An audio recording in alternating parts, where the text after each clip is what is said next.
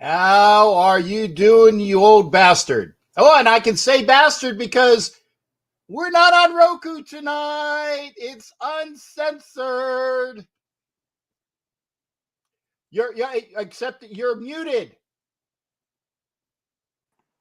Wow. Okay. Yeah. So I don't have to feel bad if I slip up. That's good, man.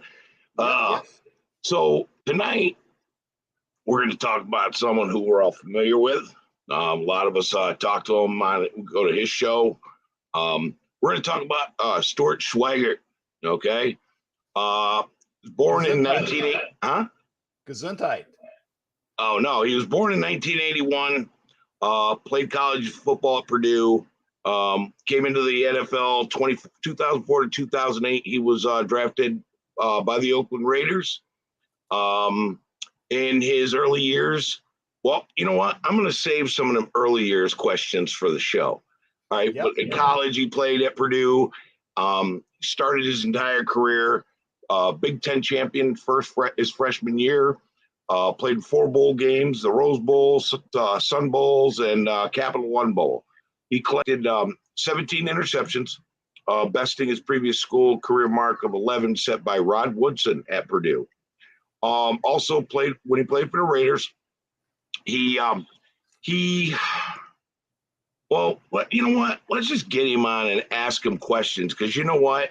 He was picked in the 3rd round by the Raiders, and his rookie year he put up 52 tackles, 43 solo, 3 pass deflections. The next year he went to 87 tackles, 70 solo, 17 assisted, 7 pass deflections, 2 interceptions against the Dolphins and the Chiefs. And he, in 2006, he amassed 107 tackles, 86 solo, 4 pass deflections. So, I mean, I watched Stuart play. I was there. I watched him play. So a lot of us who are not as old got to see him play. Played for other teams in the NFL after that, but Dirty 30 was, I think he was Tony Gonzalez's kryptonite. Tony Gonzalez hated playing against him. He would mess him up so bad. But, yeah, you know what? Without further ado, Tony Gonzalez's kryptonite. Let's bring him in. I can deal with that. In fact, Stu, do you mind us being over you? Because I want to make sure that you are set off so that people can see you. But that's fine. Yeah, that's fine. Yeah. Yeah, because I'm gonna make sure that when we run comments, we'll run them underneath as well, so this way you can see the comments come in and everybody can see Stu. And like I said, it is my pleasure. It is OG's pleasure. It is our pleasure to bring in Stuart Schweigert, the brash, awesome mofo that he is. And I haven't sworn yet. No. But that will go by the wayside pretty soon. So I want to say thank you, first of all. Sorry about last week. I had some conflict issues with my schedule, so I'm happy to come on. As far as me getting involved in kind of the nation, as far as the social media, you guys have been guys that I've known from the very beginning, and guys who, much like me, I think respect the game because it deserves that respect. And I always appreciated the fact that you guys, you guys knew who the guys that were good and who the guys that were maybe not so good for the organization. So thanks for that great introduction, OG. And I'm happy to be here. We got another guy who's much older OG than us. He's been following the team since 1960. Okay. His name's Ed Winchell. He called you a beast. Oh, thanks, Ed. I appreciate that very much. How's he spell his last name? Because there was actually a kid I knew, Jade Winchell, who played at Ball State, who was a hell of a safety back in the mid-'90s. Highlight Ed's comment there, Skipper. There we go. Winchell. That's one. That's not the one. Oh, here it is. He looks familiar. I feel like I've seen him before. Well, he was down in he's been associated with the Raiders off and on like forever. especially when during their time down in LA. Ed has was working in the advertising field, so you probably might have run into him. Yeah, he looks familiar. He looks familiar. Yeah. Well, I do want to take a moment, you guys. I'm sure you guys know, but just a quick reference to Greg Jones, of the 66th Street Mob Grizz, who passed away. I know they had a ceremony, I think Sunday, but I actually on my YouTube channel I do have some of I shared them, but there's some clips from the 06 season, which was really, because that was that 06 year you talked about when you were talking about the introduction of my stats.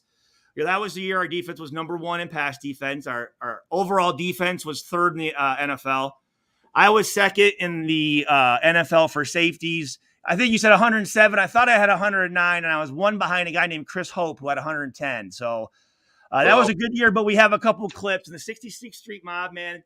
Every time they'd send us off, and it didn't matter what time in the morning on Sunday, early Monday morning, they'd be out there cheering for us. So I always appreciated those guys, and so Greg Jones, rest in peace. And I just wanted to say that real quick. So yeah, Godfather Grizz, like I said, he's in a better place now. Now I can see every Raider game, best seat in the house, and for sure on that. I want to say thanks also to Veronica Yim, my gal who is a Raiders, lives in Oakland, is a Niner fan, but is all as we go over here, and we are on the Elite Superfans channel at Facebook. So I invite everybody to come in to talk football, because I like that. Way it should be. So again, salute to my gal Veronica, and I also want to say a happy hello to Gravy, Top Shelf Oils. I was hooked up with the good package that OG had earlier, and I wanted to let him know I used your product today, and it is awesome as fuck. And there's my first swear for the night. Oh yeah, no man, Gravy's got they call it Top Shelf. It's a good reason, man. He sent me that stuff when I had my big beard, and I used it. I'm just using it here now, but it just softens everything up, and don't rub it in. Good for your skin, man. OG, don't rub it in right now. Don't rub that in, because Gravy, when he was going to send it, that's what I chose to shave it. But I got it back now. So send me some of that stuff, man. I want to try it out. I use, the stuff I get at Walmart. I want to use his stuff. Oh yeah, I got some stuff from Walmart, and I threw it out after I got Gravy stuff. I tried it, and I was like, oh yeah, that Walmart stuff went in the trash. What was it? A Bullfrog, I think, was one of the brands I used, and I had a Viking. I had something called Viking, and it wasn't that great. Well, I can attest that Gravy with Top Shelf Oils, awesome as fuck, and the smell, it's like it's a melon, like a melon smell. I'm sure if it's watermelon or something, but there's a few different scents. There's a few different scents that are real nice. I love them. I like them because it doesn't smell girly. It smells like. Oh yeah, I think the one I have, that's not his, but I think it's almost like sawdusty, kind of like a woody type smell, like a sandalwood. Yeah, exactly. Hey, Gravy, make sure you put a link in the chat, because PSP wants some for a hubby. This is what we do, man. We support each other. Hell yeah. We're gonna get some more folks on here. Like I said, 2 great people that will attest to the wonderfulness of your product. Thank you. Not just us. Not just us. There's a lot of guys who got it, who talk about how great it was. Dirty loves it. Dirty loves that stuff. Does he have a vitamin supplement in his line of products by any chance? I'm not sure. Gravy, you can answer that anytime we throw you a question out there. And this is the other thing. Like I said, this is the interactive stuff that we do. You got a new member. Yeah, you got questions. We're going to do it via the comments first. We're going to do it via the comments. Do the comments first, because that makes things a little less hectic. Because I'll pop into comments, and I want to say thank you as well to brand new member Jason Dean Hunter. Hell yeah, welcome, Jason Dean. Thank you for becoming a member of my YouTube channel. One of these days, I'll get some more folks in there. My goal is to get OG up to $1,000. And my goal up to 2K. Where are you guys? Oh, I'm I'm about. at Yeah, go ahead, OG. I'm at 528, and I'm holding because I've not been putting out anything this month except for this show. Yeah. I'm going to ramp it back up starting next month, but I just needed a break, man, because my work schedule expanded and I had to get used to the schedule. I'm starting to get used to it, so I know by August 1st I'll be ready to go back. How you on feeling? How you feeling? I've been taking the vitamin supplements, so I haven't been having the what is it, that the fatigue as much. Like it's been, and it hasn't been as bad. So I've been doing all my vitamin supplements, moving around, doing all this stuff, just getting my. I took your advice. Good. Well, I'm glad you're doing good. And I gotta think pretty much. I probably know most of the people in the chat area, right? I would think. Yeah. Yeah. You probably do. You know a lot of them. You would know a lot of them. That's for sure. And Jason Dean obviously is a Notre Dame homer, but he's a avid, staunch, obviously Raider. So, well, I had probably, if you look at my 4-year Purdue career and you take each team and just take all the games and lump them in, I probably had the best performances against Notre Dame. That was always a school that I really wanted to perform well. It was a big rivalry for us, for the Shillelagh. I was upset when they took Notre Dame off the schedule, because that was they had been playing since I think the 1800s. You know what I mean? So it was always a really cool game, and when they took it off the schedule, I thought that kind of hurt. So that's a big rivalry. And Benjamin wants to know if we're on Roku. Not tonight. No fucking way. Not tonight. Oh, are you guys on Roku normally? Well, yeah, but we have to watch our language. You know, I was like, we're gonna have fucking Stuart Schweigert on here. We can't do that. Yeah. Hey, this show is I want to start getting a little more not serious, but I want to be to where we have fun when we have fun, but you guys run a pretty respectable show, and I don't want to. Right. Yeah. And the only reason why I but it's too late now. Is I wanted to make sure that if you had a slip, and if OG had a slip, that it was definitely not something I have to go to the parents, my bosses to. So, oh, really? Yeah. Oh gosh. Okay. No worry. Now we could do this again straight and narrow, but and if we keep it somewhat relatively. Because I feel like if you look at but we already screwed that up, Captain. Yeah, but if we don't swear too much, I can go back and then I can cut this out and resend it on another show. If you look at the normal characters that we're usually communicating with, I would say that sometimes I like to have a little more, I don't want this to sound bad, more of an intellectual conversation. So so I'm looking forward to talk to you guys and be a little bit more serious and be a little bit more respectable of the game and people. So okay, we were always respectful of that. In fact, that's the one thing we're going to talk about. You heard the setup, and again, you said it yourself, and it's one of the great segues that we had. By the way, folks, if you're watching this show, and I'm going to try to go over to Twitter in a little bit to push this so we get more people on here as well. I shared it out on my social media yesterday. Push this out, because again, OG and I bring you quality stuff, and I like to make sure that you see this, because we get as many of the greats in Raider Nation out here, and we strive to do more. So I want to get those totals up, and I will say this, that unfortunately, I was not selected to be the play-by-play voice for the Raiders, but my congratulations to, I think his name is Josh Horowitz. Yeah, Josh Horowitz. Congratulations to Josh Horowitz, because he said that he always had a dream to do that.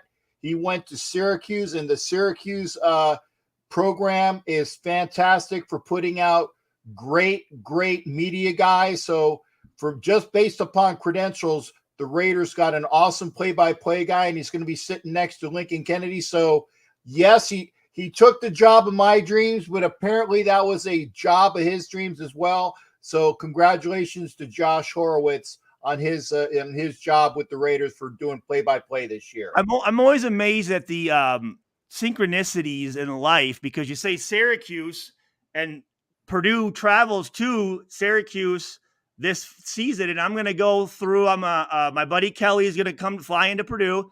I'm going to drive to Cincinnati and pick up Johnny Morant, who played. He was in my draft class, receiver from Syracuse. Yep. A former linebacker of mine that I played with at Purdue, who played for the Cincinnati Bengals and Lions, Landon Johnson.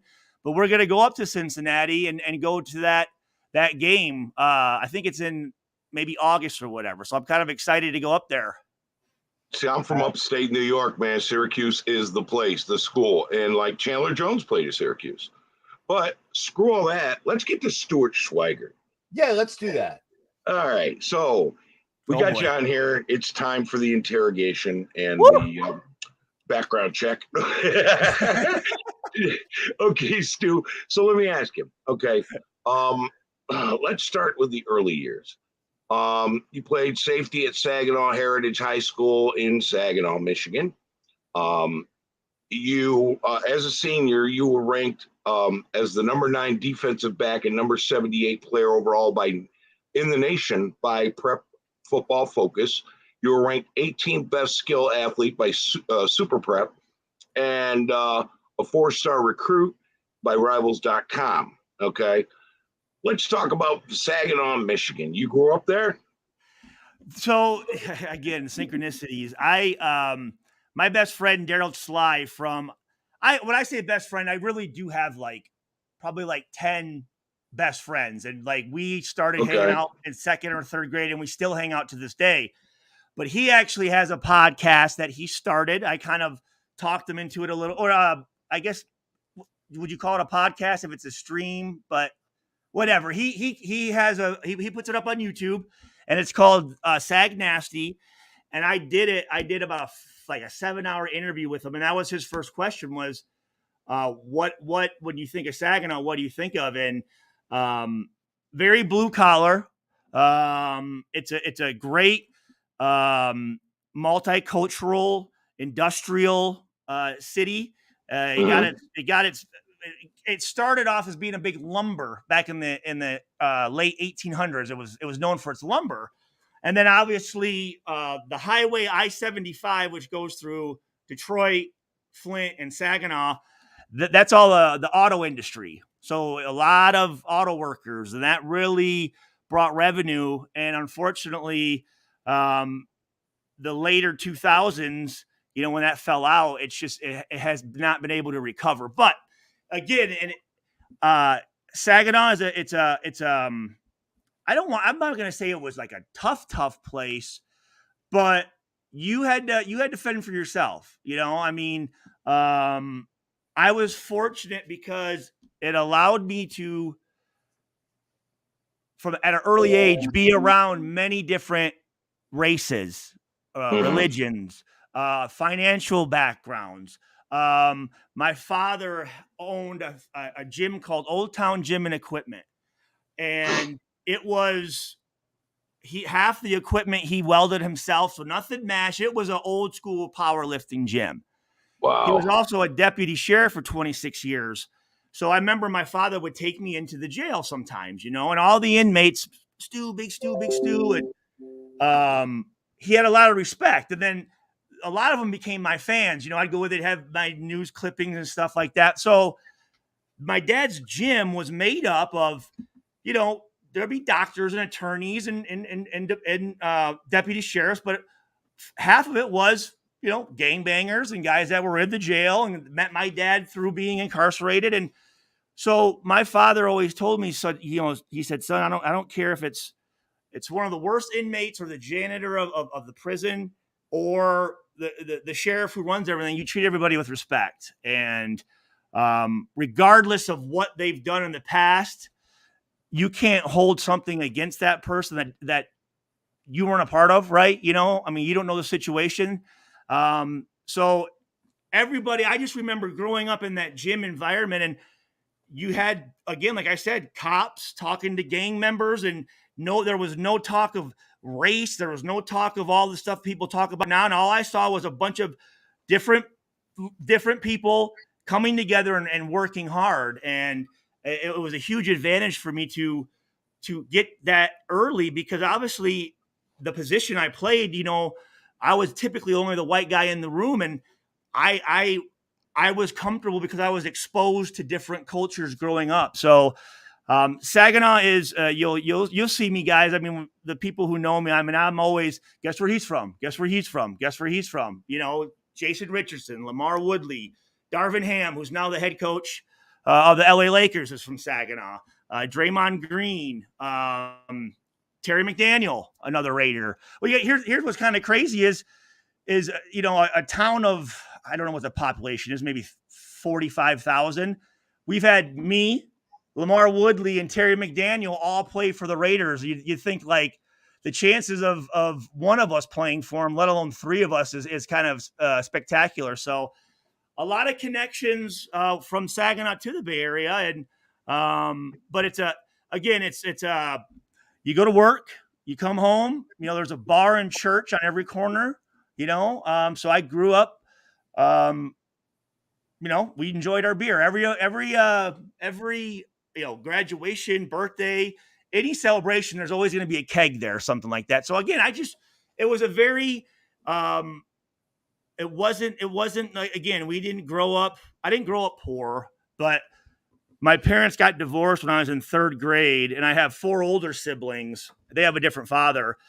So when my parents got divorced, my mom had to go back to work, and the friends that I hung out with, they're all from single family homes as well. So it was just normal for us we had to cook and clean and do our own stuff, find our own rides. And if we weren't doing it, no one else was, because, so it made us independent. And I have a lot of pride for it. And it's a town that has a lot of, when I go back, it's the respect I have. And during my eras back then, again, running track against Charles Rogers, we would have 6,000 or 7,000 people to watch us run a dual track meet on a Tuesday. You'd have Nick Saban and Barry Alvarez and Joe Tiller and Joe Paterno in the stands. And it was amazing the amount of athletes that came through there. And I always say this as well, as you're only as good as your competition. And having those guys around, we just made each other better. If I went over the amount of guys that made it, I think in my senior year, the Saginaw Valley League, there was like 76 college football players in that league at that time. And I had won MVP of the league. And on my YouTube channel, I was inducted to the Saginaw County Sports Hall of Fame, and I have about a 20-minute speech, and it really goes into kind of what you guys are asking right now. So if anyone's interested, I check it out, and you'll get a really good understanding of how I feel about Saginaw and my upbringing. See, I think I just learned more about you in that last couple of minutes than I've gotten to learn about you in the last. We've never really talked about that, really. Right, and thank you for that. I think the audience appreciates that too. And I'll have a link. I'll have a link to that. My buddy's also his Sag Nasty thing, but that is all like we talk about, like elementary and some of my first games, and the fact that my dad wasn't around a lot because he was working, and my brother Johnny was kind of more of my dad. And just it's really cool to be able to kind of get to know like me from a different perspective. My mother, she liked antiques, right? So we had one of those old clawed tubs, right? Like the not glass, but those things are expensive as hell now. Yes. I love those things. So I didn't have a shower growing up, and we had to take baths, but we would, all right, who's next? Who's getting in the water next? Because you fill it up once, and everyone, I know it sounds kind of nasty, but we all used that water. It was about an 800 square foot home with 7 of us in it at one point.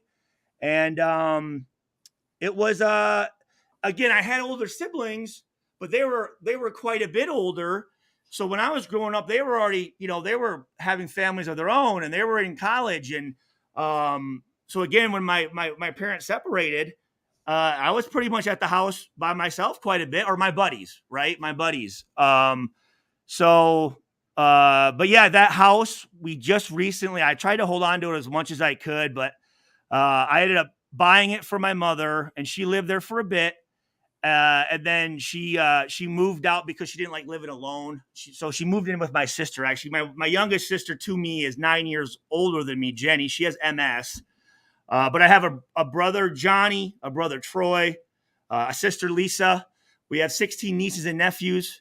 All of my brothers, my two brothers played college football at Northwood University in Midland, which is in the GLIAC conference. My father's from South Dakota.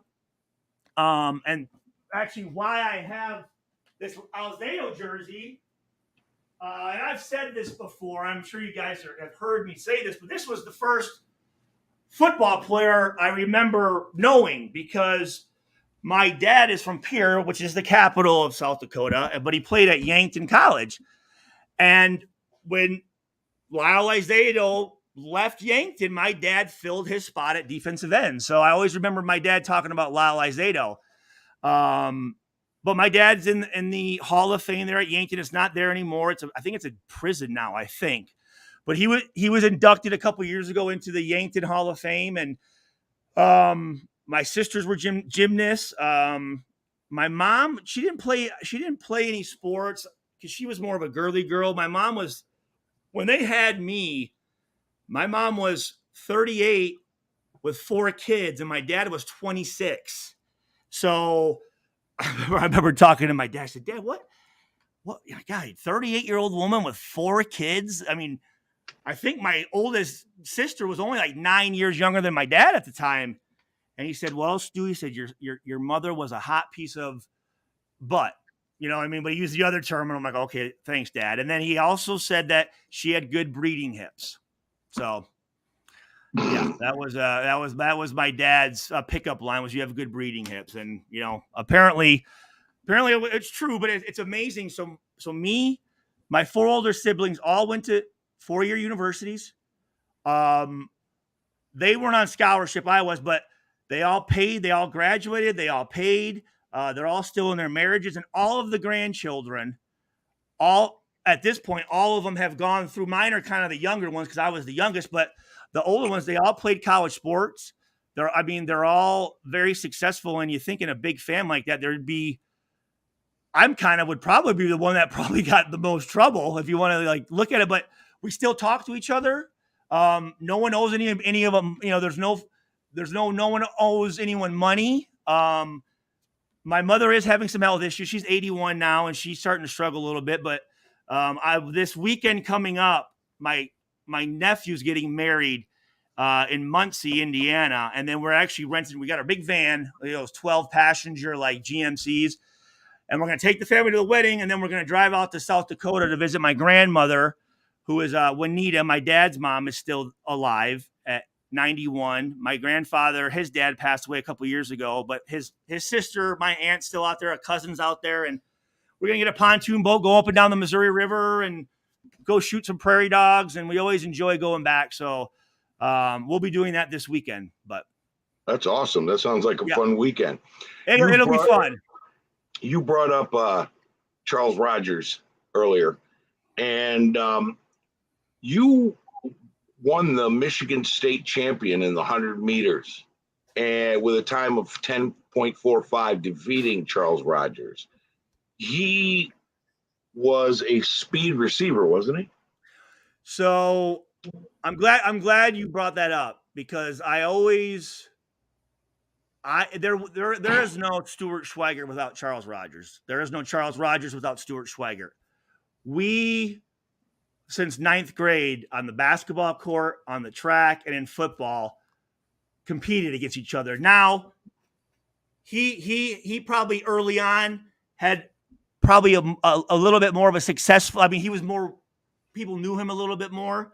When we started battling, and my sophomore year, my name was getting up there a little bit, but he was the best natural athlete I've ever competed against. And you're talking, and again, I've been very lucky to play with Tim Brown, Jerry Rice, Randy Moss, Jerry Porter, these guys. I mean, some really, really talented Charles Woodson and Nnamdi, and Charles Rogers could do anything, but he knowing that we were competing against each other, like that really solidified me as an athlete, right? I mean, basically me beating him in that 100-meter dash would be like some white guy coming out and beating Usain Bolt. Like, I mean, it was like that. Like, he won everything. He did the 200, won the 200 as a sophomore, won the 100, decided to run the 400 as a junior and won it, right? So, and then for me, 6'3", 195, 200 pounds, white kid from the Midwest. Here's what it is. He's smart, right? Gonna do well in the classroom, good leader, tough, not that fast, not that athletic. It's just not only that, but just being in the North, right? So I always had to prove that I was fast and athletic, and it always bothered me when you're fast for a white guy, and I'm like, man, I'm fast for a human being, right? And when I won it in my junior year, the fastest time ever ran at a state meet, I was the first white guy to win since 1956. And when you look at it, the play that I had, my size, my stats, but when I beat him, it was like, I mean, that was a huge moment for me. Probably one of my proudest accomplishments was beating him. And here's the thing with Charles,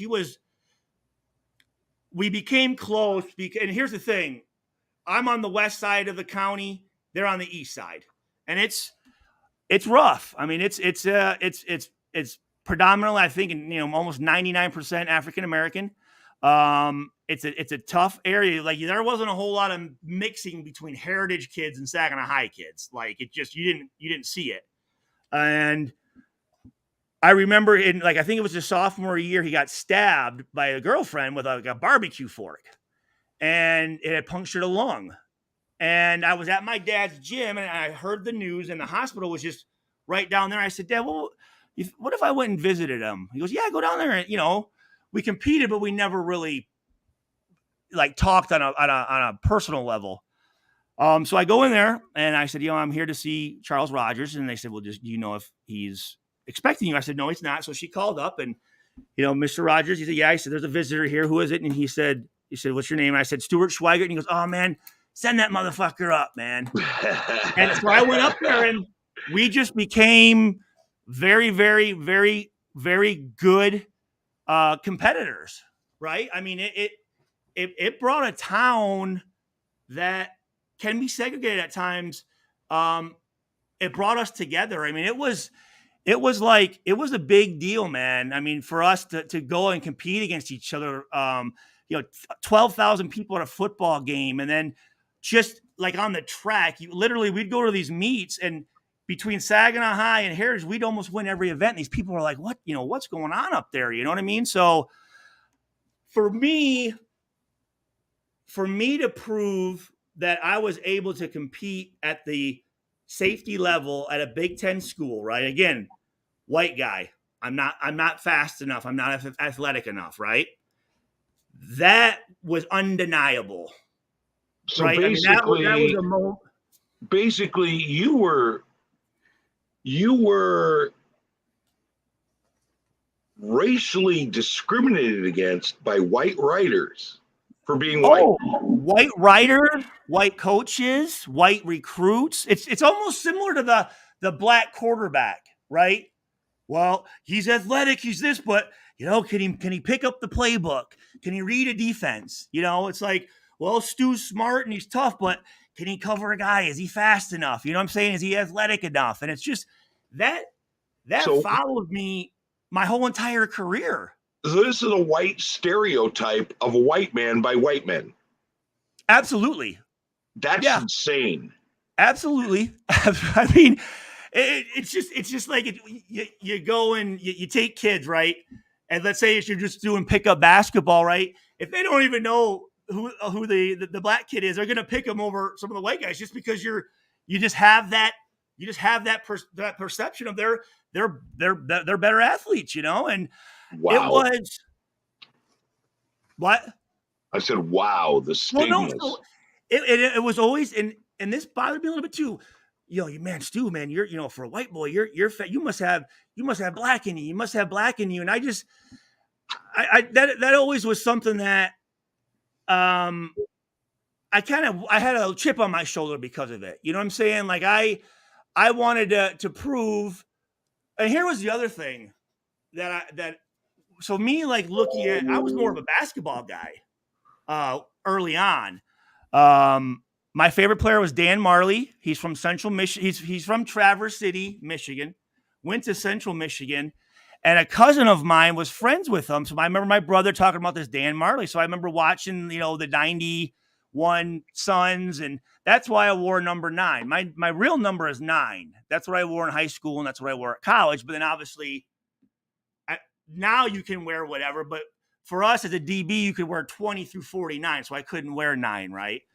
But I was more of a basketball guy. I looked at Dan Marley. I go, well, that guy kind of looks like me, right? Like I can see myself being Dan Marley. It's a little bit different trying to picture yourself. Because when I first started playing football, I was a running back and a corner. It's a little different to picture myself in the NFL as a white running back, because there just wasn't, there's just not any, you know what I mean? It's almost like you're looking at it going, God, I don't know if that's going to be something that I could even imagine me doing. So I always tried to break that stereotype. I always tried to be the, like, well, you're just a normal dude. You know what I mean? Like, I like to go back and speak to the youth. I have a nonprofit, but I always like the fact that I'm coming back. I'm talking to the kids in the school that I was, and there's a kid that goes, man, if he can do it, I got a chance at doing it. You know what I mean? But if you can't picture yourself up there, and it's not something that's really not ordinary, but something that you see, it's just hard for yourself to picture you doing it, right? So I always tried to break those stereotypes. I just remember, and I don't want to turn this into a racial thing, but it was a part of my career. But growing up in that Saginaw area, man, I mean, if I'm going somewhere else in the state where it's predominantly white, again, they're going to go, well, who's he competing against? You know what I mean? Like, yeah, he's great out there, but who are the guys he's competing against? And then I may not have worked as hard because it would have been easier for me just to naturally outrun everyone else, but going up there where I was definitely the minority, I mean, you had to be tough to earn the respect of those guys. And that's probably one of the things I enjoy the most when I go back, is just the respect that I get from the East Side, like I get respected more by the Saginaw High and Arthur Hill people than I do even the township people where I grew up, so. I understand your point of view completely on that last one, Stuart. I was a half Puerto Rican kid, grew up in a small town. It was Puerto Rican, black and white, and everybody stayed away from each other. It was weird. It was not diverse. I moved to another town, and it was mostly black and white and Asian. And I was always the first guy picked on the baseball. Oh, he's Puerto Rican. He must be good at baseball. Cuban, Puerto Rican, yeah. And in football, they wouldn't pick me until the last. Thing is, I could play baseball. When I played football, though, I was fast. I was a wide receiver, man. They'd be throwing to me a lot, but I'd break that. You know what's funny? So, when I played, I mean, me and Sean Taylor were, I think, two of the biggest safeties in the NFL. 6'3". I was 6'3", 218 at the combine. He was 6'4", probably 230. But even when I would go out with, like, my teammates in college, I was always like, when they'd go in the club, they'd always say, whoa, where are you going? I'm with them. Like, what are you, the kicker? Or what are you, the agent? Like, always. You know what I mean? And it's like, I'm not a little guy, but automatically it's just, you're the kicker or you're the quarterback. You know what I'm saying? Like, it's just, that's what it is. So it just, but again, I took pride in that because it was a uniqueness. It was something that you don't see a lot.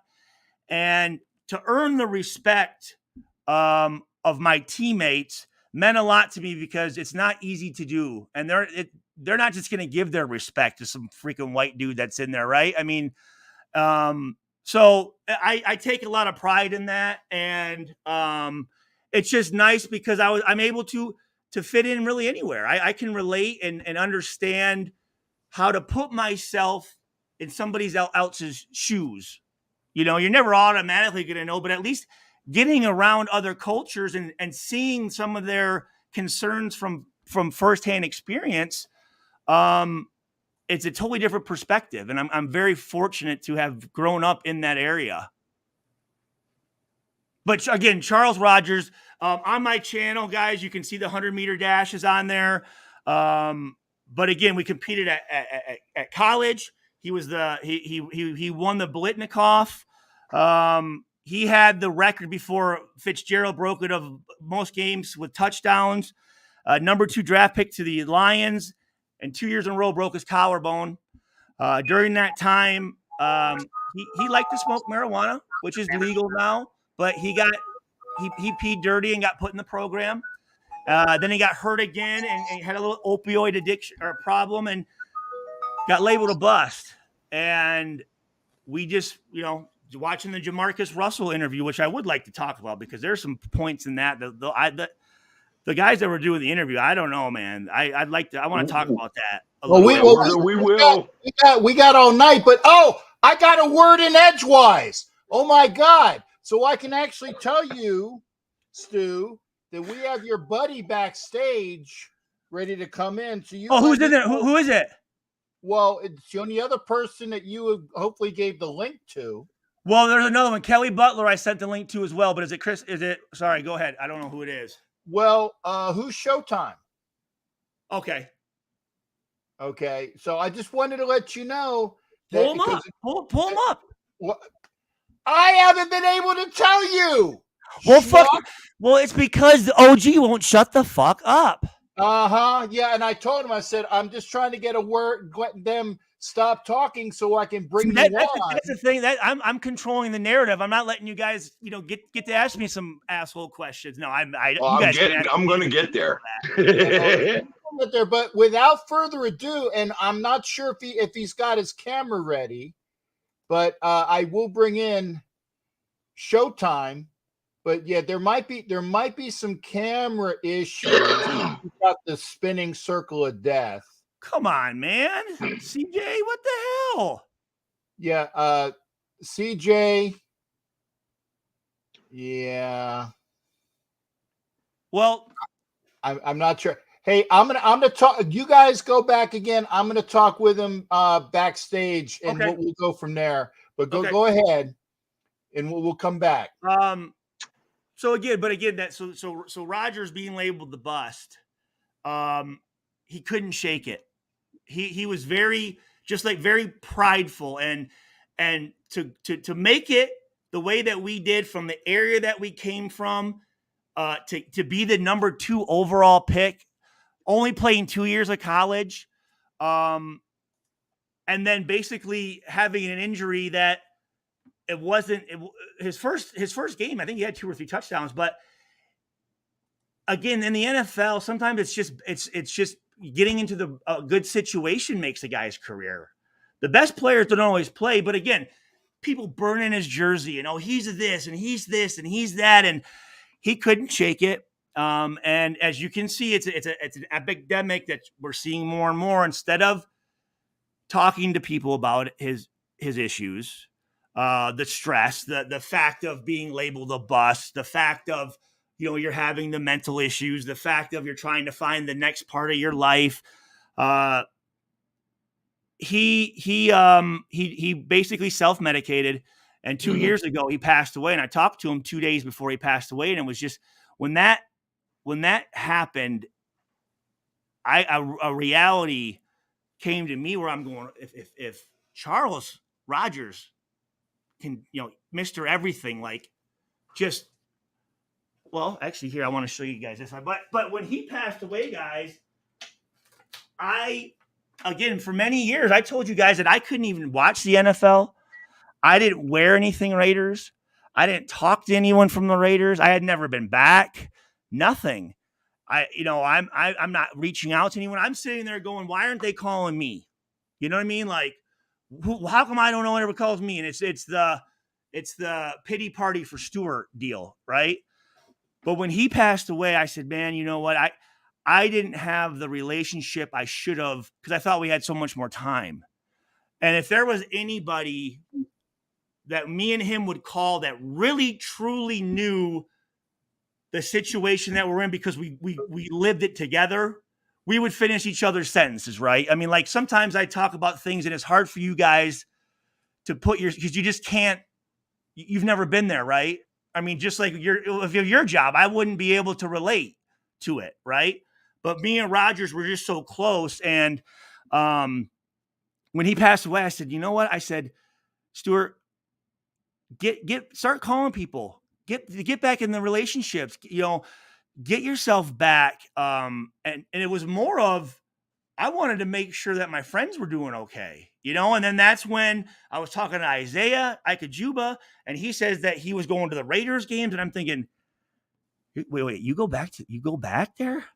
He's like, yeah. I'm like, the fans don't throw shit at you and call you, loser. And, they don't like, he's like, what are you talking about? He's like, no, dude, like they love us. And I was like, because again, I had some issues with some fans my last year, but again, a couple people, that's all I thought. That was the whole Raider Nation, right? Like No, you highlight the negative things. You were injured.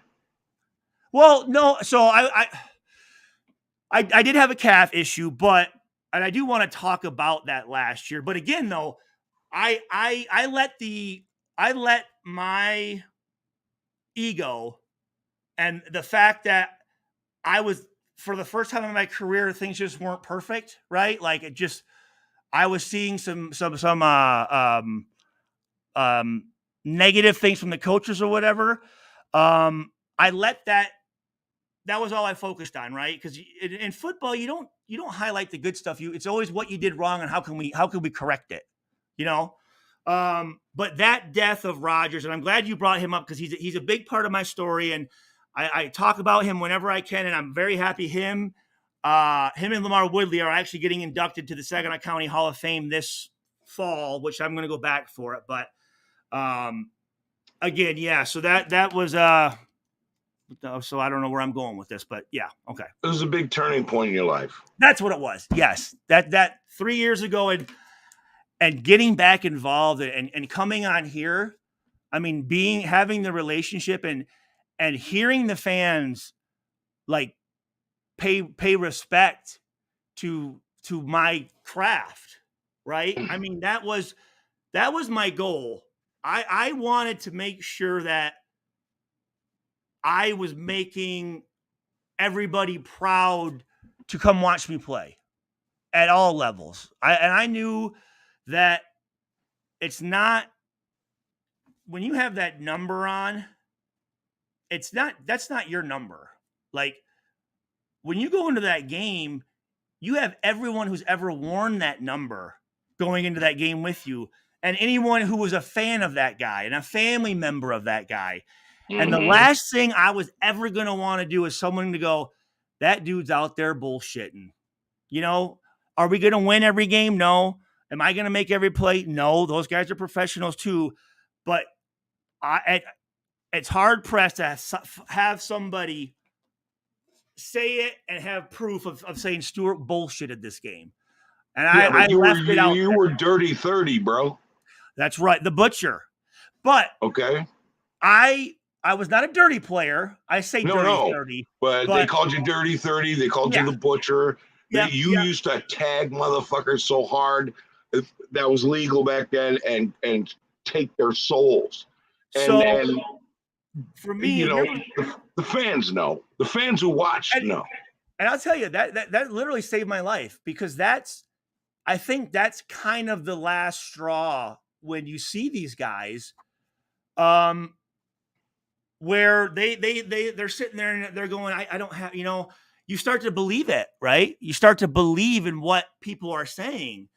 And you really do feel like I wouldn't even bring up that I played for the Raiders, because right away, well, I never heard of you, right? Or you only played 5 years, and it's like, well, I think average now is like 1.9. Well, it was 3. But it used to be, it was 2.3, I think it was, or 3.2, something like that. But it was like I had to be embarrassed that not only did I make it in the NFL, but since I didn't make a Hall of Fame, since I didn't go to a Pro Bowl, and since I didn't win a Super Bowl, I was shit. You know what I mean? Like that's how it was. But now coming and talking to actually people who know the game, respect it, it brought something into my life that had been missing for a long time. I'm sitting here going, Stuart, you played for the most recognized organization. Everyone wears that fucking shield. You played for them and you don't have one pair of Raiders gear. And I'm like, what am I doing? This is so fucking stupid. And Isaiah Akajuba said, Stuart, get over it. Get over it. And then again, coming on here and talking to you guys, like it was a huge anxiety depleter, and it was life changing. My life's never been better with my family, my relationship with my wife. I get to talk football. You know, I love it. I get to interact. But again, I get to do it from the safety of my own home, you know, because with the anxiety stuff and that type of thing, I don't like leaving the house. I don't trust a whole lot of people just because that people can be assholes, man. They really can. Yeah. But here's the thing. I remember, I mean, I watched you play. Okay. I watched you play. A lot of guys on here probably watched you play.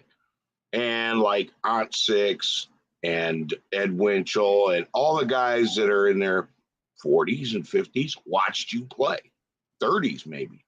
But dude, my favorite play was when you intercepted Gus Frerotte.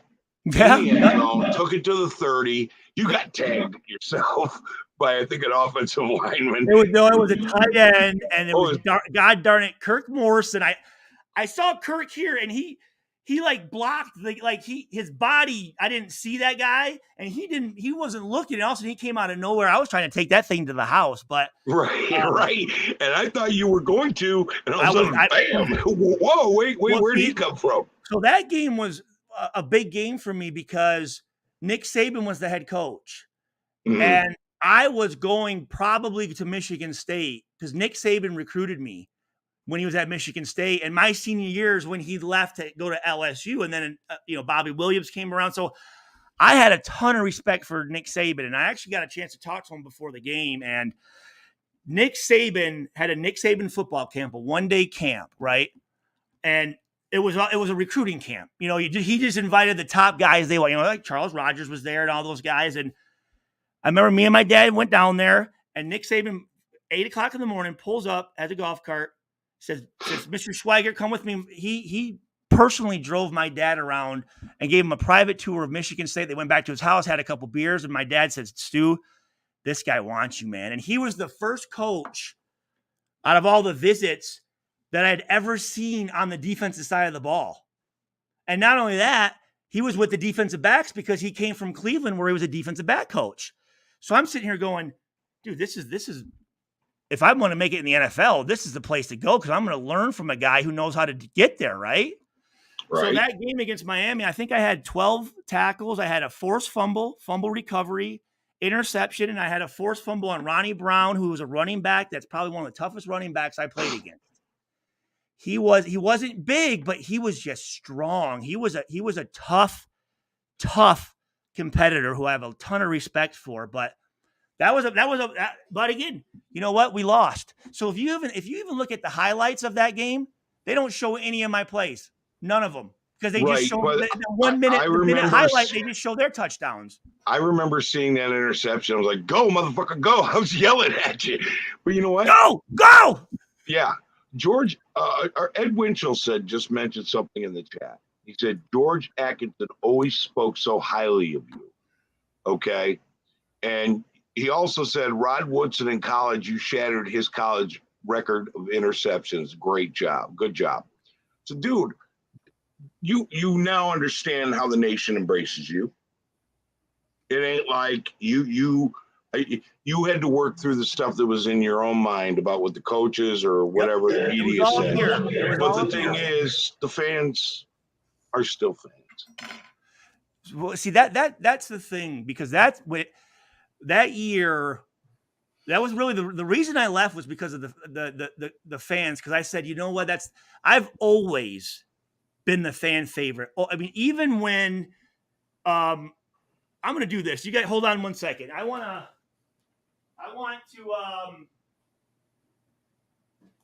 I think you guys will appreciate this, and it'll give a point to where I'm going as far as popularity. But so this book came out, and it's the 100 things Purdue fans should know and do before they die. So this company goes to universities and they get local people to do like the top 100, like, you know, so for instance, it talks about Rod Woodson and Drew Brees and John Wooden, what a Boilermaker is, Gene Katie. And I have a chapter, and it's just a couple of pages that I hope, do you guys mind if I read it? No. Hey, Go this is for your show. Okay, so here we go. And I always took time to sign every single autograph that I could, because without the fans, there wouldn't be a game. So I always wanted to make sure that I gave them the respect that they deserved. I like Carlos. Go ahead. Go ahead. I like Carlos's comment. 28 years old, so I was too young to remember the roster, but I watched your videos, Stu. And you know what? I actually have some cool from 04 and 05 like interviews and stuff that I did during that, and they're on my YouTube channel as well. So Yep. But here it is. Next to Drew Brees, it is fair to say, because Drew Brees was a senior when I was a freshman, so he was the offensive Big Ten Player of the Year, and I was the Big Ten Freshman of the Year in that 2000s. Next to Drew Brees, it is fair to say that most popular Purdue football player of Joe Tiller's era was Stuart Schweigert. Fans roared "Stu" whenever the free safety made a big play from 2000 to 03, which was often.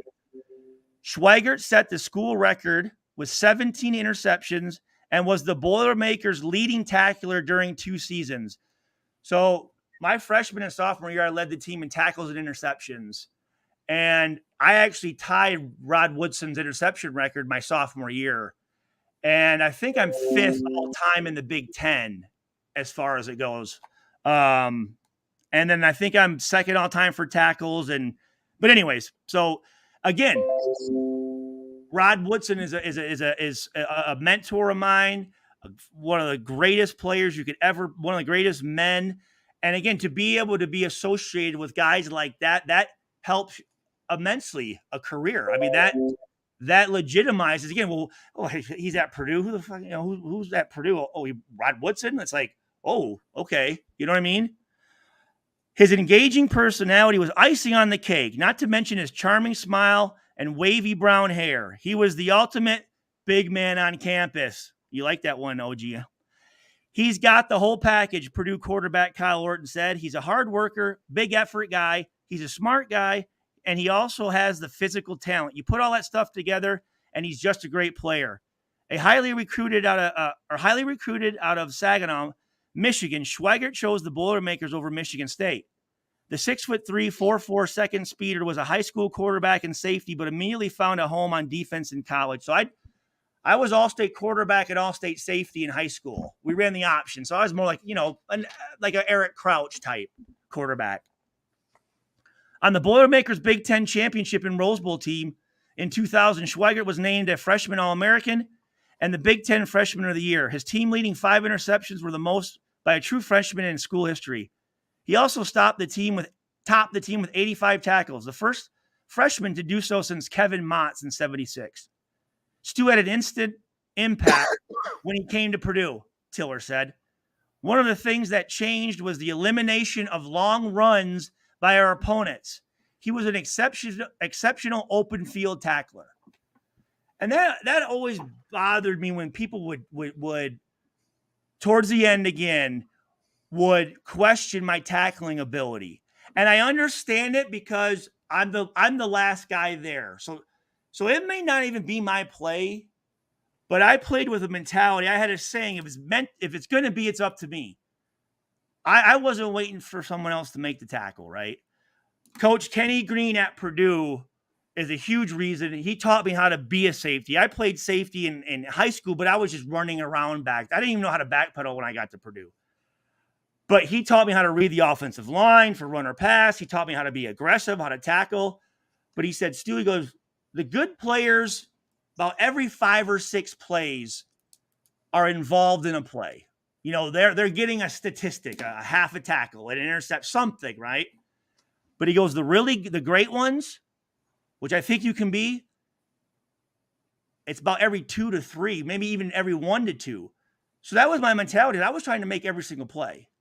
And you always hear this too. Well, if your safety's leading the team in tackles, it's not a good thing. That's not true. If your safety knows how to read that line of scrimmage for run or pass, situational football, down and distances, formations, and the want to get there, he can make plays. So, for instance, like I'm thinking of the Green Bay game where I had an interception against Brett Favre. There was another play where the receiver did like this over route and caught it. I'm way on the other side of the field, but again, I'm trying to make every play. A normal player probably wouldn't even hustle over there, but I'm running over there, but I get there just in time for him to dive in the end zone. But that's the picture you see on the newspaper.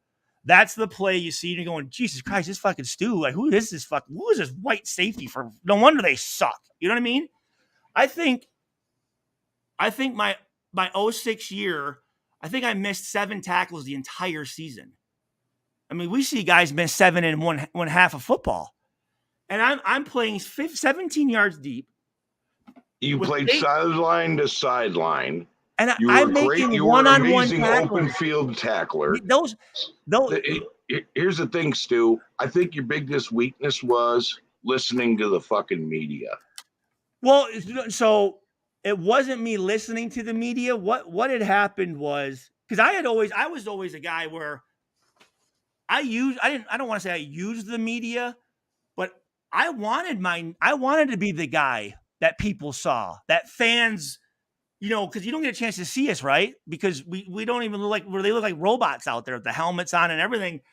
I wanted to be the one that if people are reading my name in the papers, the people are talking about me, that's how you get to show your personality. That's how you get fans.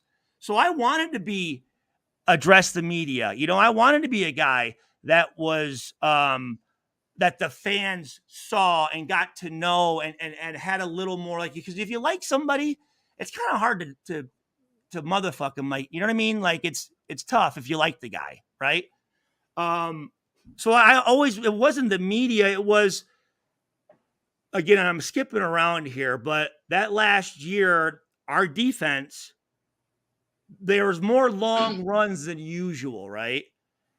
And I was very easy to go, well, it's him, you know, and that year I did probably miss 3 or 4 more tackles than I should have, but those are touchdowns, right? I mean, again, one-on-one tackles in space with twice a year, LaDainian Tomlinson, Larry Johnson. Denver always has a 1,000-yard rusher. Tiki Barber, Ronnie Brown, you know, all these, Steven Jackson. I mean, these are legit running backs, and they're told, like, if you can't make the safety miss, like, we're not blocking him. That's your responsibility to make. And if he's tackling you, that's not good. So it was very easy just to, you know, hey, Rob, what's going on? Well, it's Stu. You know, it was me. And then then all of a sudden, for the first time, that confidence starts to get chipped away a little bit, because I'm going, wait, hold on a second. I'm being questioned? Like, what the fuck's going on here? And that's when everything changed. So it wasn't that I was listening to the media. It was at that point, the media had asked Rob, and me and Rob have a great relationship. We do. I respect the hell out of him. I'm happy as hell he's back. I talk to him on a regular basis. I love his wife, his kids, but I'm pretty sure me rubbing Robbo the wrong way a little bit affected my career, because that the Rob Ryan, or the Ryan name's a big name in NFL, and the NFL community is very small. It is very, very small, very tight knit. And you piss one guy off, they're all buddies, man. They're all buddies. And I guess I'll just go into what happened that year. is it was about week 8, I think. And Rob, because I was a Saturday and we have a walkthrough, and Rob got up there and he had a newspaper. Leave that comment up, Jack. I am. I went. And by the way, folks, in case you were wondering, we're trying to get Stu's buddy back on, but we did have some technical. Oh yeah, what happened? What was going on? Well, we had some technical difficulties from, I think, my end, and I wiped everything so that there's literally only 2 screens up, one YouTube and one StreamYard, and everything else is shut down. Okay. And I told him to try to come on in again, so hopefully that will be alleviated and we'll have your shipmate come on. But I did give him another text because that's who I was talking to while you guys were talking. I had my mic muted. Thanks for doing that. So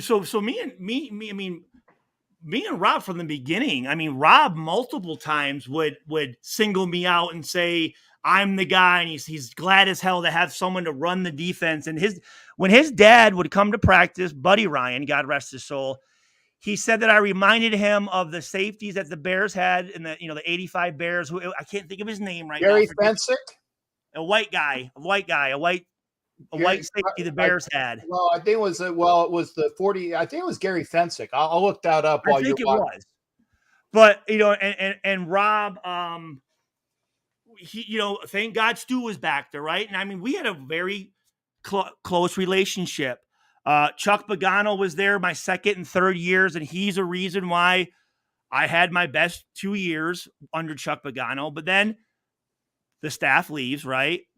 Lane Kiffin comes in, and my DB coach changes, and it's a guy named Darren Perry who played at Penn State, played for the Steelers. My first African-American coach. And that camp, all of a sudden they bring in Donovan Darius. I'm like, what's this guy going, right? So then, they had just drafted Michael Huff, right? So I'm going, well, he's not here to challenge Michael Huff. He's here to challenge me, right? I beat him out. And then we got a guy, Ward. Do you remember Ward? He was a safety number 28. We got him off waivers from Baltimore. Vaguely. Yeah. What? So Rex Ryan was the coach over there, right? Well, then all of a sudden we're in a game and I'm splitting time with this Ward guy. Like one series on, one series off, and I'm going, Rob, what the fuck is this? Oh, we're just trying. So I'm going, okay, and I was oblivious to the antics, the politics, and the shystiness and the fucking backstabbing that goes on, because my career and the way I presented myself, I never gave anyone a chance to say anything negative about me, to even question my play. But all of a sudden, again, I'm getting chipped away a little bit. So it's about week 8 or 9, and me and Michael wanted to play right and left, right? Where I'm not always just 15 yards deep in the middle, and he's not always down on the tight end because we couldn't disguise anything. The quarterback knew I was there. So do you think I'm ever going to have a chance for it? He's not going to throw it in the middle of the field. Like, why would you do that? There's just my ability to make interceptions was tough because I was just always in the middle of the field, right? So we wanted to play right and left. So where we could disguise a little bit, I could get down in the box, we could, have some fun like that. And Rob didn't want anything to do with it. And we're in this meeting, and he brings up, I remember he pulls out the paper, and it's just totally unwarranted too. If I got to hear about my safeties playing right and left, we're not doing that. I said, and he just went off, and he's being kind of vague, but I hear safeties. And then a derogatory term comes up describing that said safeties. And it was a term that you use for homosexuals. And I'm looking at Darren Perry, and Darren Perry's acting like he doesn't, I don't know what's going on, this deal. And Derek Burgess, when he said that, Derek Burgess looks at me and goes, Stu, the fuck is this guy talking about? I'm like, he's like, you need to go talk to Rob. I'm like, absolutely, I'm going to. And I'm like, Huff, we need to go talk to him just to see what's going on. We didn't call him out in the meeting, but I'm sitting here going, okay, you're bringing up safeties. You're up there very upset. You're using a term that, first of all, that's a personal. It sounded like a personal attack, right? It wasn't a business decision. He was upset personally, and I don't like that when people mix personal issues with professional issues. So I said, okay, again, everyone else they have no idea. So we're going out to the field, the walkthrough. I'm waiting by the exits, and I see Rob. I said, Rob, come here for a second. He's like, yeah, what's up, Stu? I said, what the fuck was that all about? What do you mean? I said, I don't like to be classified in the same sentence as, whatever the term was. And I said, I don't like to be belittled in front of my teammates. I've never done anything to warrant that disrespect. Oh, it's not you. I'm trying to expose a rat. It's not you. I'm sitting here thinking, well, and again, Huff wanted nothing to do with it. He's like, I'm not gonna say anything to the coach. And that decision right there, I think, was the beginning of, for me to just, as a man, respectfully just question, hey, what the fuck, man? And I think then it got to where it's going, there might have been a little maybe intimidation factor there. You know what I mean? Where, shit, I'm not just going to let someone get away with being rude for no reason, right? So then I hurt my calf in practice, and we're playing the Kansas City Chiefs in week 10, I think. And we go to Kansas City, and I'm warming up, and Rob and Lane Kiffin. But again, Ward comes in, I beat him out to keep my spot, right? So they're trying to get rid of me, but I'm playing too well. And then they said, you know what, Stu? Sit out this game. I think we can win without you. Rest up, and we'll get you back out there for the last 6 games. I'm like, okay. Well, I come out to practice that Wednesday, and Hiram Eugene's in there, and I'm back up now, and I'm going, well, hold on a second. That's not anything that they said, because I specifically asked Rob, what do I need to do? Oh, it's nothing about you. And then, no, you'll have your spot back. But it didn't happen. And then I'm no respect against Hiram Eugene, but Hiram Eugene was the guy that, like, the coaches, like, he was asleep all the time, never knew anything. Good athlete, but I'm going, they're putting this guy ahead of me for what? For no reason, after I've been the starter. Not only that, I led the special teams and tackles. I mean, I'm running down on punt, kickoff, plus playing, plus doing all the stuff on Tuesdays in the off seasons, going and doing the media stuff and doing the public service stuff and getting praises from Amy and all stuff. And I come to find out that shit doesn't really do anything. Talking to the kids and, oh, Stu, our kids love you, and there's this, that, and you think there's this personal relationship there, and all of a sudden you're going, they fucking like they didn't give a shit. I'm like, Stu, I gotta ask, because again, you were talking about, and everybody was saying, and maybe you can give credence to this, okay, about the Al Davis bat phone, okay, the backbone. No, the Al Davis bat phone, i.e., something would be happening, and he wouldn't do anything offensively, but if there was something that was effed up defensively, he would immediately make a call down there. So am I to surmise that maybe it was Mr. Davis that did this, or was it Rob Ryan, or who do you think ultimately was running the marionettes here? So, okay. So you bring up some good points. So it wouldn't be out of the ordinary on a Wednesday night at 11:30. My phone's going off. It's a private number, and I answer it, and it's Al at the facilities watching every They filmed every single period of practice, like walkthroughs. You had to wear your jersey so you could pick out who was what in walkthroughs. Schweigert, what the hell are you doing on that cover two? This, and I'm trying to think of what even play he's talking about. And then when I would try to answer, he'd hang up. But here's the thing, though. I was Al's pick in that draft. I was Al's guy. Mm-hmm. And I mean, I have that great picture of and I'll show it. It's a picture that I love of me and Al.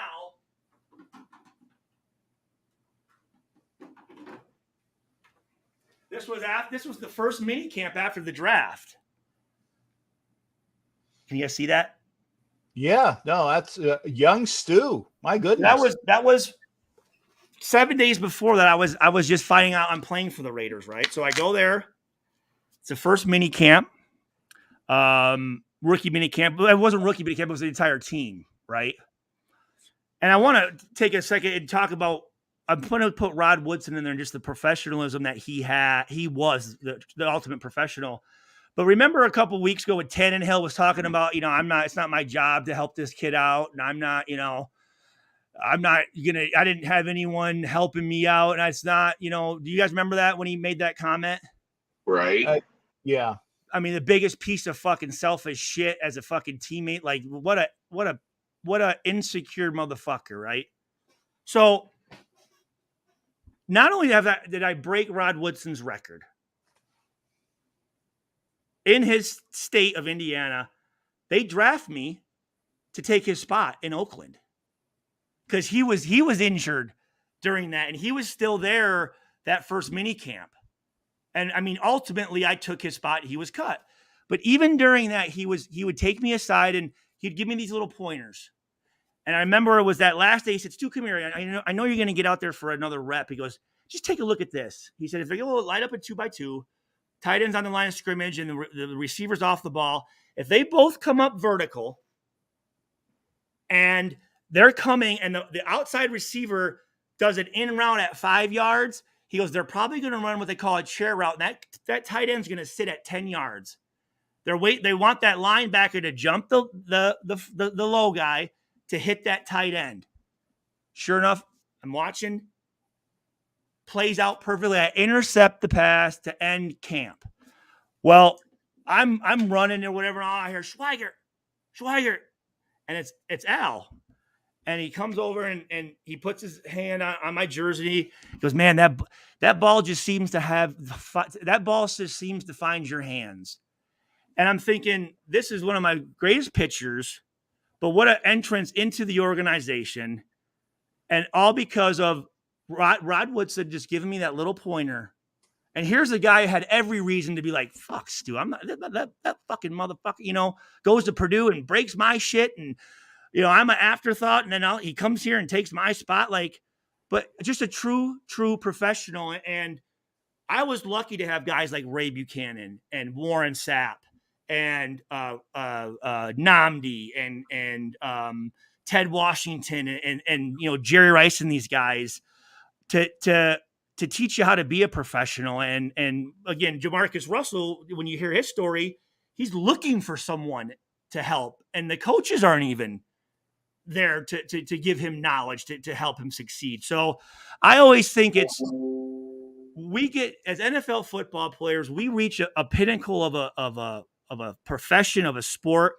So there's knowledge we have access to that 99.99% of the people just don't have. And I think it's a crime against whoever created us, God or aliens, whatever, to hold that information in and not share it. I'm at the age now where giving advice to a kid, I'm the mentor, what do you call a protege of mine, and to see him take that advice and have success with it, the feeling I get from that beats anything I did individually, right? So I enjoy giving back any way that I can. It's not about telling people what to do. It's just going, "Hey man, I was in a situation like this. This is what happened. You might want to think about that," right? And I didn't have anyone teaching me, and I don't think it would have mattered, how to do the political side of the NFL. And what I mean by political is kissing ass. And you know what? If the coach is telling you, hey, I want you to try this, and you know in your head, that's fucking terrible. Like, I don't want to do that. Instead of saying that to him, going, coach, we should do this. And then that personnel, and not that I'm being disrespectful, but I'm questioning him, right? Just like if someone says, you know, Stu, if you don't agree with them, just agree with it in the meeting, and at practice, just do whatever you want. But if I didn't agree with something, I would ask a question, or I would, you know, coach, in that personnel grouping, should we really be in base personnel? I mean, shouldn't we be in sub package? Because I don't want the blitzes on the outside linebackers. I don't want to guard the slot receiver man to man, you know? And coaches don't like that. Coaches do not like that. And I wasn't taught, just again, like I said, just to, you know, Stu, just, you don't have to kiss the coach's ass, but just sometimes just go, yep, coach, yep, you know, I'll try that, right? Because most of the time they say it, they don't even think about it again. But I would, if I didn't think something made sense, I would ask, and I just wanted to know, right? I mean, well, coach, why are we doing that? And that can be misconstrued as he's going against the grain type of thing, right? And speaking of that Miami game, I'm in the facilities because obviously I think I have a great game, right? I'm like, led the team in tackles, had my first interception, fumble recovery, forced fumble, talked to Nick Saban. So I'm like the last guy in the facilities getting out of the cold tub. And I walk down the hallway, and here comes Al, because Al would come in the afternoons. And I'm walking down, you know, I'm thinking, fuck yeah, I'm going to fucking, you know, he's going to be super excited to see me. Okay. And I didn't realize this, but you don't ask Mr. Davis how he's doing after a loss. And I'm walking out, hey, Mr. Davis, how you doing? What the fuck, Schweigert? How am I doing? The fuck you mean? He goes, we just lost to probably one of the worst teams in the AFC West, or in the AFC at home. The fuck are you so happy about? How am I doing? How are you doing? I'm like, I guess not that good. And I literally like ran and like jumped into the locker room, right? So I was like, whoa. That was a different side of Al that I seen, because Al was always, again, I was his guy. And a buddy of mine had a bigger picture of this, and he asked if Al Davis would sign it. And I'm thinking like, oh God, it's like, you know, it's always uncomfortable talking to your boss, right? Like you can be cool with them, but it's like, it's still your boss, right? And I remember going up, because I didn't even know where his offices were, but they're like, go up and Fudgy, his secretary, I said, Fudgy, do you think Al would sign this? You know, it's for a friend of mine. It'd mean a lot. And she said, let me call. And she said, oh, yeah, no, he'll come see you now. So I walk in his office, and it's white carpet, white walls, white ceiling, black marble furniture, black leather. The Super Bowl trophies are in there. And it's like it almost like where that door is. It seemed like the room was just like stretching. And he says, come on, Stu, come on in. And as I'm going to sit down, he says, 1999 Saginaw Valley League MVP, led the league in rushing, 1,658 rushing yards, 26 rushing touchdowns, 100-meter. And he's off the top of his head, he's spewing out my high school stats. And I'm sitting here thinking, I mean, the amount of memories and the people that this guy met, and he's talking about my fucking, like, he studied my high school stuff. Like, and we sat and we talked, and he was great and signed it. And I'd see him, and he was always, you know, friendly and all that type of stuff. But there was a time that in that fourth year, I remember, I think I walked by him. I didn't say anything because I was in my own zone. And he goes, Schweigert, he says, I think he said, you gave up on me. I think he said, or you're giving up on me. And I didn't say anything. You know what I'm saying? But now looking back at it, I think that he was probably hurt a little bit. So there's that. Then there's that challenge I had with Rob. And then Lane Kiffin and Darren Perry, they didn't know me from, whatever, because they're new. So, again, the last 6 games of that season, I'm not the starter, but sure enough, I don't get any of the reps during practice, but I was a guy that needed reps in practice because that's where I do my visualizations and get my pregame stuff together. Either Hiram or Huff would do something. I didn't have to go in and like when the game's already kind of whatever. I'm like, motherfuckers, right? So we played Jacksonville, right? It's the last game of the year. We're in the airport and we went through regular security. Usually we just go on the tarmac, but we went through the regular whatever. So we're all sitting at like a TGI Fridays, having some drinks or whatnot. And Lane Kiffin sits next to me. And he's like, Stu, and he buys everyone drinks. And he's like, what do I do? What should I do? I'm going, he's 31 at the time. And I like Lane, but I'm going, I'm the guy that you fucking benched, right? So I should be the last guy you're asking for advice, but I'm sitting here thinking you're the head coach of the Raiders and you're fucking asking a guy that apparently you don't even like. What do you do? So I'm going, there's just so many different mixed emotions going on. Who's the one that's really upset and no one's telling you anything? Again, it's like, if I'm doing something wrong, let me know so I can correct it, right?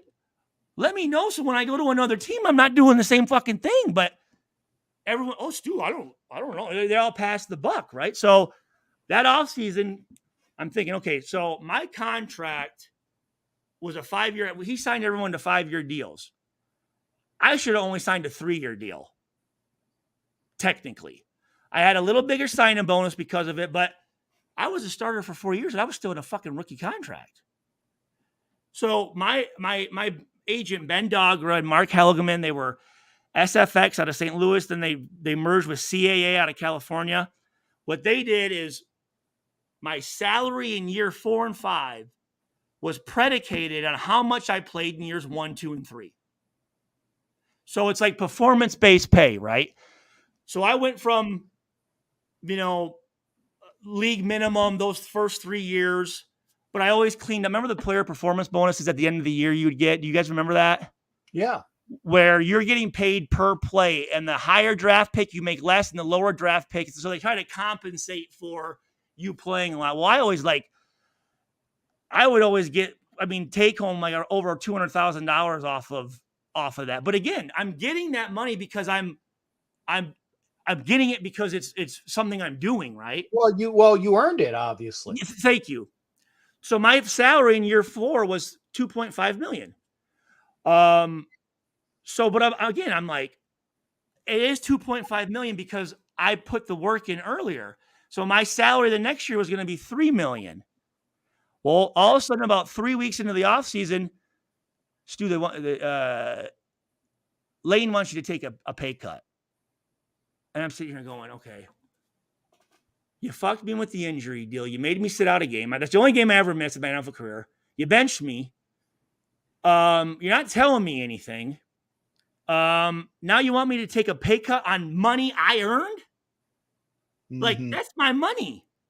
And I'm like, again, my dad always told me this, Stu, the squeaky wheel gets the grease, and I never caused any problems. And when you don't, you get taken advantage of. Because I'm just the guy they could always count on, the nice guy, the guy that does everything. And I'm sitting there going, Jesus Christ. Like, I'm starting to look and go, these people, they don't give it. They don't care about you. They really don't. They sure as hell act like it. But so then I'm going, okay, a pay cut. And then when I knocked out Tony Gonzalez that year in that Kansas City game, we lost. And I was in it. It was my mother and my pregnant wife were at the game. And we're getting in my truck to leave. And remember how we had to drive through like the parking lot, right? The players. And the private security, head of private security come up and say, hey, Stu, I just want to let you know there was 2 stabbings and a shooting in the parking lot. So just keep it moving. Don't stop, So I'm pulling out and, cars are coming in and there's this Chevy Avalanche, white Avalanche. I can picture it right now with 4 gentlemen in it, all wearing Raiders jerseys. And I wave them to pull ahead. Well, they're kind of looking and they see it's me. Fuck you. You suck. Blah, blah, blah. Because later on in that game, Tony Gonzalez had a route where I kind of dove at him and I missed like one tackle. And he didn't score off of it or anything, but and then all of a sudden it's starting to create a commotion. And then people walking by my car are seeing it's me and they're like emulating me missing a tackle. And some guy tries to come up and open up my wife's door. So I jump out. I'm ready to fucking beat this guy's ass. And thank God the security guy ran over there. I was like, Stu, we got this. And I got back in my car. And those guys' season tickets got revoked. But I'm going, okay, the coaches who I thought I did the right thing with the coaches. They'd have my back. Because I fought for Rob when, he stayed through like 5 different head coaches. And I was one of the guys that had his back. I'm like, all of a sudden I'm losing that relationship. Al doesn't seem to like me. The fan, obviously, and that's the other thing. Darren Perry came up to me after the year, my coach, my position coach. He says, Stu, I want to apologize. I said, apologize for what? He goes, I seriously respect the hell out of you. I'm like, because he goes, basically what he was saying is, I came in right away. I wanted you gone. And I'm thinking in my head, what a fuck, like, why? Like, what would be the reason that you're looking at a player who, if I'm a coach, I'm going to research the guys that were there before and realize that, and especially a guy that played in the Big Ten where I played, like, wanted nothing to do with me. Now, do I know why? No. Do I speculate why? Yeah. Again, the reverse racism deal. Wanted nothing to do with me. And then he's telling me, you earned my respect. And I'm thinking, well, I mean, thanks, coach. But at the same time, that's a fucking shitty approach, to be honest with you. So I'm looking at that pay cut. Then all of a sudden they fucking paid Jabril Wilson like $28 million. And I'm going, oh yeah, boy. It was like that. And then it was like the Javon Walker, the super money. And it was the other kid that they got from the Redskins or whatnot. They pay like $8 million for 8 games. He play corner. So I'm sitting here going, stupid contracts. I'll be right back, guys. I'll be right back. I gotta pay.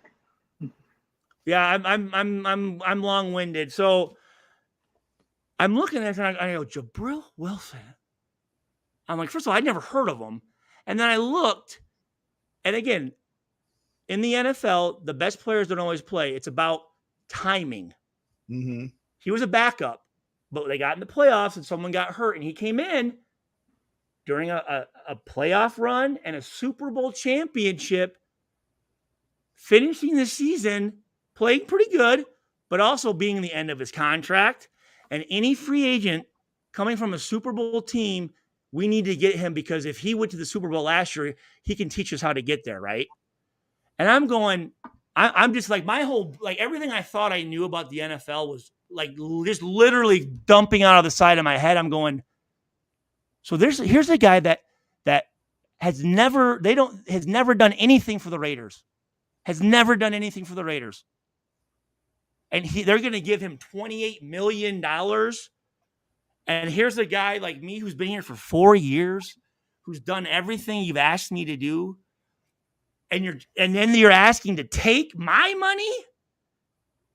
Saying that, no, you're not worth $3 million, even though I earned that money. I'm going, I was so offended. So I just felt so like you guys are some fucking bitch motherfuckers. And not one guy ever addressed why.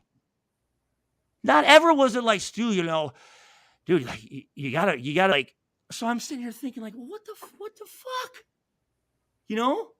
It was, again, a new staff, and they didn't want nothing to do with me. I don't know what it was. You know what? Probably they're fucking. It could be something where their wives think, oh, Stuart's such a nice guy, and the guys get jealous or something. I mean, literally, it could be something as stupid as that. I mean, Lane Kiffin, 31 years old, probably saw me, and I don't know. I'm just saying, it sounds crazy, but I'm going, there's all this shit going on, and then I'm going, and the fans are turning on me. I'm like, at least I always had the fans, and I'm like, fuck. I just every hour and everything I went through to play her and to go through stress and just time away from my families. I'm like, it was all for naught because no one gave a shit. It doesn't matter because here's guys that didn't do anything and they're getting paid. And here's a guy like me who produced from 4th grade up until then. Again, not only being a starter, but every special teams, never missing practice, staying the offseason, doing everything I thought that mattered, and it doesn't. I said, and Al Davis wanted to talk to me because I had not seen Al Davis. He said, Stu, I can't remember who it was. Maybe it was actually, you know who it was? It was this fuck. It was this guy. Okay, don't say who it is if it's a picture. Let's see if we can figure it out. It was, and it was the guy Lane brought in as kind of the GM, but it wasn't really a GM. It's not here. It's not here. Let me see. Hold on. I was going to say, I don't think, like I said, I don't think, well, I know Lane didn't have a GM. It was probably like his version of Bruce Allen under Gruden. It was. Here, hold on. I'm going to find it now. But I'm thinking, so this guy, this guy's like, he was the president. I'm going to find him here. Hold on. And it's fucking just sometimes these guys, it's like how you think as you go up, you're going to be surrounded by better coaches. And it almost goes the opposite way. Raiders staff 2007.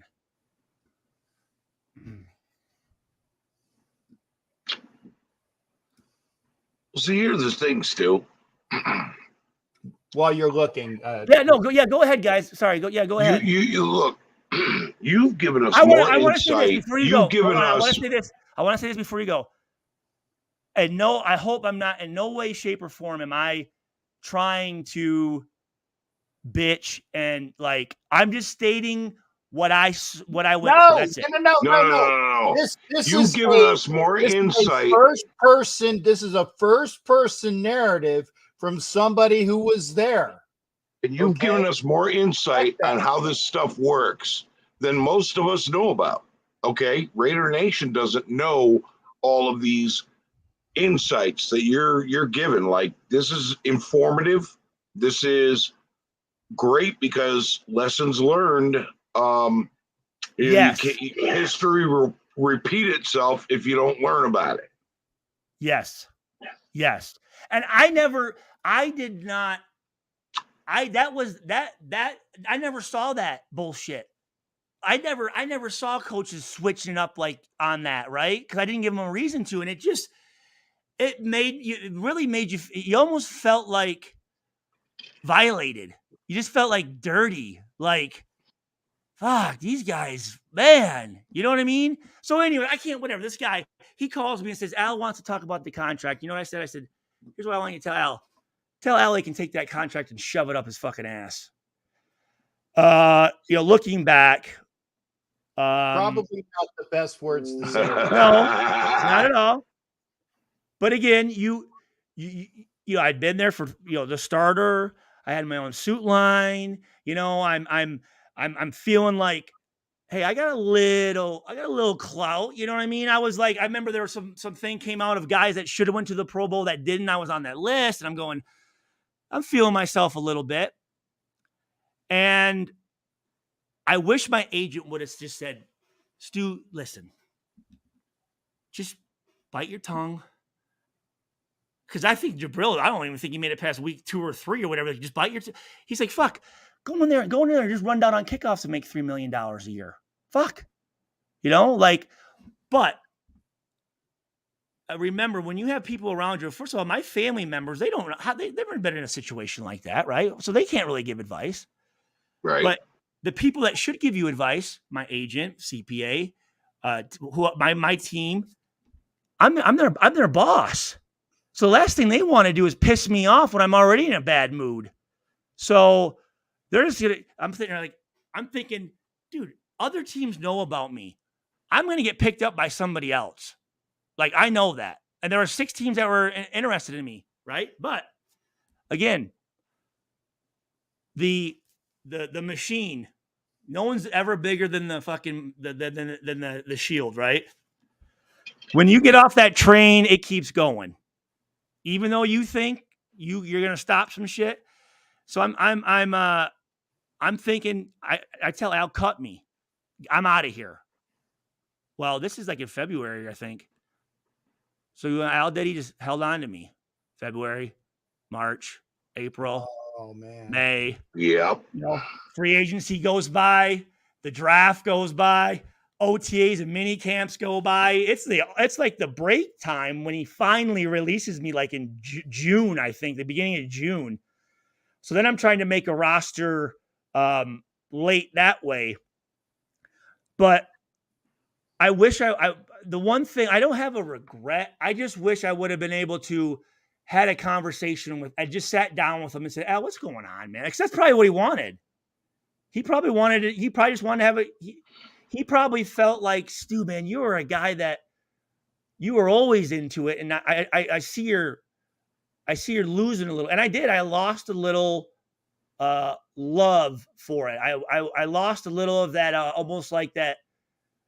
Some of the magic was gone. Like a kid when he finds out Santa Claus isn't real, right? It's just kind of, you realize like the world is a shitty, like people are fucking assholes, right?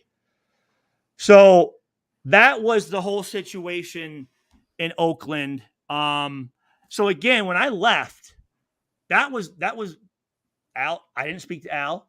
The fans were fucking saying I sucked. The coaches wanted nothing to do with me. They're trying, they want to take my money from me. So I'm sitting here thinking, well, fuck, that didn't work out the way. I don't want to remember anything because whenever I'd see something, it'd come right back. I see like guys playing that I was better than, and I'm sitting here going, you know what? Those guys kept their mouth shut. Or they kissed a lot of ass. And they went the other way. And coaches like getting their asses kicked. Or asses kissed. Well, no, that was a Freudian slip, but Yeah. we got it. That's why you see some of these guys play 10, 12 years, but they never really played. And you're like, how the hell's like, and I guarantee it's a lot of yes man, a lot of fucking, and hey, did they do what they had to do to play? But I know this. I always like, well, did you play? I don't want to know how many years you played. Because some guys, they play, 3 years on practice squad, and then they might have ran down on a couple kickoffs, and 1 year they were injured, and they wouldn't even start at all. But I played 12 years and have a Super Bowl. It's like, yeah, but you didn't play, man. Like, in my short careers, and I tell people, I challenge people, go look at Troy Polamalu's first 4 years. Go look at Ed Reed's first 4 years of the NFL. You'd be surprised at how similar our statistics are. Very similar. And I looked up this, which I was actually surprised about. The career in Raiders all-time statistics, leaders. So I'm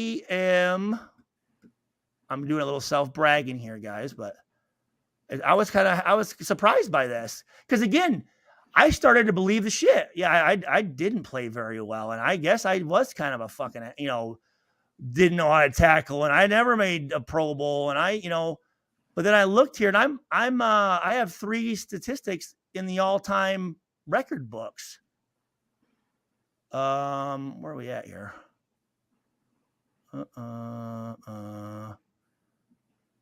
Sorry guys. I thought I had it here. All-time result. No. What are you doing? Anyways, I think I'm maybe 17th overall for pass breakups, 16th overall for assisted tackles, and I think 15th overall for solo tackles.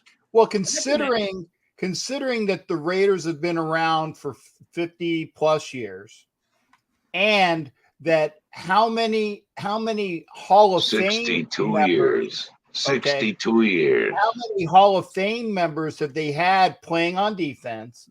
And then you take all of those results of the people that you would know, and the fact that you're top 20. Yep. Yeah. I would call that a great fucking achievement. Well, see that I had literally. That's why I like to some of these, when I put these games on when I'm recording them, I forget. And I'm like going, holy fuck. Like, and I don't want to sit and act like I'm fucking like loving myself, but literally I'm like, actually, I was like, what the fuck? What? I was pretty good, but in my head, I started to buy into it for many years, and I was embarrassed. And I was ashamed to say I played because, again, well, yeah, dude, you fucking, anytime I fucking, you guys, your team sucked. Your team was, and I've had this issue with, the last 30 years, the Raiders, it's been terrible. And I'm like, you know that I played in those 30 years, right? Like, when you say that, you are talking about me and a lot of my friends. Like, no, it was the offense, and it was the coaches, and it was the system. Like, defensively, we did everything we could, and we had some decent players. But again, you don't see highlights. If you see the highlights of the games, it's the other team scoring. We're not on any national televised games. You see a 2-4. You're thinking that team must just be terrible. Oh, and then they got a white safety running around out there. No shit, no wonder they fucking suck. You know what I'm saying? Well, That's actually, legit. That's the problem with a lot of the media and some Raiders fans is they're looking for someone to blame if we don't go undefeated. And the other thing, Stu, realistically, because I have to dip out in about 10 minutes. I'm sorry. No. I want you to tell me something about I want to hear the craziest Raiders story about a player who did something absolutely nuts while you were there. I will say that, but the whole reason I got into that thing was because you brought up George Atkinson.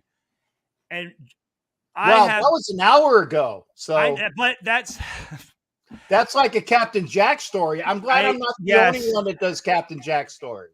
Well, in my evaluation, which I will read to you guys at some point, for my disability, one of the things was he is tangential, which I had never heard of, but that means I go on tangents. So let's go back. But George Atkinson, Willie Brown, Fred Biletnikoff, Jim Otto, I cherish those guys because they were the best, and they were the nicest fucking people. And one of the best things Willie Brown ever told me, and you guys heard me say this, was at the first mini camp, he said, put the pads down and the helmets down. It isn't important. And he had the Raiders like yearbook, and he goes, go and study this. Study the guys that brought us championships and what they did to get those championships, what type of statistics they had, what type of careers. Not only so you can have an idea of what your career, how to compare yourself if you're good or not, but secondly, those guys are going to be coming around. You will pay your fucking respects to these guys. And that always carried a lot of weight with me. So I'm sitting here just thinking like, why would I want to go back to the Raiders, man? Like people thought I sucked. We didn't win any games. Like I'm going to be like, what the fuck? And to go back and, Bob Romanski, the equipment manager, and there was about 8 guys that were still there. And the best compliment brought tears to my eyes was, dude, Stu, we're so happy to have you back. We've been waiting for you, but you know what? You're still the exact same guy. And I cherish that because there's so many fake people that depending who they're talking to, they're just blowing smoke up someone's ass, right? And that was the one thing I can take solace in is my career was shortened because of the offensive organization, right? Just the team I was on, different coaches, but at least I never backed down. I said what I believed, but it was always researched. I didn't kiss anybody's ass, and no one out there can say I was an ass kisser. I wasn't a suck ass, because there's guys where you go, I'm not hanging out with this dude. Like, this guy's a fucking, he'd be like, he'd be like an informant, I'm not hanging out with this fucking guy. And I always took pride in knowing that I got respected through the NFL because I played hard, and that's the biggest compliment you can have is I don't care about the media and the fans, who they like. It's who the players go, that dude's a motherfucker, man. I want that guy on my team. Because there's other guys that get all the highlights and shit, but you're going, that's all. That dude, he's a bitch. He's a bitch, but he's in front of the media. and the media is telling the fans who to like. That's what these media people need to realize. What you say can be the life or death of some guys. If you're up there motherfucking a guy, that's what the fans are going to do without even knowing, right? Because they're just going to go off of what the people on TV are saying because they don't have enough sense to know what a player's messing up. So George Atkinson was always I talk to him still. He wants to come on my show, but he is probably, I was obviously with Willie Brown, but me and GA had this safety connection. You know what I mean? I love that dude. And what happened to his wife and kids it's just terrible. But me and GA were very close, and he always went to bat for me. So crazy story. You want a crazy story? Is that what you said? Yeah. I asked Phil Villapiano a crazy story. He told us about Purple Man, who was a pot dealer. Oh, okay. For Purple Cat Piss Man. For who was it he was talking about? Which player did he talk about? He was this probably the big guy, Matuzak. It was Tuzak. And he told us the story of Purple Man. We get a crazy story from every Raider who comes on, who tells us a fucking wild ass story that nobody knows about. We asked, who was it? So how many guys have you had on? You had on Bill, Jerry Robinson told us a story the tight end about when Bob Boomer Brown shot Willie Brown's pillow next to his head and tell him to turn down the fucking TV. Like, we get some fucking wild ass Raiders stories on this channel. I heard him when I was in there when he said that. I was listening to that. That was pretty good. I want a crazy ass Raiders story, bro. Oh my God. From your day. Here's the other way that I earned players' respect was by going out with them at night and letting loose a little bit.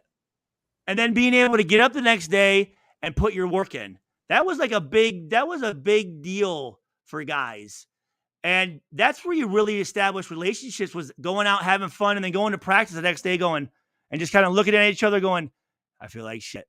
I feel like shit too, but at least I know someone else is feeling like shit, right? You know what I mean? Like, that was like guys that didn't go out. I don't know. I couldn't relate to them that well, but that was another way. That was where I established relationships with my teammates. And, God, I have so many. Oh my God, I have so many fucking. Well, me and Gerard Cooper, we were. They called us Stu and Coop. Stu-do. They called us Stu-do. Is what they did. Stu and Coop. Like the fucking, like we were what's the drive the Dixie or whatever. What are those guys called? The two brothers. They chase all the police all the time. Duke. It's a hazard. Yeah, like that. Yeah, right. We always had either we bought a 1972 International Harvester and put a system in it, and we had that, or we were always doing something, right? We were always the guys that were like you guys, like, seriously, guys, like, grow up, like that type of thing. Like, we always kept things fun, you know? And so me and Cooper were very, very close, and I'm worried about him, but we were again, very, very close. But so we had a lot of crazy stories. I guess I would say this. I'll start off by this one. It was my second year in the league, and we were going to Washington. And we had Norv, right? Norv came from Washington. Well, my wife went backpacking with one of her friends. They like to do that, so I'd send them off. And so I had the house to myself for like 2 weeks. And it was Thursday night. And I remember I was playing Gears of War or something, I think. And about 9:00, Cooper just drives he had like a camouflage scooter, because we lived right there on Bay Farm Island, you know, and he kicks the door open, and he's got this Burger King bag and then like a case of beer. And I'm like, what the fuck? I didn't want to. I'm like, what you got in that Burger King? He goes, I went to the bank and got out $5,000 in cash. And I'm like, for what? He goes, I don't know. We'll find something to do with it tonight. And I'm like, fuck, it's fucking 10 o'clock at night. I mean, we're flying out tomorrow. And I, when the game was done, I enjoyed myself, but I never substituted during the week. But for whatever we started drinking, like I think we had some wine or something. And also before you know it, we're calling Jay, who was our limo guy, and we're heading down to downtown San Francisco. And me and Cooper, you would have thought it was the end of the fucking world. I mean, I think we tried to drink every fucking drink in San Francisco. And we were at the point where the bars closed at like 2:30, but then over by what's the Rainbow Village area? What's that area in San Francisco called? What, Haight-Ashbury? Like where all the homosexual bars are at and stuff. Whatever. But those bars, like the Manhole and like places like that, they stay open till like 5 a.m. So we're like, take us there, right? They're still serving alcohol. It's the bathroom has got guys and girls in there, and I'm sitting there, and this couple tried to this swinger couple tried to pick me up while Cooper's in the middle of the dance floor with his shirt off, like dancing to like YMCA with just fucking, we just fit in with everybody, had a good time, right? So we're at practice the next day. We're in the huddle, and they're like, and we have our visors on it, and we're trying to like blow it down here, and we're going, so we're like, who the fuck? Jesus Christ, guys! Like, who's that? We're like trying to fucking, stay away from everybody. Well, they ended up knowing it was me and Cooper went out. So we get on the plane, and Saturday morning, Chuck comes up and he says, "Hey," he says, "Hey, just want to let you know, you guys better play well.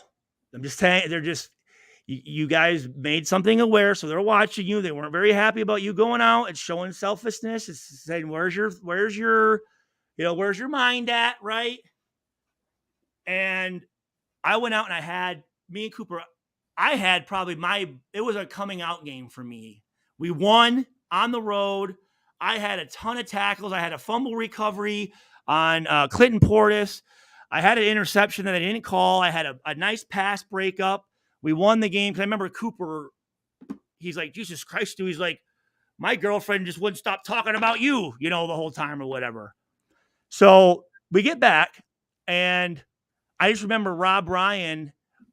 That's a different story. That's Kansas City. But after that, it was like we could do, like you showed that you were, you were a man. You were going to take care of what you needed to do. So now we do what you want to do. If you play like that, I don't care what the fuck you do. You know what I'm saying? And that's why, is that the best kind of mindset? You're talking to a 22-year-old kid with a bunch of money that now he's like, oh, I got the green light because I can fucking hang out with the owls at night and get up with the roosters in the morning, But yeah, so that night was crazy, but it was just, it went into like, hey. That sounds like some old school shit. Yeah, that and I mean, we had a lot of plane rides where guys are getting fucking wasted, and just, it was a lot of good times. But I'll have, when we get, I'll have story time, and I'll have some more stories. But that's a good one to start off with. But definitely me and Cooper that was my guy, man. And then also too, I was very blessed to be able to, my wife went out with us all the time as well. And that was always fun. I mean, a lot of friends that we still have from out there. But again, it was by going out and, letting your hair down a little bit. You know what I mean? I mean, me and Cooper were always just kind of we didn't give a fuck, guys. You know what I'm saying? Like, we'd wear throwback jerseys at a club in downtown San Francisco on New Year's Eve where everyone's got to wear suits. And they're like, who the fuck are these guys? You know what I'm saying? Like, but we always had fun. And that's what I like. I enjoyed spending money on good service and making sure everyone's having a good time. You know what? I got the drinks tonight, guys. I got the VIP, and I'm going to, if you give us good service, I'll make sure to tip. Well, I like to spend my money on that, but we had a lot. Me and Cooper had we had fun, but again, it was going out, and guys that didn't go out, you just didn't have that same camaraderie. Yeah. So there's a lot of, I have some other good stories, but yeah, and two though, that was kind of the Raider, like you're kind of expected a little bit to raise a little hell, right? I mean, I like a kid who's got a little chip on his shoulder, who's got a little, a little devilish in him. I want him to kind of have a little asshole in him, where he kind of gets into little stuff. I don't want a church choir boy, man.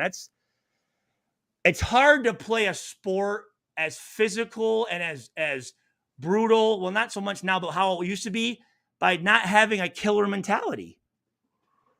Right. But you guys did shit in the Madden era way. Like, yeah, go out and do whatever the fuck you want, but when you better be ready to play your ass off on Sunday. Me and Burgess. The Stabler way of reading the playbook, having or actually whiskey by the jukebox in, at training camp, because that's the way it was. See, I like that. I think that that's that type of mentality, like that blue collar, just, and my dad was that way. He said, son, I like to drink. 5 o'clock, it's cocktail time. But you know what? I've never missed a day of work. I've never substituted anything for it. And I've been the same way where we can just drink. I don't get hungover, or I can be the last guy up, or I can drink. Like, it's just something I grew up doing that. You know what I'm saying? Like that was just the environment we grew up in. I mean, after the game, you have your fun. You know what I mean? Hold on. So one more story. Damn it. I just had, it was shit. Well, I just missed it. Damn it. Remember, you said you were going to go back to you were going to go back and talk about like Jamarcus's interview, and unless I missed that when I was trying to get. Well, I did. Me and my buddy Kelly Butler. I didn't post it yet, but I did where we watched it, and I have a lot of issues. So I reached out to Jamarcus months ago, and I think you guys knew that, didn't you? Did you guys know that? You said you were trying to get him on. Did you know that, OG, or no? No, I didn't know. So I was concerned because, again, remember I said 2 years ago when Rodgers died, I made it a point to call former players and just, how you doing, man? And a lot of guys are doing terrible. They don't talk to anybody. They're dying every week.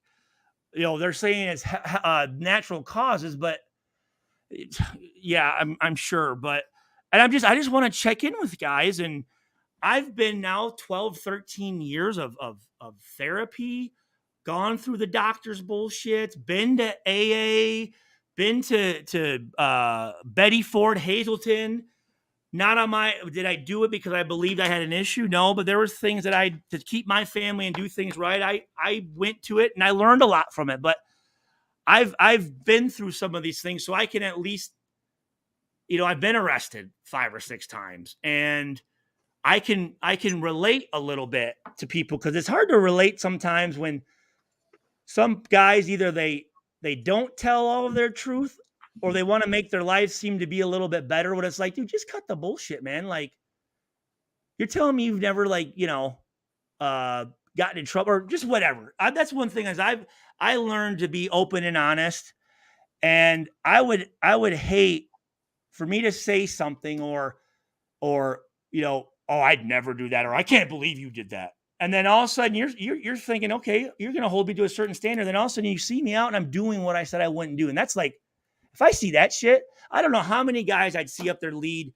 Bible study on Saturday night. And it was like, it was God himself talking up there. And they're up there talking about just, faith and all the rights and family. And then 10 minutes later, they're jumping in a car with some girl going to fuck them or something like this and cheat on their family. And I'm going, I can't stand hypocrites. And that's one thing I would never do. So that's why a lot of times I'm open. I talk about my issues with things. And I think people feel comfortable because it's not like they're going to be judged. So I want to get back to Jamarcus. No one knows where he's at. I wanted to see how he's doing. So our limo driver, who I'm still friends with, had his number. And I'm thinking, I don't even know if Jamarcus remembers me. Obviously, I mean, I had some interactions with him, but it was my last year and it was, his first year. So we didn't really hang out together. But I said, just to reach out, let him know that someone cares. So I shoot him this message and I'll read it here. By the way, I was at that Jacksonville game, Stu. That was Jamarcus's first touchdown, and he threw it basically in the end zone where I was looking down at him, and so I was at that game. So I knew that game because they had Jones Drew and Greg Jones, and I knew that they were just going to run the ball, and I knew right away the first series, either Hiram or Huff's going to come out, and I'm going to have to go out there and play 9-on-7 and just fucking be a physical game. And I'm thinking, you know what, you motherfuckers you go out there and take this ass whooping, man. Sure enough, first quarter, I'm in there. That's when Sapp got kicked out of the game and shit. Yeah, it got a little fucking, it got a little rough. So here's what I said. That was a fucked up game. Trust me, it was an ass whooping. It was. I fucked it. I was kicking Greg Jones's ass. Jamarcus. So I said, Jamarcus, this is April 17th. I said, Jamarcus, this is Stuart Schweigert. I played safety for the Raiders with you in 2007. I got your number from Limo J, and I hope all is well. And then I sent him a video, and it's on my YouTube of my son driving his car with the Russell jersey on. And he says, laugh my ass off. He says, hell yeah, I remember exactly who you are, bro. He said, what's going on? I said, then he says, I'm very well. About to do me a story after all these years. Time to tell some of these tales. And I said, hey, do you mind if I call you? And I had probably a 3.5, 4 hour conversation with him that night. And I was kind of telling him, I said, you know what? I said, where are you? He was so hurt, and you look back and you go, I can eat it if I just wasn't good enough. But to know that I had the ability, but it was never given the right opportunity, or the guys you look for to mentor you don't give a fuck about you. They don't want you. They don't care. And we talked, and I said, Jamar, I had the same thing. I was so, I couldn't watch the NFL. I couldn't do it. And, oh yeah, same way. But I said, I came back and I said, it was the best thing I ever did. I said, this is a huge part of our lives, and we block it off. It's something negative, and it should be something that we enjoy talking about, and giving back and talking about your stories and stuff like that. And we had a great conversation, and I told Docs about it, and Docs made a little thing about, would you want to hear from Jamarcus Russell? And I get it. Fans are mad. I get it. Here's the thing, though, is there has to be Owens on the Oakland Raiders, because I love Jamarcus. Was he a number one franchise-saving quarterback? Maybe at time if he was developed, but that's a tough spot. That takes really, I don't know who did it. I mean, maybe Michael Vick was a number one draft pick, but he was athletic, so he didn't have to depend on his arm. But Peyton Manning struggled, but they stuck by him. They gave him time. They coached him. They developed his offensive line. They did things. And I just wanted Jamarcus to know that, hey, man, I appreciated the little interactions that we had. I'm here for you if you ever need anything, man, but get back involved, So everything that he said on that interview was what I heard, about him thinking that it was a holdout. He goes, it wasn't a holdout. The Raiders didn't have money to pay me. They told me I had to wait until the money from the NFL Network comes through. So that wasn't my decision. I'm glad you said that's first I'm hearing that. So that's So the Raiders, there was a check the Raiders were waiting to get, from the NFL Network to be able to have enough money to pay Jamarcus his signing bonus. And obviously, you're not going to play it all until you sign a contract. You're not going to sign that contract if they don't have money, right? And then you look at it and you go, the staff that we had offensively was so bad. So bad. Art, again, you go back to Art Shell and Jackie Slater and Irv Eatman, 2 Hall of Famers, and a guy who played 16 years, and the offensive line was the worst in NFL history. and they weren't being coached. NFL players aren't finished products. That you need to develop them. They need to be developed. Now, I call it the 1% of the 1% of the 1%. The Brett Favre, the Mosses. Those are the rarest of the rare that I don't think any situation they're going to go in, they're going to be successful, right? But for the rest of us, it's the right coaches. It's the right teammates. It's the right system. It's the right contract time. It's the right making a big play on a Monday night football game can make a guy's career, you know? So, what the fuck am I talking about? What was I talking about? Oh, Jamarcus. And, you know, then he's going, you know, and then for the coaches to do the deal with the DVD. And he totally explained, he said, you know, listen, I'm not a big film guy. Because you know what, in college, he could probably get by without watching a lot of film. But I was taught how to watch film by Ray Buchanan, by Chuck Pagano. They taught you how to watch film. If you don't have someone teaching you or a coach that doesn't know how to cut up film, it's pointless. So at that point, he's feeling the teams against him. They give him this DVD. Hey, Jamarcus, did you watch it? Yeah, I watched it. I mean, that was it. It wasn't actually. Yes, Stu. Actually, we actually found out from John Kingdon that story is actually kind of mismade, because when he was given the DVD, the equipment guy did not know that it was a blank DVD. It wasn't, and again, John told, and that was the first I ever heard about it too, because I always heard like they set them up to fail, like, oh, we're going to catch your ass in a lie. No, I'm going to tell you this. So you're saying that they didn't know they gave him a blank one?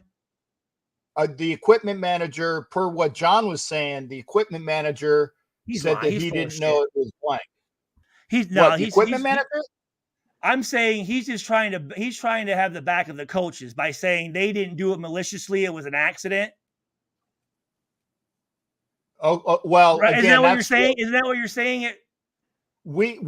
John and me are like this as well. Johnny Otten? Stories. John Kingdon. Oh, John Kingdon. Okay, John Kingdon. And John wouldn't feed me no bullshit. Now maybe the equipment manager was feeding him bullshit. Yeah, I'm not saying what he said he doesn't believe. I'm saying whoever told him is fucking blowing smoke. Okay. Then yeah. Because what you're saying is that he accidentally got a blank one. They didn't do it purposely, is what you're saying, right? Per the equipment manager for what? But how would they even know it was blank? Because Jamarcus didn't watch it, and they wouldn't have, if they didn't know it was blank, then that story would never came out. Right, because what happened was that when they collected it from him. Oh, they collect them. They never used to collect them from us. Yeah, they said that they collected it from him, and then they found out that it was blank, and that's when the story got out. Well, again, they made it seem like he did this whole fucking setup of, oh yeah, I watched it, and this is that. He all he said was, yeah, I watched it. That was it. But for coaches to do that, and I believe that, because coaches would do that, because you remember Joe Alvanzano? Yeah. Greatest special. I love the guy. God rest his soul. But fuck that guy. He was a guy that I liked him because he liked if you played hard for him, he would fight for you. And that's what you need in the NFL. You, as a player, you need a coach who's going to fight for you. And I knew my first year off, but the second 2 years when I had my greatest career, Chuck Pagano. Is that a coincidence? I don't believe in coincidences, but he had my back. I know Darren Perry in those meetings didn't have your back. Hey, Darren, Al Davis is head of the meeting. How come Stu's lining up like that on that red zone? You went over that, didn't you? And it could have literally been Wednesday morning at 8:30 when they're throwing a bunch of sheets up going, hey, on this one, make sure you get inside. And it wasn't like a made up point. Yeah. Did he really say it? Yeah, but it wasn't an emphasis. Yeah, I know. Stuart knew. It's like, no, I didn't. You know what I mean? Like, you need to have coaches who have your back. Hey guys, I'm going to go to bed soon. I'm got to get up early. My hours have been expanded. I got to dip out, but I just want to say thank you, Stuart, for opening our eyes to these insights that most Raiders fans don't know about. And thank you for being 100% honest, bro. What I want to do is I'm not saying Jamarcus one way or the other. What I'm just saying is just make sure we have the facts before you start. And again, 22-year-old kid, I mean, his mentors were passing away. He needed a coach, and that's what a coach's job's for. And it's unfortunate. It's very unfortunate. And I just want to give a more of a personal side about it before, and then you can have your own opinion, but I just want to at least give the different perspective and let it's not always, don't always trust the organization, because sometimes some players, they get screwed by it. Do they bring it on themselves? Yeah, but the organization is not always up to par. They're unfortunately, the more I was involved in it, the less I knew, and the less I'm just going, you fucking guys are just fucking assholes, man. Just weak people that just don't like. Again, I live by the rule: treat people the way you want to be treated, and it's just not the way you treat a person. So, but no, thank you so much, OG. Yeah, hey, no, OG, man, I appreciate the insight you brought. I mean, I do want to show this, though. I do want to give that. So this was in high school. We did a photo shoot, and Chuck was like, "What you doing tonight?" I'm like, "Actually, my mom's out of town. It's like the first time ever. I'm gonna have a party." So like 6 of his Saginaw High guys came over, and we had a freaking bash. He actually passed out in my mom's bedroom, so that was pretty fun. I'm gonna get on IG tomorrow and message you because I lost something. You sent me your phone number, but I can't find it. I wrote it on a scrap of paper I can't find, but I want to talk with you tomorrow if we can. Yeah. And no, I just got to dip out because I'm getting tired and I got to go to work tomorrow early. No, don't do it. And OG, I'm going to continue as long as Stu is here and he's comfortable. I'm still transmitting on your channel, so everybody will have the stuff on your channel too. Cool. I got to go to bed because I unfortunately my work hours, not unfortunately, fortunately, my work hours have expanded, and I got to get some rest and handle that tomorrow. I'm doing everything I can to get back to rocking the channel again. If you're not subscribed to Stuart or the Captain, you're stupid. So just saying. Subscribe and watch. Good night, guys. Good night, guys. Love you. Yeah, OG. Talk to you soon. Hey, thanks again, OG. Like I said, we are broadcasting here on both the Chronicles of the Black Hole channel. We're also broadcasting on my channel, the Captain Jack Rackham. So if you're commenting, I will throw it up no matter what. Yeah, and forgive me, guys. I hopefully, like, sometimes it's nice when they have their own little stuff going on over there. You know what I mean? Because it's not that I'm not looking, but I gotta focus on what I'm talking about because I'll get distracted. But no, that's why I'm trying to listen to you talk. But talking about Joe Alvanzano, he would. Yeah, because here's Joe Alvanzano. I remember he was another guy right away as rookies. He says, "Hey," he says, "Norv Turner and Rob and Al, they got nothing to do with you making this fucking team. You know who the key holder is? I decide who makes this fucking team." So right away, I'm like, "Coach, put me anywhere on special teams. I'll play every fucking one, right?" But he would do where in the cut up, the special teams cut up, he might put like a clip of like some titties or something, and he would expect that person, or it might be a clip that says, "Hey, if you see this, come up and tell me you saw this," so that he knows that that he watched the film. You know what I'm saying? But it was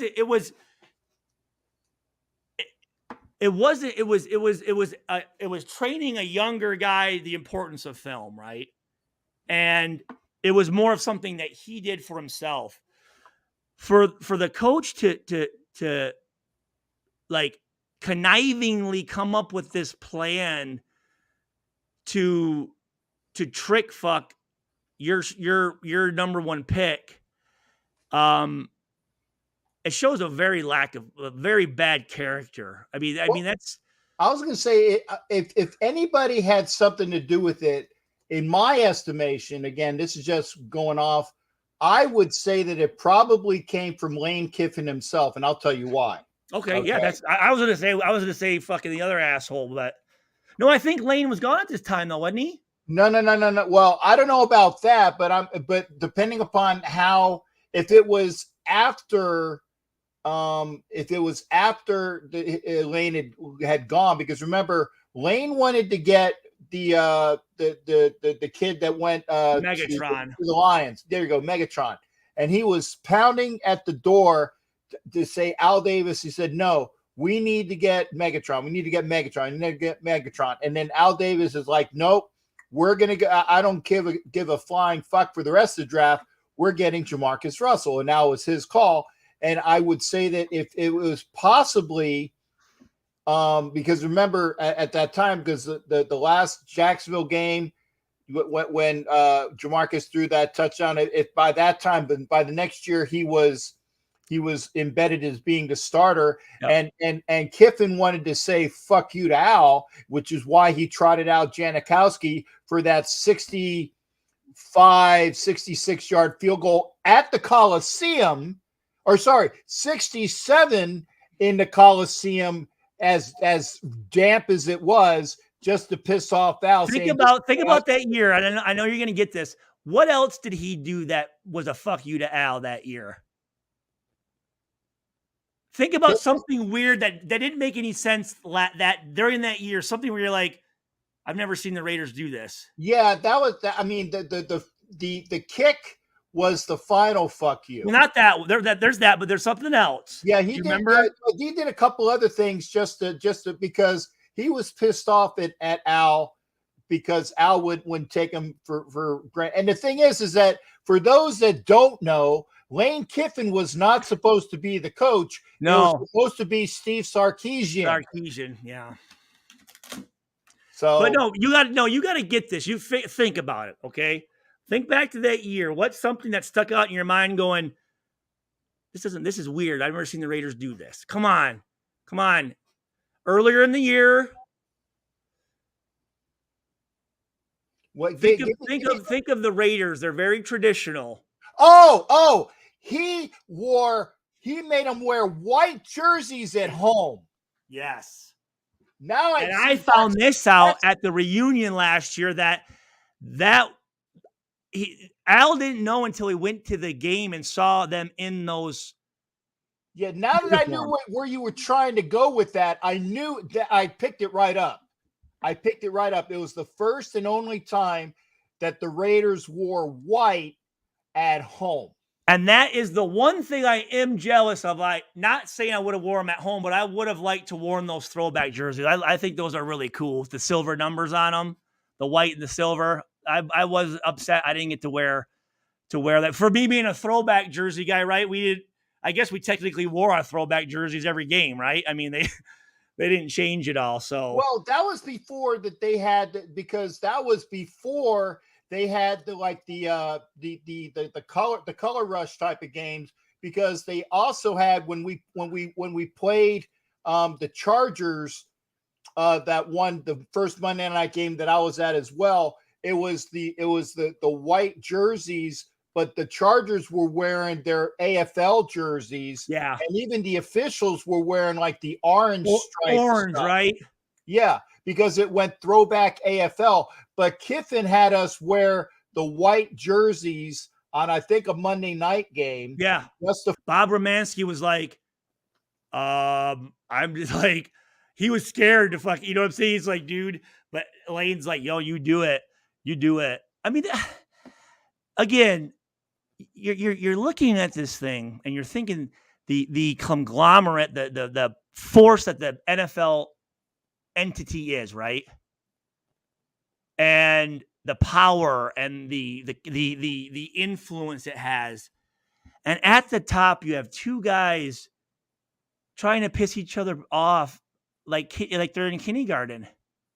Oh, he likes that guy. Well, I'm not going to play that guy. It's like, are you guys like, are you that insecure? Are you that petty? Are you that fucking, I don't know what it is, but it's like, you see why some people usually technically are always winning, and some people are always having a hard time because it's hard to find those guys that can lay the egos down and go out and surround themselves with people that know it more than they do.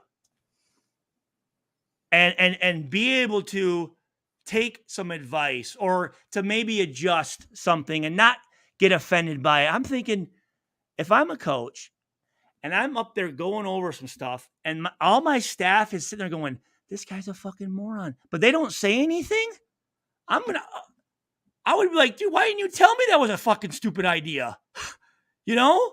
Like, guys, we're supposed to have each other's backs. I'm not going to be mad.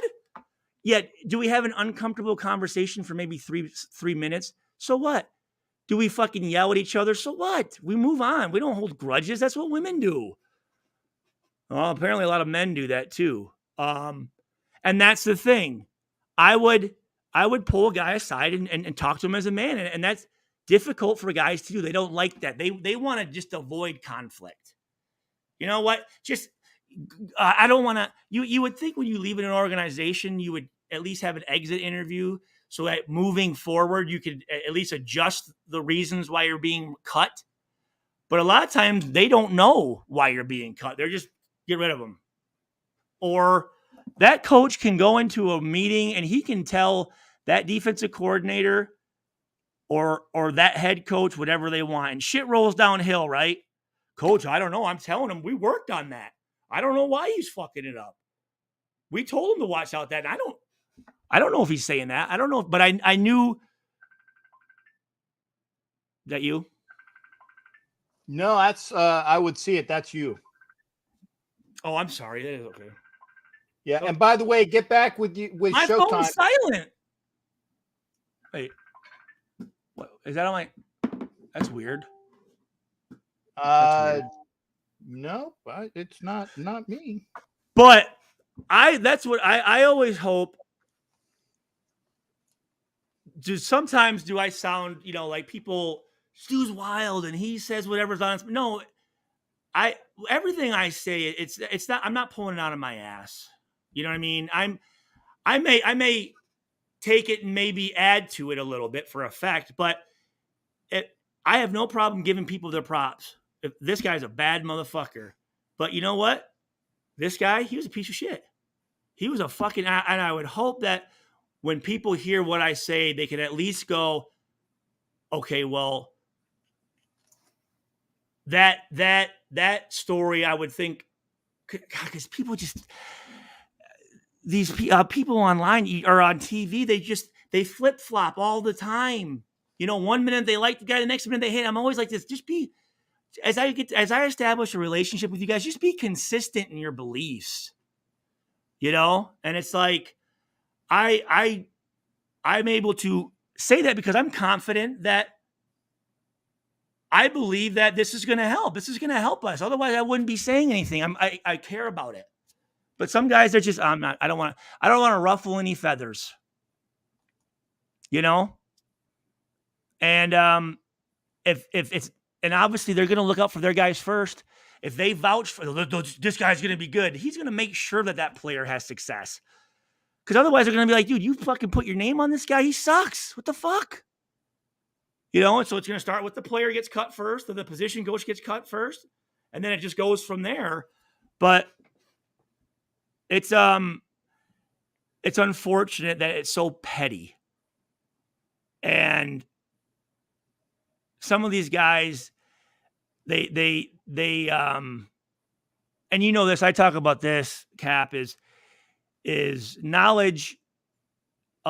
One thing with someone that I find that I respect someone's intelligence is when they know what they don't know. And they don't try to bullshit an answer because they didn't want to seem like they didn't know something like that. Like, no, I don't ask me. I don't know anything about it. Like, I can't give you advice on that because I've never been in that situation. Or instead, they'll feed you bullshit. And it's like, what the fuck's that doing? Like, and here's the thing. So Jack Del Rio, I don't know him. I played against him. Obviously, he's a player, player linebacker. I know how linebackers typically are. They're kind of they're Mongo move boulder. Yeah. Mm-hmm. Like that, not no finesse, And I'm talking to Rod Woodson, and again, Rod Woodson's the fucking best, man. Just a true professional, and to be able to have him as a resource to look at and go, okay, that's what a professional is. And again, I give a lot of credit to Ray Buchanan, who had a big influence in my professional career of how to go about it. Because some of these kids, they don't know, and they have a perception of what an NFL player is supposed to act like, and no one's telling them, going, "Hey, dickhead, knock it off." You know what I mean? Like we're not doing that, okay? But I had some good mentors. But again, I don't even know, Cap, if someone would tell me, Stuart, maybe just bite your tongue on a couple of things. I don't know if I could do it. If I'm sitting there and I know I studied and I know the thing, and I'm like, I don't think that's putting us in the best situation. I got to tell coach. Yeah. But you got props from Violator. I hope you saw that. Thanks, Violator. I always try to keep up with your social media and stuff, man. So I appreciate that, dude. And that's the thing too, is just that little deal there, like that comment coming from someone who knows the game, who respects respects the game, respects the players that are out there, and realizes the sacrifice that they have to do to get to that point. The unfortunate part is when you're dealing with people that didn't make it to the NFL, their view of football, and this is my this is what I've generally seen, and it's not for everyone, but their vision of football is whatever last year they played, they think that's what it's like, right? Like they're relating it to, like if they played on JV or whatever, just, a couple practices a week, there's really it's not that serious. Like, I don't think they realize the amount of work that goes into it, and just the pressure, and just the constant being on the hot seat, being on your job. They're looking to replace you every week, and just having that feeling of just like no security. And so sometimes it's like, I'm always amazed when I'm in a chat, and right, I give people a lot, there's times when someone's saying something, and is it wrong? Absolutely. But I'm not going to sit there and make them, embarrass them. I'm just going to, that makes sense, and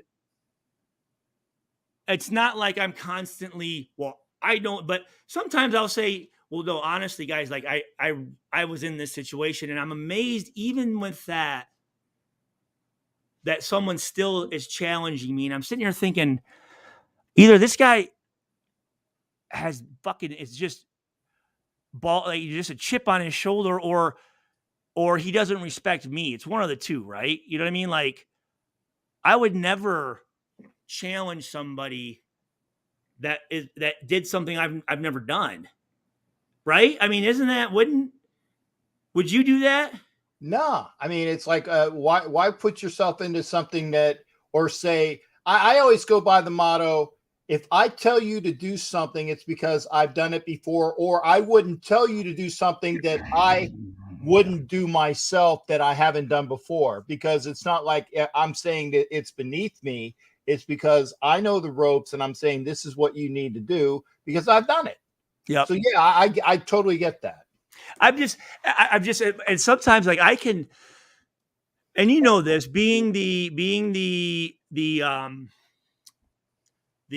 guy who's always, what do I want to say? Not agreeing, but I don't like to argue. I really don't. I mean, I like to have an intelligent conversation with opposing sides. If there's evidence on both sides, I like that. I've learned some stuff. I've had it to where I go, actually, I never thought about that. You're right. That makes sense. I'm going to change my thought on this. I don't like the nitpicking, the razzing thing. It's just like, I don't want to argue. But some people, they just want to get on, and it's just, I can tell that no matter what, if I'm red, they're blue. If I'm blue, they're red. It's just always whatever. It's the opposite, right? And I'm always just sitting here thinking, why are you going to challenge the one who knows the most about it? Like, that's the part that amazes me too. Like, that's the last one I'm going to try to act like I know what I'm talking about, right? Like, it just, and that's just part of, that's why I like meeting people and learning from others. And hopefully I like to go back and watch this stuff and go, you know what, I didn't like it when I said that, or I said this too many times or whatever. To be good at this, as Cap, you got to put work in, man. It takes, like, the guys, these famous guys, they don't realize that some of these guys have been doing this for 20 years and now are just reaping the benefits of being on here and being a content creator. I mean, I dealt with the media for many years. I had my own show, and I watched these guys on that pivot. And I wish Fred Taylor would have told the other two guys, hey, shut the fuck up, guys. You know what I mean? Like, that Clark, his questions, I mean, he was very, very, I thought very fake. Even when he was like, it just made me so happy when this, and I'm the older like being the brother and this and that. And I'm thinking, I texted you. I'm sitting in my head going, I bet you this guy never even made a phone call to Jamarcus before. But yet he's saying, oh, alumni and LSU and you're having a player on there, and the questions that they were asking, I would expect from a news sports guy that never played the sport. You know what I mean? Like, they were, I see in the NFL, that's the other reason why I never played dirty. That's why I don't like Adama Sue out there trying to purposely hurt people, because we're all in the same union, right? We're a fraternity. And a situation like that, especially a guy coming from your school, his first interview, I thought it was very intrusive. I thought it was very nothing was really researched. I thought the fact of getting so personal about how much money you have, and it kept coming up, and it was just like, you guys aren't helping your brother out, and you're using this as a pedestal to make yourself feel better. Actually, I'm gonna let you know, if you're talking about the Jamarcus interview that he had, that everybody, yes. I didn't watch it, I didn't listen to it, and I'll tell you why. Because predisposition was, I heard the excerpts was, and again, this is the snippets, was that woe is me, and everybody was kind of against me. And then I'm like, okay, if that, and again, because I don't have a lot of time, dude, you know that with my schedule. I know, absolutely. I said, if that was the gist of it, I don't want to waste whatever time it was. I did not know that it was somebody else who was trying to use him as or use Jamarcus as a launching point for their betterment, and to try to fuck him over like that leads me to believe that was not the intent. That should not have been the intention. To me, it was very aggressive. It was very attack. What would be the word? Confrontational. It wasn't. It was. I want to talk about. So when you say that, I want to play a little clip of, and this is me sending a message to Jamarcus, because that was one of the things people were like, well, if he's on, I want to listen to him. I want to hear him own up. I'm going to play a little thing for you. I think it'd be worth your while through parts or whatever. But check it out. I think you deserve your own opinion. Don't listen to fucking anybody else, man.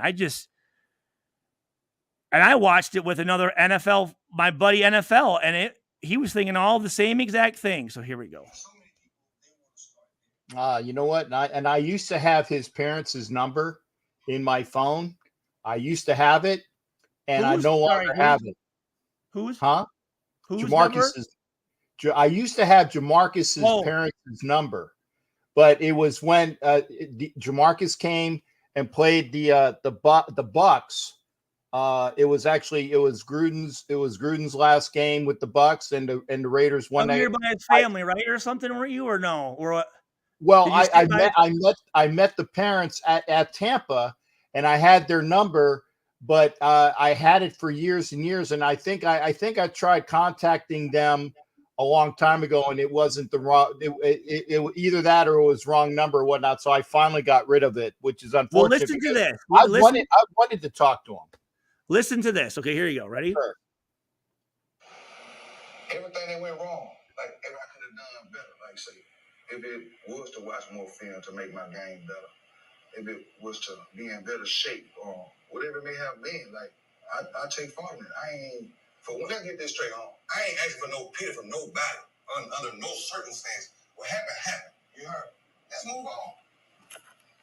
That's the realest shit right there, dude. Fucking awesome. That's gonna shut a lot of motherfuckers up owning that shit. And there was a lot of bullshit, as you know. He said, yeah, like I could have done things better, but he also said, I was. It wasn't woe was me. It was honest to God truth. I wasn't given any help. There was nothing around me. I was not given the tools to be successful. They weren't bringing in receivers. They weren't even teaching me how to be a quarterback. Instead, they're trying to set me up for failure by doing these little games and shit, these little kid games. Like it was. And again, here's a kid, 22 years old. During that time, he had an uncle that passed away. Mm-hmm. He had another uncle that was had alcoholism issues. His mentors, people he looked up to were dying, and then he's out there and you're lost. He's never played NFL football before. Like that's a learned thing, especially at quarterback. I mean, fuck, like some of these guys, like Aaron Rodgers, fuck, he had a handmade for him. I mean, to sit behind Favre after 4 years and, not being the first pick, not having the pressure. Some of these guys, they're on a team that's better. I mean, situation is everything. And for people because here's the other thing, like, what is the term bust? I mean, why is that guy a bust? A guy who was able to do something that, how many draft picks have there been since the 60s? 72? He's been one of 72 guys to do something in the entire world, and he's labeled a failure?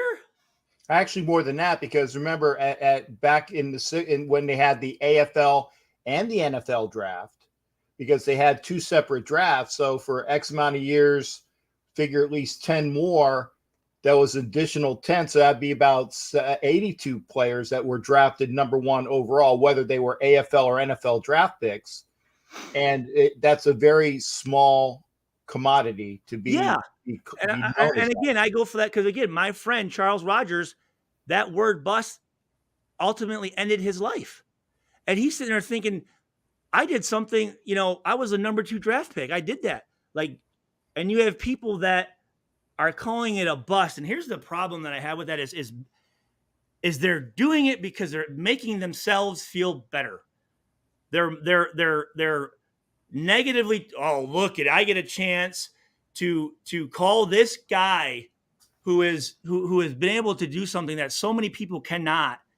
And I'm able to sit here and rag on him, and it feels good because we have a mob mentality. Everyone else is doing it, so of course I'm going to do it. No, it's a kid. This guy is a kid. Get hired at a job at 21, living on your own, and then have a boss that doesn't give you any of the the tools to be successful. What do you expect is going to happen? You know, I mean, that's all I'm saying. And yeah, I am going to have my teammates back. And he needed to be developed. I mean, look at Peyton Manning's first year. He was terrible. NFL record for most interceptions. But they knew, hey, this is a process. Mm-hmm. This is a work in process. We're not getting this guy. He's not walking in, and I don't think there's any quarterback that walks in at number one that's ready to go. He needs to be coached. And there's not good coaches. There's shit coaches. And there's coaches that do shit like that. And it's unfortunate because the player is the one that gets the grunt of it. And there's so many. Here's the thing about football. That's why I love it is it takes everybody. Everything that happens in that organization, everyone in that organization has a small percentage of it. So it's not just one, like, it's not just one person. Then you got to think too, being Al's pick, Al's gone now. You know what I'm saying? Like, and then just the thought of, to fuck Al, I'm going to ruin this kid's life. To play with a human life, to make it be like it's a fucking pawn or a video game.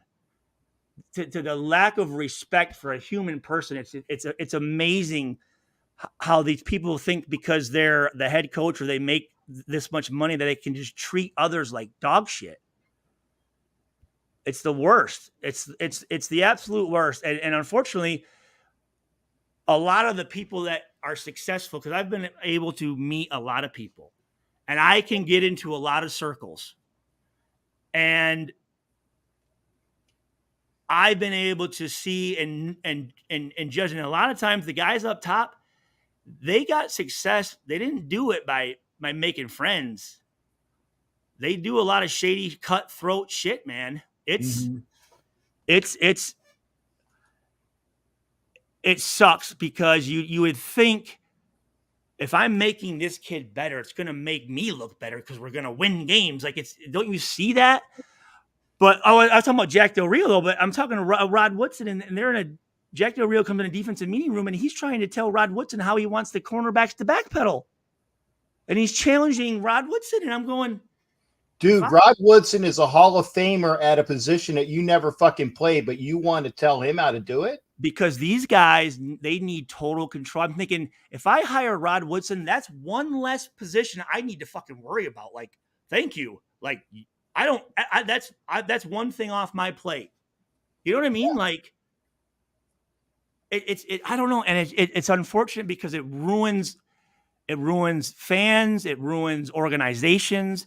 One person, one arrogant person, or one dumbass getting a position of power can tear a whole thing down. And then what happens is these guys, and there's coaches I like, there are, but there's a lot of them that shouldn't be up there. They're not qualified, but because this guy's dad hired this guy and this guy's his drinking buddy. And the other thing is this too. Coaches want control, right? How do you control somebody? You control somebody by knowing more than them.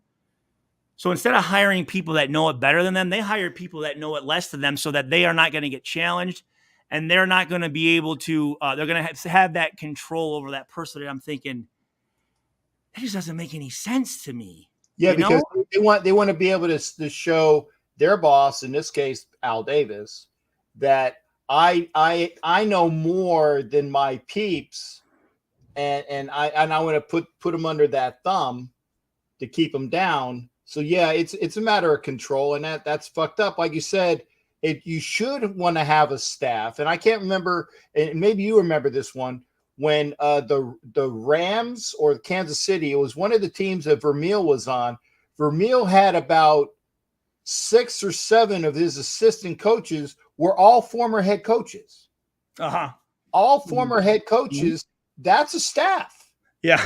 That's a staff. Because maybe if, maybe they weren't the most successful head coaches, but I would say that 4 or 5 of those 7 were actually legitimate head coaches that had records that were worthwhile. Okay. I mean, if your worst coach on that team, and I'll just say, I'll throw out a name, is Wayne Fonts. okay, who wasn't a very successful head coach, but at least he was a head coach and he still was able to explore that organization. So you actually bring up a really good point. You see these guys who are great position or coordinators, but they're not head coaches, because a head coach necessarily isn't a football, like, it's a managerial position. It is Right. and I remember Joe Tiller. Said, Stu, honest with you, I don't know I don't know the most about football, but he goes, you know what? I hired the guys that do. And then he manages those guys and he gets those guys empowerment and gets the best out of those guys. But a head coach's job is to facilitate, is to set the direction. I don't need the head coach fucking splitting hairs about, should I have defensive back have his right or left foot up? Like, dude, what the fuck are we doing here, guys? Why'd you hire me? And then as a former player, it's tough to get in because you're looking at a guy that maybe played high school. And again, just because you didn't play in the NFL doesn't mean you can't be a good coach. And just because you played in the NFL, usually the very good players make terrible coaches. Right. Well, yeah, because Mike Singletary comes to mind. One of the greatest defensive players of the 46 of Buddy Ryan's defense, but was not the greatest head coach because he was very abrasive. And it's always one of the things about, I know how to do this. I expect you to know how to do it too. That's because it just happened naturally for them, right? They didn't go through the normal steps. So for instance, go back to Art Shell, and I have Art Shell. I'm not talking bad about Art Shell, but he did some things that I'm like going, wow, like some very clear cut deals of where he liked certain people or certain skin colors than others, because he would, for one group, do something, and then for the other guys there was no issue. But I remember we were playing, I don't know, it was like third or fourth week, right? And he says, you know what, guys, hey, I apologize. It's not your guys' fault. It's not your fault that we're not playing good right now. You guys were just brought up soft. And me and Derek Bird just looked at each other and said, what this motherfucker just say?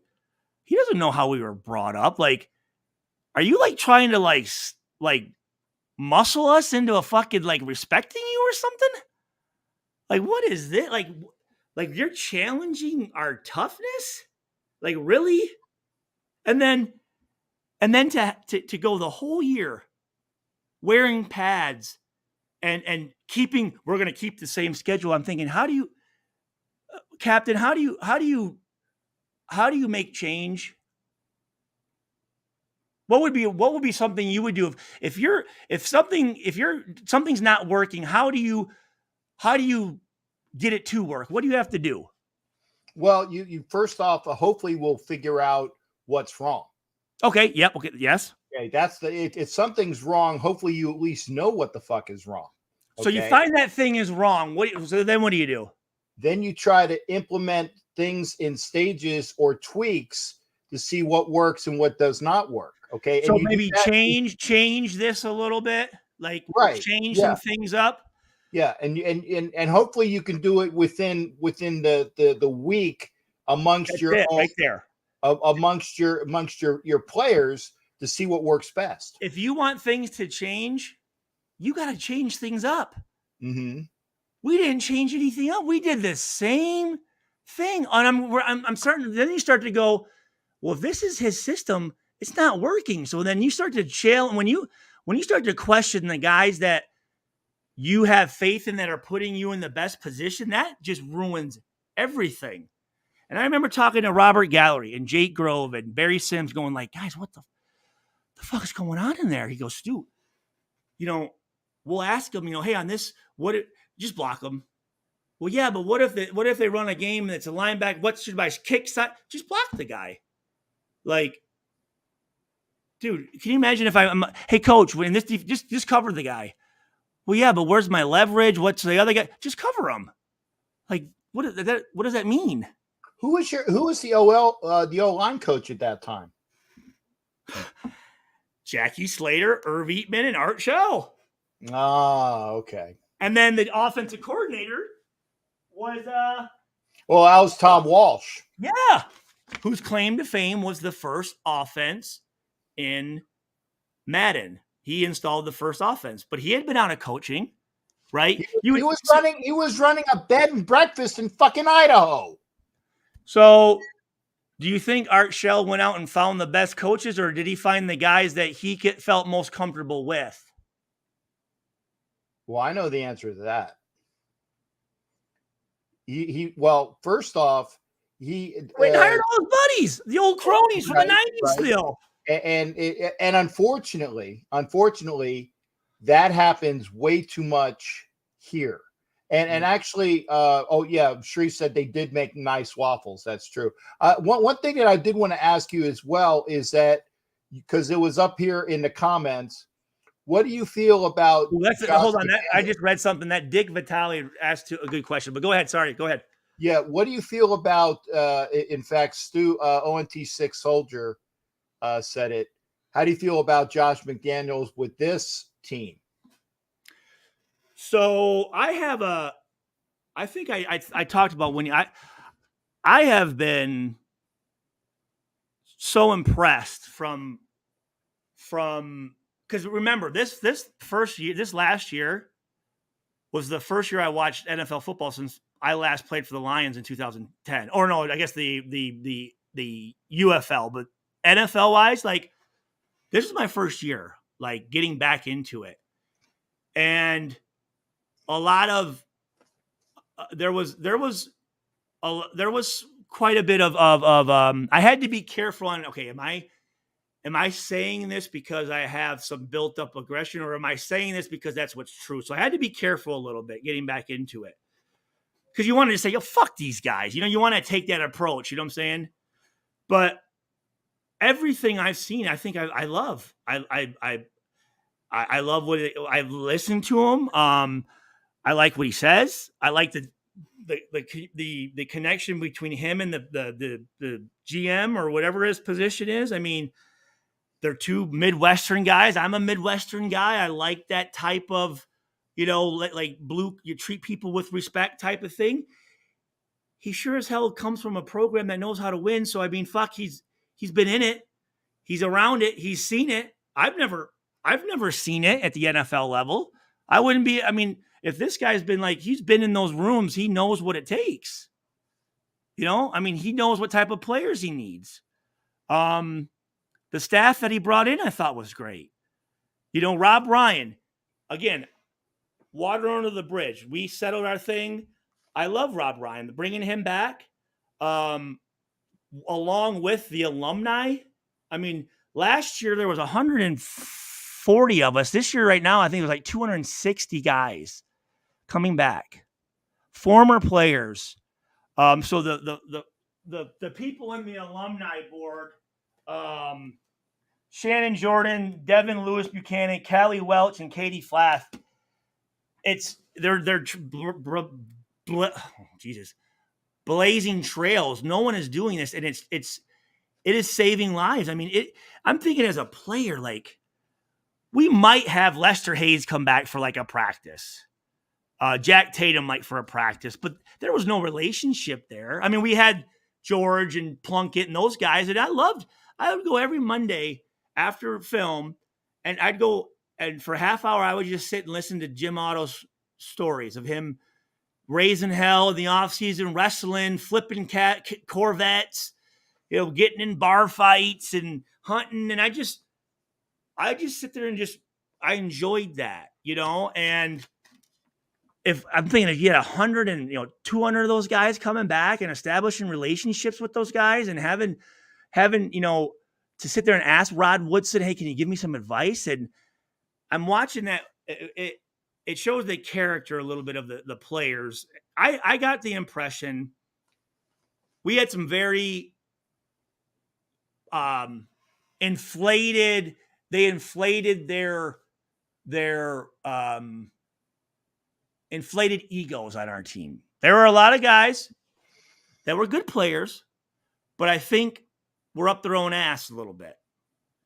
And I'm going to talk about the fans a little bit. Some of the fans, I think, attributed to that because they were letting guys get away with shit they shouldn't have. But I look around and I go, well, who are they? Is there anyone there telling them how to act and what is a good player and what type of things you should be doing to be considered a great? And I went to that Kansas City game when Woodson had his whole deal, where they had the 11 former Raiders players there in their jackets and 24s all over the field. And, Woodson's talking and we're all watching the game. And again, I talk about numbers and I say the importance of numbers, right? That's not just you. Like if you're wearing a number, some people wear a number they shouldn't. And I'm thinking, I know this game, there is no way in hell with having these Hall of Famers coming back to watch the team that they brought up to prominence and go out there and fucking play like shit. And I'm not saying missing plays, but just playing sloppy. And then I'm watching the guys, and to me, I don't think they really gave a fuck. I didn't see like that like they cared about it. And some of the guys after that game, I would have taken the jersey off and apologized to the guy who had formerly worn it. But I think it's just, I don't know what the fuck, Well, and we know this because we've spoken about it on various shows, and I know that we know this. I know Jerry Robinson said this, Phil said this, you said this. Having Willie Brown come in the first time you hit the locker room, and he gets and for lack of something better, okay, I'm gonna show you, like the book that I had, like, yeah, he shows the book. He says, this is what it's like to be a Raider. Learn your fucking history so that you can do what is expected of you for the man. And then it's incumbent upon those souls. And it's like, it would be like if for folks to dress up, they said, here is the book. Okay. It's the same thing. It's like, learn what you need to learn so that you can walk amongst, the people that are expecting good things from you, because Willie did that. And I don't know if they have that. And like I said, when alumni weekend comes in, it's like, I would love to, like, if I was there, being the old fuck that I am, even though I don't have any sway with anybody, but I can say, as a 50-year fan of the Raiders, this is what I've seen that I've grown to appreciate amongst the team. If Violator and me came into the locker room, we would take that mantle that Willie. No, but tell me this: what if you had some guy in Vegas just now? He's a Raiders fan. He walks in and he's acting like he is a part of what you guys. There's a hierarchy in your guys' in the black hole and with the stuff like that. You guys would be like, "Who the fuck is this guy?" Wouldn't you? I'm just saying, you can see. I mean, just you would like it if a guy, hey, oh man, this is awesome meeting you, and you know what I mean. Like, I'm so happy I was so happy to have the Raiders come here because you guys are crazy. I loved watching you, just to pay a little respect, or is where they act like they invented the fucking shit. You know what I'm saying? And some of these guys, it's like they don't. I just know, like, I would be thinking consciously, like, I don't want to look like a bitch in front of these guys. Like, I want them to be proud of the way that I played for them, because I would hope when I left, the guys that are carrying the torch, they're thinking about that and what it means, and it means something to them. You know what I mean? It means something, because the more you're invested, the harder it is to fucking to play. Like, the harder it is to lose, because you know what it goes into it. And I was just amazed. And I'm watching these guys. I'm like going, I don't know if they really fucking care. I mean, with the amount of money they're making, they're worried about their TikToks and their rap songs and, this and that. And it's like, man, I don't know, dude. Like, there needs to be somebody in there. Like, you had number 5 as a fucking rookie trying to step up and go, yeah, motherfuckers ain't doing their shit right. Like, there's no one in there. They need to bring a Carr's not that guy. It's just, he's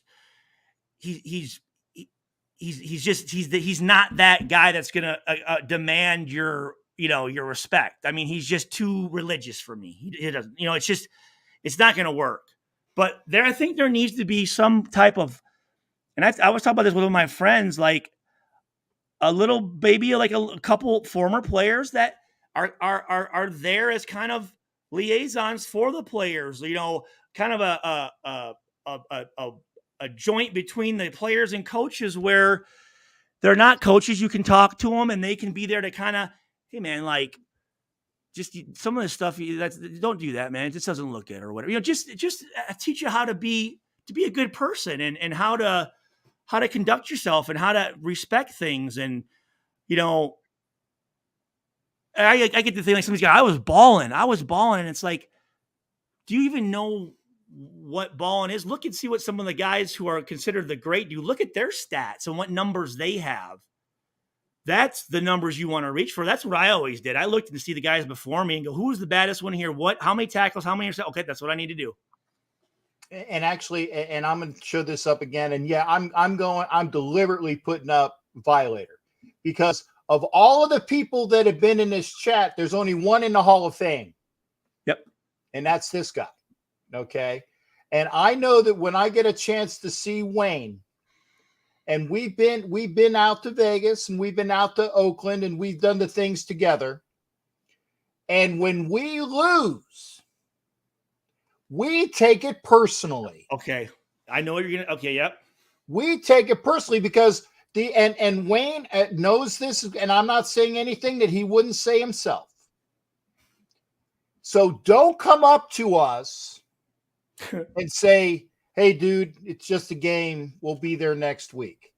No, fuck you, because we take it personally when the team doesn't. Okay, if you're going to lose with effort, sweat, tear, and maybe lose because the other team outplayed you. Lose because the other guys just played better than you that day. Right. If you're going to lose, it's because the other team did something just one iota better than you, that they won 31-30.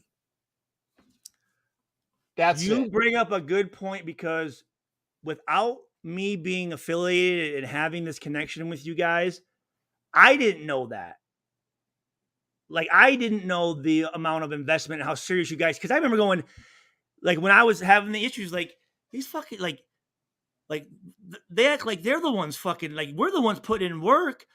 And there's that, because again, I don't see it, right? All I see is just, you guys are getting hammered and trying to kill people. That's what you couple bad ones. That's what you think, right?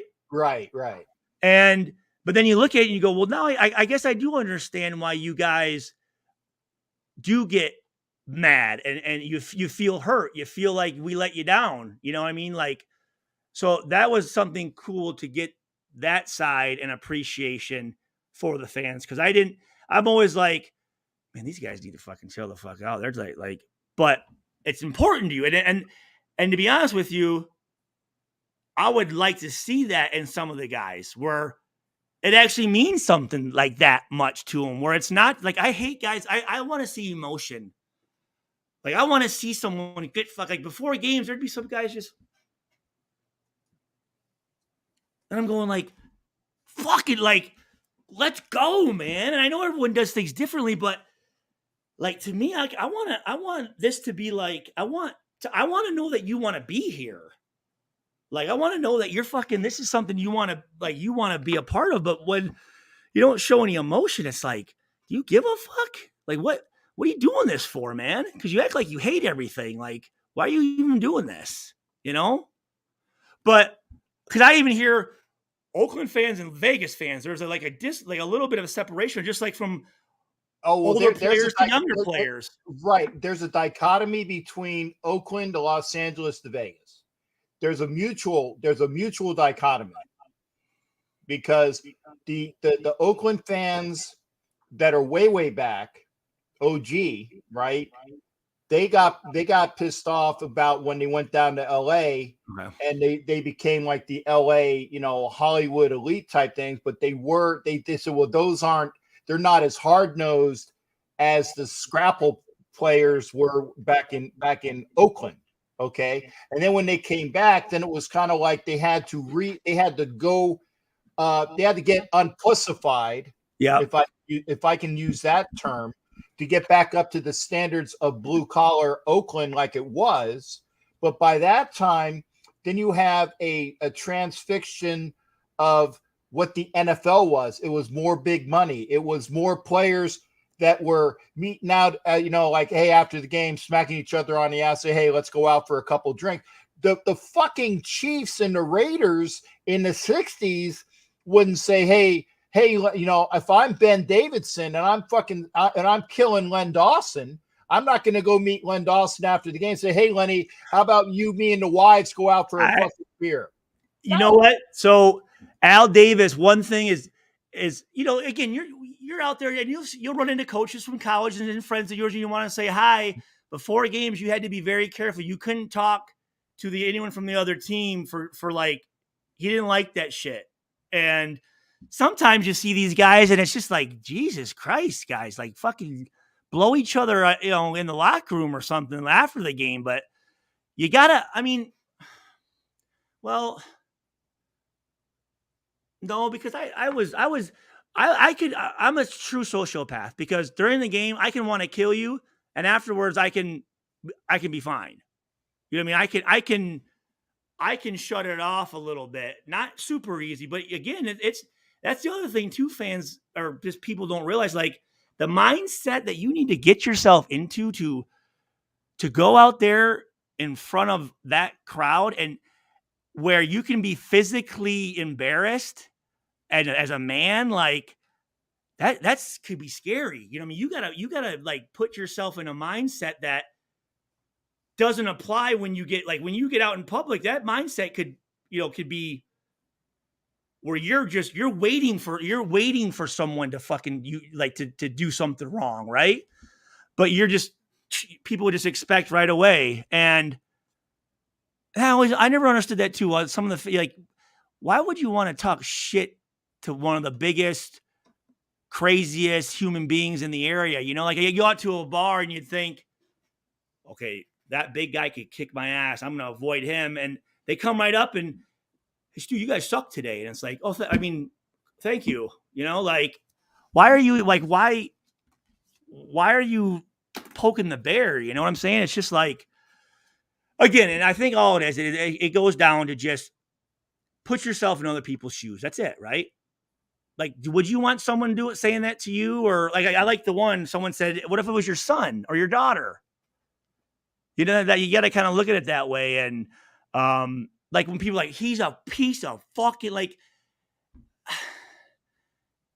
you don't even know the guy. Would you say that to anybody else?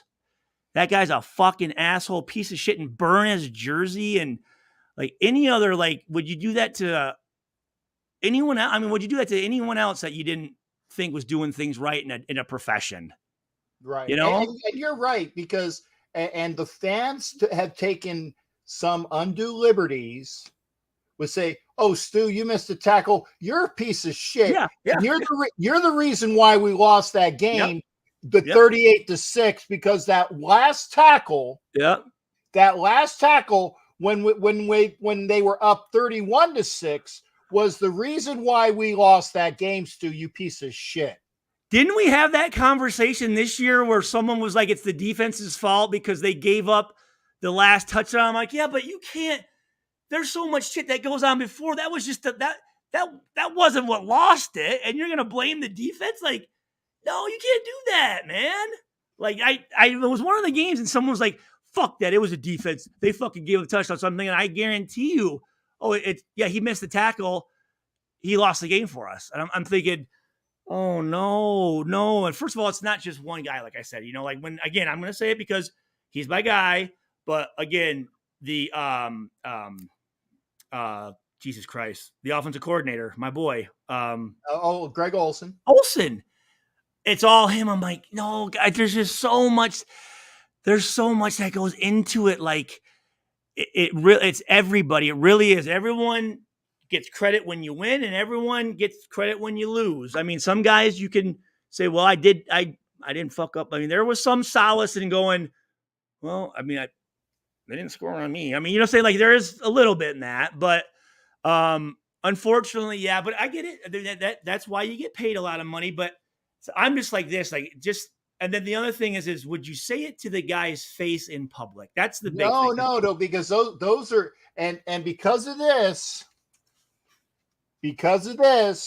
there are a lot of people that are, oh shit. I hope I didn't fuck. But are you still there, Stu? I'm here. Okay. For some reason, I lost my screen. I can see you. You're fine. Because my screen, just went blank because I picked up my keyboard. Oh, I was like, oh fuck! I just ended the broadcast. I'm like, oh fuck! Just because I wanted to make a point about keyboard warriors. Thank God you're still there. Okay, I won't do that again. But yeah, because there's the ether in between the people that are making the comments. Okay, and even the non-ether about if I'm 10 rows back. Okay. And I can say this to you because I got a tarp and I got a wall and there's security, but I feel safe. It's not like the asshole that had the audacity to say things to like when Matt Millen was, and I had the thing to see the other day when I was out there when Matt Millen goes to the owner's son of the Patriots. Because he was saying something to fucking Howie Long, and Matt Millen just fucking waylaid him later on. Okay, because they were on the field, but the fans, it's like, well, you're a piece of shit because I paid my $200. Well, that's what it is. I can treat you like because I kind of own you a little bit. Yeah. I paid my money, motherfucker, and I feel like I can do this now. I can see it in a baseball game. Because it's the rage. It's the rage to talk to the umpires. Yeah. But in football, it's a little more. Football and hockey, it's a little bit more barbaric because of the warrior mentality, the gladiator shit. And I am the fan, and you are supposed to perform for me, Spartacus. And why the fuck did you do that? Because there's runoff, right? There's runoff of you got to kind of be a badass to be a football player, and you kind of want to be badass fans. Like you want to be like your players are, Yeah. But here's the one thing I always thought, and I was going on the Raiders called the nation, and the guys again. I'm just my thoughts. I was like, they call themselves the best fans, and I'm sitting here thinking, we're in Indianapolis my rookie year, and there's these just the whole game just fucking. I'm like, man, I thought Indiana fans were a little bit more respectful, By the third quarter, I finally turned around and the fans were finally getting kicked out, and it was two fucking guys in Raiders jerseys at our game in Colt Stadium getting kicked out of the stadium for talking shit to their own team. And I'm like, fans support their team, guys. Like, that's not what a fan is. Now, you have every right to motherfuck somebody and hate him. And I always say this, if you would be willing to say that to that man's face and be okay with it, then fully go ahead and do it. But there were a couple times where I would go up and say, listen, I'd get the security guard. I'd say, hey, here's Tim. He's got a pass for you. I'm going to go shower and we'll continue this conversation in the parking lot, man to man. Okay. We're not going to do it right here in front of everybody. And again, that's just what, and most of the time, the hecklers, I like away games. I like being the fucking kind of the bad guy. You know what I mean? And usually those fans afterwards would, hey, good game. And I'd come up to them and say, hey man, I appreciate it. Cause it's part, that's part of it. But sometimes it's just like, man, you're coming at me a little more personally aggressive to where I think you're being a little disrespectful. And I don't appreciate that very much. Cause again, you just wouldn't do that to somebody, especially somebody you don't know, just to fucking fuck your mom and fucking piece of shit. And I get it. There's passion there and stuff like that. But it's like, sometimes it's like, let's just breathe a little bit. Let's not go top shelf. The guy's not the worst ever. Okay. And then again, if a guy misses a tackle, that's part of the game. But if a guy personal fouls or he's doing shit that he has control over, yeah, fuck that dude. That's bullshit. Don't do that shit. You know what I'm saying? Like making himself look at me, and it's affecting the team. Yeah, fuck that dude. He's a piece of fucking shit, But just because a guy got a touchdown scored on him by an all-pro wide receiver, it's like, yeah, does it suck? Yeah, but that guy doesn't feel very good. He didn't want to go out there and look like a piece of shit, But it's part of it, right? I mean, you have that right, but it's sometimes I'm just like, especially if someone's telling you like, dude, it's not, I know the guy, great guy. You don't know him. And then you're still going, fuck him. It's like, all right, man. I'm like, geez, that's not a good attitude to have, but And we've had this discussion personally off the air, because I will say this as well, okay, is that if Stuart Schweigert says something and everybody else says, oh, Stu, you don't know what the fuck you're talking about. And I'm like, the last time I checked, he actually played in the NFL, and you're telling him he doesn't know what the fuck he's talking about? You know what? You know what that is? You know what happens is I become very normal. I don't, when I say normal, I don't want to say that I wasn't normal, but I become just very what am I trying to say? Where they get comfortable with me, because again, I'm not aggressive. I'm usually pretty nice. I don't like to argue, and it's almost like they forget I'm just like their buddy that they battle with or whatever. They kind of forget because I don't, I look like a normal white dude, right? I don't have tattoos or whatever, or I have a whole bunch of stuff. So I think people just get, and I am very accommodating, and I'll say when I'm wrong. And I think people start to get, like I was, they start to feel themselves a little bit. You have other guys, oh yeah, that's right. And they just kind of forget sometimes, because I do just kind of sit sometimes and let you guys talk, and I'm not rolling. And some of these guys, they get on their soapbox, right? They get on there and they're just fucking going. And I'm like, hey, listen.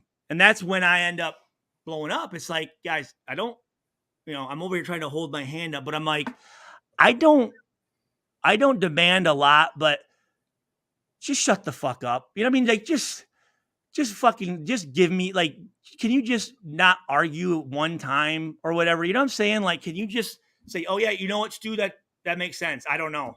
You're right. Why would I even challenge it? But I will sometimes, like, I am going to see if this person will flip, and sometimes they don't, man. They double down on it, man. And I'm like, I can't do this. Like, you're telling me that you need to be able to at some point see that and go, oh, okay, now I get it. Yeah, you're right. But but again, I think it's, I get again, people get comfortable and they forget my background, and they forget that I am a 6'3", 230-pound guy that his speed, his strength is abnormal, and I have I have a brain condition already. I'm thinking I'm the last guy that you want to fuck around with. You know what I mean? I'm like a fucking pit bull. You know what I'm saying? I mean, I can control myself, but if you get too comfortable, I gotta fucking remind you that no, we're not doing like. And this happens too a lot, Cap. I'll get around and guys like to do the whole little they the wrestling shit, and like that. And I never liked that. But I'll get around guys and they'll push me and I don't push back and they almost start to think that they're tougher than me. And I'm like, dude, listen, don't do that. Okay. Like, just, can you stop? Can you stop it? But again, they get comfortable. They get comfortable. But I know for, with some of the other guys, the guys with the gold teeth and the dreadlocks and the tattoos, I know that they don't fucking, they know who they're talking to then. It's almost like sometimes I get more respect when I go somewhere where people don't know me because I have that, oh, you played 9 years. Like if I were to go back to high school and some of my teachers are still there, I'm like, I'm this Stu that was the high school guy. You know what I'm saying? Like, it's just, oh, that's just Stu. That's just Stu. Because I think I make myself too available sometimes. I'm making sure it's not me, Stu. I don't think it's mine. But okay. Well, do you have any other before we? Do you have another question? Do you want to ask these guys if they have any questions? Yeah, I was going to say, folks.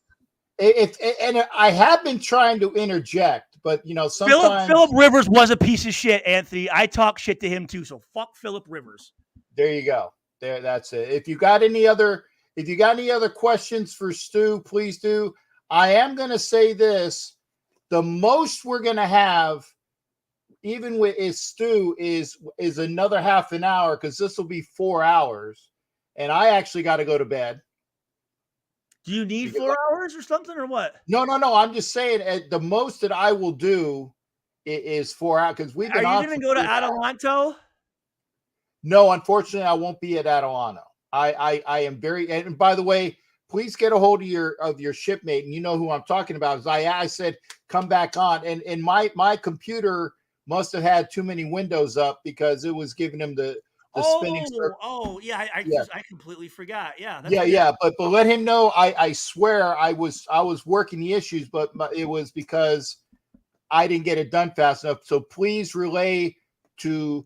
I will. I mean, I'm sure he'll never come back on. You fucked that up, but yeah, that's all right.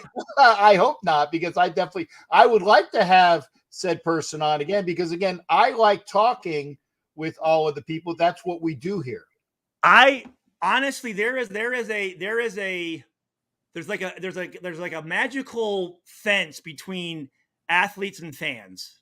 Like, there's just not a whole lot of face-to-face interaction where you look at this person as a person. You look at us as almost like a robot, and we look at you guys as just a speaker. Like, you're not a real person either, right? You know what I'm saying? Like, you're some asshole with his face painted. I'm some asshole with a helmet on. You know what I mean? It's like, you forget that we used to shit our pants when we were younger. And, we have brothers and sisters, and like, we're human beings. So I encourage my guys to come on here. And for one, just talking is good. But two, a stat, like just getting a appreciation, because it's cool to look at things. So you start to go, okay, well, now that kind of makes sense why that guy did this. Or then you guys as players go, well, yeah, you know what? I didn't think about it that way. I mean, you're right. These guys are kids, and some of these guys had no role models. And then you go to a team where the coaches who you would think would be behind you aren't.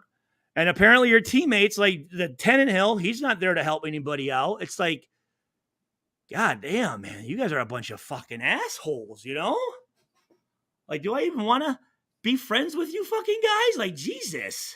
Well, I'm just a wealth of knowledge that is so respectful. So that's why I appreciate the discourse here. ONT6 Soldier says your favorite Warren Sapp story. So I would say the and Sapp is another guy that gets kind of a bad rap. He's not gonna dance around an issue. He is aggressive. He is blunt. He's highly intelligent. So sometimes, because my best friend is the vice president of ticket sales for the Tampa Bay Buccaneers. Yeah, I'm still waiting on you to come down here. So we're planning in February. We're gonna go in February. Okay, good. Because he's like, I don't want to go during a game because I'm working, but he was talking to me and he's like, man, because I talked about Sapp and how he's coming to the event. And, I talk to Sapp like every week and I'll tell about the story. But again, Dino was just like, man, he cusses people and this and that. And I'm like, well, usually he'll cuss somebody out because they're being a dick. He doesn't do the approach of, I'm gonna let bygones be bygones. He's gonna let you know that what you said was stupid, and he doesn't agree with it. Which I get. But I would say my rookie year, I had that bike, and I've told this story, and I just thought it was really cool. The one day, it was before the season started, and I was outside the facilities there in Alameda, and like I said, I didn't have a car. I had my little Specialized, and I was kind of on the phone or texting. I don't know what I was doing, and he goes, let's go, white boy. And he grabbed my bike like this. And it was when the Hummer trucks first came out and he put in the back of the Hummer truck and he's like, I'm going to take you home. And I was like, that was kind of our first real like one-on-one personal thing. But it was to me, it was to have him show respect to you means that it's not easy by any means, but he knew that it was a compliment to me because it showed that I was taking the game serious. I was handling my shit, and he respected me as a player. And to have a Hall of Famer give you a stamp of approval, I mean, that, like I said, a news guy, that's nice. A coach, that's nice. But to have a player, because you can't bullshit a player, right? To get those guys respect, that was what it was about. I mean, the fans, yeah, you want the fans respect too, but again, you want, because there's some guys that, you start doing like this, you're like, when someone like a coach will start blowing smoke up their ass and you're just going, because some guys are, they're ass kiss. I think you have that in every profession, right? You have guys who make it to the top because they're fucking yes guys and they're fucking, Yeah, trust me, I know. Luckily, well, and here's the other, and I don't know why I'm talking about this, but football is a sport that women, I don't think it's not a good environment for them. I don't think it's safe for them to be coaches. Now, referees, trainers, front office, but in the locker rooms and on the practice fields and stuff like that, and in training camp, it's an environment that if I had a daughter, I would not want her to be in. I don't think I get the whole equal rights things, but there's some environments that women shouldn't break into. I mean, you know what I'm saying? So when we're talking about the evolution of football, having that, I mean, I get it, but I need to know, why am I listening to you as a coach? What is your credibility? And a woman telling me how to tackle somebody in the NFL, it's going to be hard for me to buy into it. It's just going to be, it's just, or like you see these coaches and they're overweight. Like the fuck that was from New England that was the head coach for the Lions. He just has this huge beard. Oh yeah. The guy that got shit canned. Yeah. I'm like, yeah.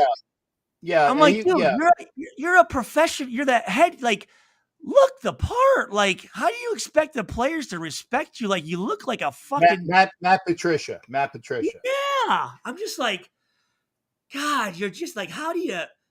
I mean, like, are some of these guys that go and recruit these kids, and I'm thinking, I'm not going to listen to anything this guy fucking says. It doesn't look you can walk and chew bubble gum. You know what I mean? I'm like, just have a little respect. But that guy always, but again, like having a woman come in and tell me she's going to coach me on safety. It's just, I don't know.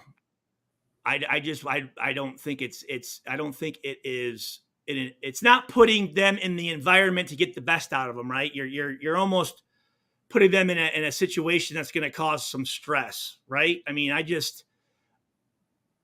as a coach, your job is you're an owner or whatever, is to put your employees in the best situation for them to be successful, right? That's the whole thing. And coaches need to adjust. Like that one fucker saying, I can't use him because he doesn't fit in my system. It's like, dude, then you need to adjust your fucking goddamn system, man. Like, make some adjustments. And that guy there, he's not built for that position. Like, put him in an area that he played in college. He's not a stand-up linebacker. He's a fucking rush end. Don't try to make him into that. Well, that's what my system calls for. That's what it's like, dude, man. I don't know. I'm just rambling now, so. No, and I'll cut you on that one. The most hated player you faced. Now, when you say hate, so I'm just saying this is the question. So hate, like I didn't respect the guy. Like I thought he was two. I'll go both ways. A guy that you didn't respect as a person, or another guy that you hated to play because he was so good that it was always something that you kind of like. Okay, well, a guy that kind of keeps you up at night, the night before the game, like. Right. Both of them. One you didn't respect, and a guy that you knew you were going to have it. You were going to have a tough Sunday on. So, Ronnie Brown was the guy that could embarrass you physically. So that was always Ronnie Brown was a tough one. Reuben Drones was a tough one. You better know where Hines Ward is because he will block you like a son of a bitch. Michael Vick can make you look stupid. That was the guy that will give you nightmares. Remember Donovan Raiola, the center for the Lions? Oh, okay, yeah. He was someone that, like, you always, when we played the Lions, you better not stand by piles because he will come up and fucking pile pick like a motherfucker.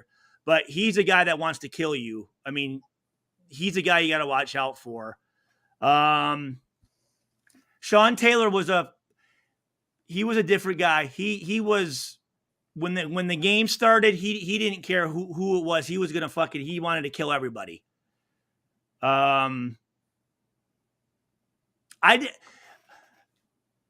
Obviously I respect Gonzalez, but he is the finesse basketball prima donna guy, right? Like the fact that he asked me not to hit him a certain way, and just the fact that he will never, I'll sit here and give him props, right? I'll say he's one of the best ever, but you're not going to find any.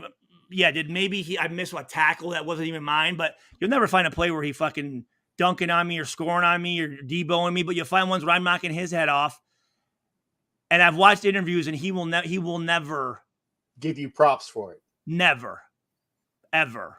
And that just shows you the type of guy he is. You know what I'm saying? It's just he is so arrogant, I would probably say. That he can't. He can't give another guy. I didn't like Jamal Anderson. Me and him really got into it. There was a center, Nolan, for the Denver Broncos. I think his name was Nolan. Oh, Tom Nalen. For whatever reason, I don't know when it started, but out of nowhere, we just hated each other. Like we were mean to each other, like really mean. And it was my last year playing in Denver.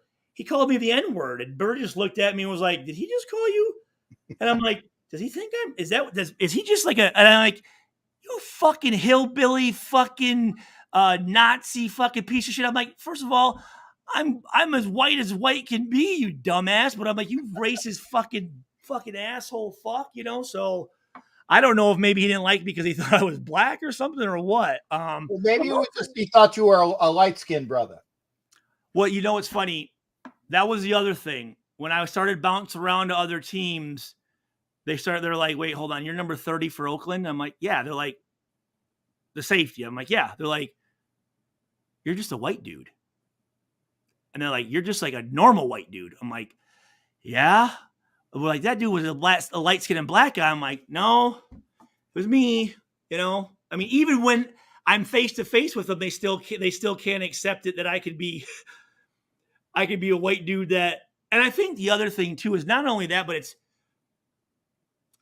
I don't try to act a certain way. You know, sometimes when you're in an environment, you tend to,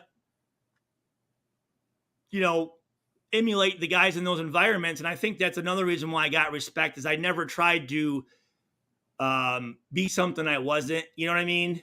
Because you do have some guys, they're you know, they act a certain way around some guys, and other times they don't. And it's like, dude, they're gonna know that. But I'm trying to think of someone else I hated.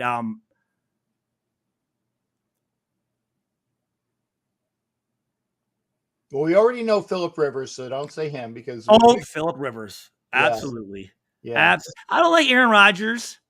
When we played him, I respected him, but I don't like him. And then did you see him yesterday? Him coming into the training facility looking like a goddamn. He's got the long hair and he's got the cutoff shirt and like, who the fuck is this guy's from Berkeley, man? Like, what the fuck? Like, who are you? Oh, Ben Roethlisberger's another guy that I have issues with because I knew him in college. I don't like when people change. That bothers me. Okay. That bothers me when they think because they're at a certain status level, all of a sudden and especially when you knew the guy before. Mm-hmm. You know, I had a player, a player of mine talk crap to me, and he was with the Chargers, a center, and I was like, what the fuck? Like, dude, I knew you when you were fucking watching me in the Rose Bowl. You weren't even on the team yet, and you're acting like you're some big shot, dude. Like, remember, I knew you before you were nothing, buddy. Don't play that with me. But everyone was usually pretty cool. I mean, there wasn't most of the guys, and I wasn't a shit talker unless you talk shit to me. I'll talk it back, but I wasn't going to start. What I would actually do is I would you know, pick guys up, maybe say a little joke. Because again, if they like you, sometimes it's hard to really go to give it your all when you kind of like the guy. You got to have that kind of hate to play. Like you want to hate that guy to go break his face mask. I mean, you've got to have a reason. Like you got to go and going, I hate this one. Like just look at his stupid fucking socks. This fucking asshole with the, you know, he thinks he's, and you got to pump yourself up to go try to hurt something. I mean, you're not trying to hurt him, but you could. But you know, if you really like the guy, you're gonna watch out for him a little bit. So I would play that role. Yeah, like Lyle hated everybody that was not wearing the uniform that he was wearing. And you know what? Off the field, he was the greatest, nicest guy you would ever want. And I played with guys like that, where they're like, Stu, not while we're playing, not while they're playing, not during, like after the game we can talk. I'm like, just relax, like Jesus Christ, man. But I remember it was really cool. That rookie year in Indianapolis, I'm lining up for punt, you know, and it was a pretty early on in my career, you know. So I'm especially back at home at Purdue, I'm nervous, and all of a sudden I hear, yo, Stu, hey, 30, and I look up as Cato June. He's like, yo, what's up, man? What's up, swag? He's like, how you doing, man? And he's like having like a normal conversation with me, and I was like, oh shit. I'm like, that's pretty cool. You know what I mean? That was like, he didn't have like this, I gotta be tough and I gotta fucking, you know, spit on you and do this. Like he was, again, being a professional. I was like, oh shit, I respect that. Oh, Vrabel. I hate Vrabel. I didn't like fucking the other line. What was the other linebacker? 54 they had. Brewski. Didn't like Brewski. Vrabel. First of all, Ohio State. Fuck. Fucking I asshole. was. But Thank God you said it. But yeah, it was you know, on safe punt where you're in the middle of the field and they keep the defense out there, right? Like the other team keeps the defense out there, and I'm sitting here as the wing, like I'm looking at got Javon Curse, and I'm like, just please don't, like, please take this play off like you're supposed to. You know what I mean? And most of the time it's a sky punt, it's a fair catch. So I'm kind of running down, and out of nowhere, Vrabel comes up and tries to fucking level me. And I'm like, what the fuck? He's like, fuck you, Stu, bitch. And I was like, I didn't even think you knew who I was. And I'm like, first of all, like, usually the white guys kind of look out for each other a little bit because there's not a whole bunch of us out there, right? And I'm like, fuck you, man, you fucking asshole. Like, you're trying to take me out. Yeah, so he was a prick, but who else did I say? What was the other guy I said? Brewski. Brewski. Oh, no, there was another one. Who was it? I said another one, didn't I? Jesus Christ. You had a couple in succession, so I'm Let's sorry. see. John Lynch. Okay. And actually, I had a conversation while I was going out this past weekend out to Madeira.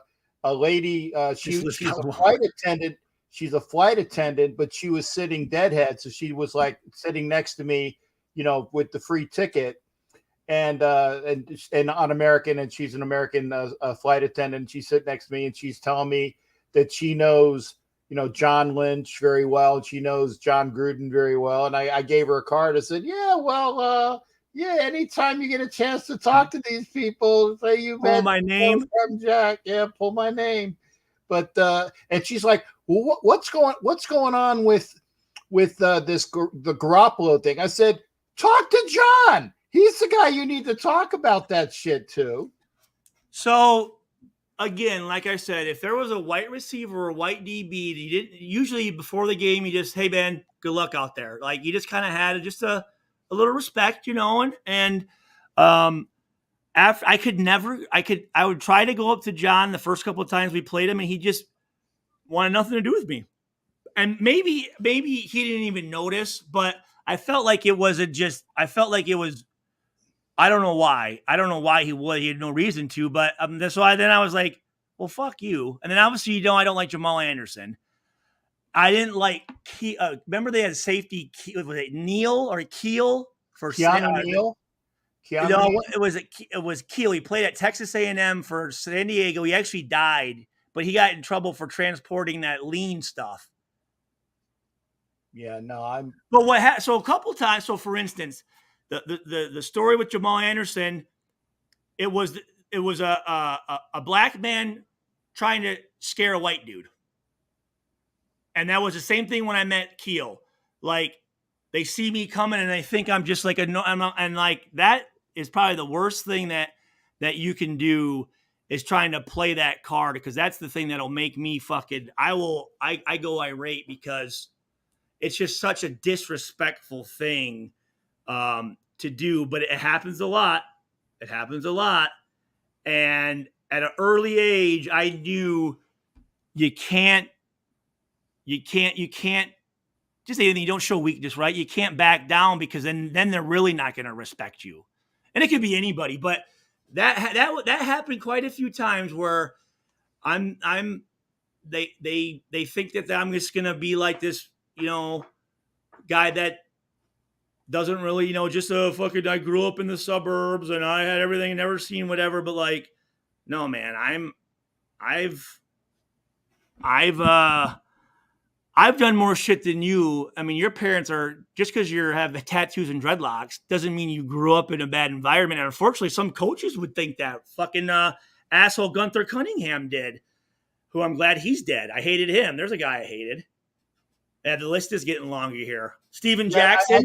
I said, damn, Stu, this list is getting long. Yeah, so. I definitely have way more respect and friends than guys that would be like, fuck Stu, you know? I mean, Jamal Anderson, I don't think I had a problem with him. I mean, he was just kind of a trash talker. Kind of a thuggish guy, but pretty much everyone, again, you have respect because you're in that league together, and it's a fraternity. You know what I mean? So you're not trying to maliciously hurt somebody, you know, or like at practice laying out your own receiver.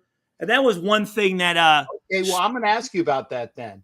Your thoughts about Romo, and I think it was Marcus Hinton was, I think, the tight end.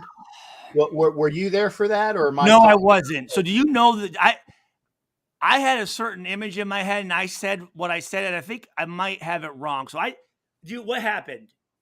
Well, it was in training camp. Is that And- practice, right? At practice, right? Romo and I think it was Marcus Hinton. It was a tight end. It was like a tight end. Or something. Marcus Hinton, I think is his name. Somebody, and I got enough people here that you can look it up. But Yeah. Romo and him got into it in practice, and Careful, Romo cold cocks him and breaks his orbital bone. It was his career. Right, and took him out career wise. And this is again, it's very hard to get to the show, as they would say in baseball. You get to the show, you got to respect the people that are there, and that's your teammate as well. Okay, that's fucked up. That it is. I don't respect it whatsoever. It's not a sign of toughness. It's not a sign of this is my. It's you showing how selfish of a human fucking being that you are. How little you care about somebody else. That did he take the guy's helmet off? Or so I think it would that they got to a point where the helmets were off, and then it came. I might be mistaken because it's kind of hard, especially if you have your hand taped as much as like a defenders would normally be playing linebacker or whatnot. And I know that Romo was kind of taped up for you to get your hand into a. Well, no, I know the helmet was off. I just didn't know how the helmet got off. Yeah, Marcus Williams. Okay, and also. Yeah, Marcus. You know my stance on performance-enhancing drugs, and Romanowski was a fucking pharmaceutical fucking. So there you add that into it, and it's your teammate, and I mean what could make you so mad at practice that, I mean I get you push each other, but a fight in football is a double. Just knock them out on the field on the next play. Just get them on the next play. You know what I mean? I mean, there's enough opportunities to physically hit somebody. So when I was with the Lions, they drafted Louis Delmas, and there was a swing pass in a drill we were doing in camp, swing pass to a rookie running back. And, and he's doing this, right? And Louis Delmas just comes up and just fucking decleats the guy. And Gunther Cunningham is that's awesome. That's what I'm sitting here thinking. That is a fucking stupid fucking football player. First of all, it's a kid in your draft class. You're this is practice, man, and you're fucking unloading on people on your own fucking team. Like, you're someone that I cannot trust. And with that Clark, I looked at his Wikipedia, and apparently he got famous because when he was a rookie, he actually knocked out in practice a hit and put a rookie, their third-round receiver from that draft class, on the injured reserve for like 8 weeks because he just depleted him. I'm like, this is practice, motherfucker. Like, what are you doing? Well, you know what I'm saying? Like, who's this? This is that Clark, the guy that was doing. Sorry, you didn't. The guy that was interviewing Jamarcus Russell, the guy who played for the Pittsburgh Steelers. The safety. Ryan Clark. Yes. Yeah. He is. I don't like him at all. Yeah, I didn't get a chance to meet him personally, but I did have a belly full of him in the draft when the draft was in Nashville a couple years ago, and they were doing like a segment for ESPN, and he was playing all I'm look who me, I'm cool, and he looked right at me, looked like I was a thug that just got a weekend pass out of Chino. And I'm very judgmental, very. I want to, and that's what he was doing, Jamarcus. And this is a guy that This guy went to LSU and he's up there talking about I'm a big brother. But I'm like, you are making yourself feel so much better by highlighting all of the fucking shit that the people are saying. You're not even asking him. You're saying, he said the word bust, you are connected to the word bust. And if I was Jamarcus, I'd say, well, no, yeah, because you're connecting me to it right now. Like, what the fuck, man? You know, as an athlete, that word bust, like he was, but his whole demeanor, I'm like, who does this guy think he fucking is, man? And again, you look out for your own. I mean, not even looking out, but just,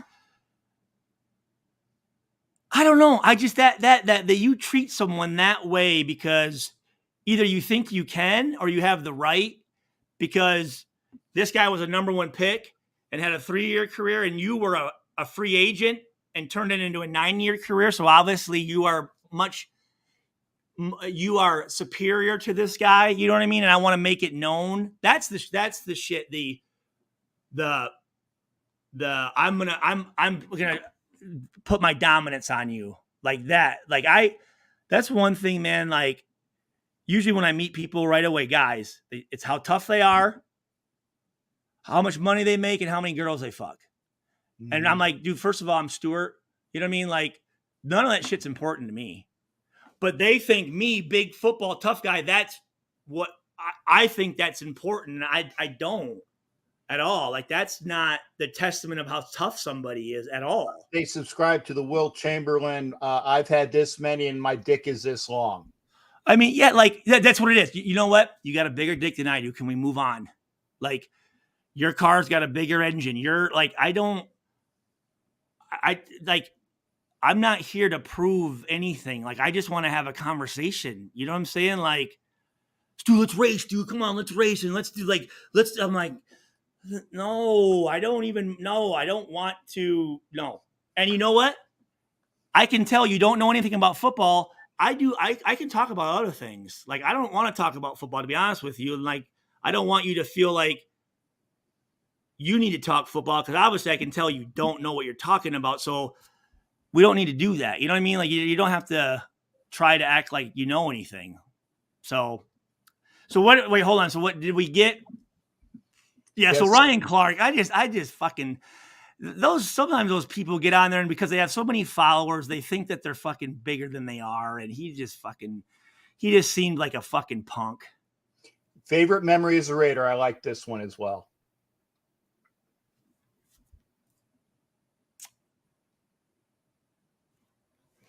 And then I got, you answered this one. I got one more for you. So, oh God, I mean, obviously the draft, my first interception, intercepting Brett Favre. Oh, you got the ball, I'm sure. Intercepting, because I always liked Favre, you know, I mean, he was kind of that tough, rough, you know, he'd been to treatment and fucking, you know what I mean? He was just that fucking guy that I respect, you know what I mean? But yeah, so I picked him off in Lambeau. So I mean, just even in Lambeau, I mean, that's a pretty cool thing. But it's okay. Here's the thing, you know how I like, it's hard for people to give an NFL guy credit. Like even when I show this, they're like, well, who didn't pick off Brett Favre? But I'm like, oh yeah, you're right. Sorry. Yep. Yeah, that was that. Just fucking anyone can do that. I swear, Stu, I never have. So you got me on that. Okay. But I never sacked Brett Favre. I never picked him off. You know, I'm very sorry about that. You know. So to be honest with you, when you guys give me compliments, it's uncomfortable for me because I'm not used to it really. You know what I'm saying? So it's like it's a little like, are you guys being assholes right now? Or like, okay, I can enjoy this. Like I've learned to enjoy it because usually it is just negative stuff. So what was it? So memory. So knocking out Tony Gonzalez was pretty cool. That was a good one. Playing for Detroit was kind of cool because I grew up liking, you know, the Thanksgiving game wearing the throwback jersey. You know, the I just always remember watching that Thanksgiving game and having Madden have the turducken and all that stuff. So to be able to play in that game in my home state was cool. One of the cool memories. You played the, like the old, you had the Lions helmets where it was just gray. Yeah, it was. It was just gray. And well, here, hold on, wait. It was. All they do is just take the stickers off of it, but.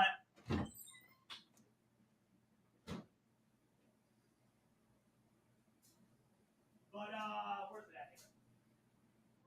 Here. Wait. I'm coming. Hold on. Okay, I'm not going anywhere, Stu. All right. Well. All right. Yeah. Here we go. So you know how I like throwback jerseys. So this was the only time I actually got to wear like a real retro, like throwback jersey. So I thought that was really cool. And then there was a I think it was an 06 season. Chuck Pagano had all of us over to his house for dinner, the DBs, and I had my wife and 3 of my high school buddies in town, and they came too. And we had dinner and we drank wine and played this game called LCR, like a little dice game or whatever. And that was a pretty cool, to have my high school friends hang out with the NFL players at a coach's house, and we're all just having a good time. And there's no arrogance, there's no talk about football, there's no fucking, no bullshit going on. And I thought it was when I was going back to this reunion, I'm thinking you're going to have 150 former players. This is going to be a nightmare. It's going to be such a prima donna, like just, I'm like thinking like just how arrogant some of the players were going to get all of us around each other. And it was like family. So to go back and to really be part of that and go, wow, like I'm a part of the history of like, to have my name next to fucking Charles Woodson's and this, and to have legends, they just come up and they go, oh, Stuart, because it has our years. What college did you go to? And everyone was just super fucking like laid back. Cause I'm thinking, I didn't win a Super Bowl. I don't have a yellow jacket. I didn't do shit. Like what the fuck these guys don't want to, and it didn't matter. Like that, like everybody was just, and everyone was just having a good time. Like I like when people have a good time and let their hair down and they're not uptight and sitting there and they're having their cocktails and, getting drunk and just enjoying themselves where they're being themselves. And I felt everyone, and that was kind of cool because you're in an environment where we all understand what we're going through. Right. And it's kind of fun to be able to sit with Villapiano or Rod Martin and bitch at the fucking, the guys on the field like, what the fuck, man? You know what I mean? Just it's cool that just that the nostalgia of it, and this year, like Jeff Hostetler, and there's a lot of guys that are really coming back, which is cool because, growing up, you're fans of these guys, so it's cool to be able to meet those guys. And I always enjoy seeing Tim Brown because it was really cool. Tim Brown, I remember he came up to me and was like, what's up, Boiler? What's up, Boilermaker? Because there's that rivalry there. And I was saying, that's pretty cool that he knows who I am. So those are good memories. A lot of good memories. Just the going over Nami's house and every Thursday him cutting my hair, and then I'd listen to him play the piano. Or go. Here's one. I went to. Me and Chrissy were invited by Ray Buchanan, Charles Woodson, Marcus Anderson, and then Ray's wife, Charles's girlfriend, and whatever, to go to Vegas for our bye week. And we went out there, and it was my rookie year, and it was awesome to be brought in, and everything was taken care of. And I'm playing blackjack. I remember Ray called me up and said, "Hey, just want to see how things are going, and we have dinner at this time." And he's like, "Hey, you winning, Stu?" And I'm not a gambler. I was playing the roulette wheel. I'm like, "Yeah, dude, I'm up. He's like, "How much you up?" Like, I'm up $150. And he's like, I'm like, "How you doing?" He's like, "I'm up too." I said, "What do you play?" He said, "Baccarat." I said, "How much are you up?" He said, 89,000. I'm like, "Okay, all right." So thanks for that. I'll be like, okay, walk away.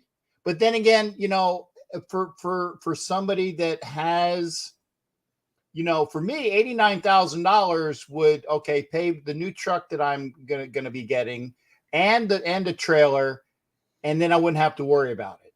But for Ray, Ray had several different contracts, played for different teams, so I know the mentality is. That's one thing I learned to not do is go, what I could have bought with, and I was pretty good with my money, but there were times I'd be dumb shit or whatever, and you go, damn, I could have done this and this. Like you just gotta go, nope, that's gone, man. That shit, that's just it's gone, baby. That money is gone. Did you enjoy it? Well, then it was, you had fun doing it. Well, then that's all right. It was worth it. I'm gonna get you off. Not get you off. That's a bad choice of words. I'm going to get you out of here on 2. Okay. A player that you played for. Eating hookers in the Coliseum. Yeah, I passed by a few. A player that you played with the Raiders and the Lions that you thought should have gotten more respect or more due. And that's one question. And then the last one will be based upon your thoughts. And again, I know that the AFC West, every team got better. What are your projections for the season? But get to the first one. Guys, a player on the Raiders and the Lions that you played with that should get more due. Well, I'll say this. There's a guy that I is a really, really good football player, athletically. His temperament, great guy to go out with, nice. His football IQ is out of this moon. Great guy was Ronaldo Hill. You remember Ronaldo Hill? I remember the name. Number 22. He's from Detroit, so automatically he went to Michigan State, and I think he's the defensive. He might be the defensive coordinator of the Hold on. He's coaching, but he is a guy you could probably ask 100 people and no one would probably even remember him. You know what I'm saying? And he had a nice career, but he was so smart, so smart. But he's coaching somewhere anyways.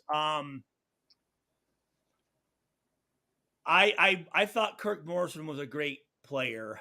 I don't know if he always gets the respect that he should. Derek Burgess, he's kind of a guy that was forgotten, right? Led the NFL in two years with the sacks. Yeah, in fact, I got a Burgess Raider Pro Bowl jersey sitting in my closet. That's awesome. When he made the Pro Bowl, I'd get him Johnny Walker Blue Label every time for him.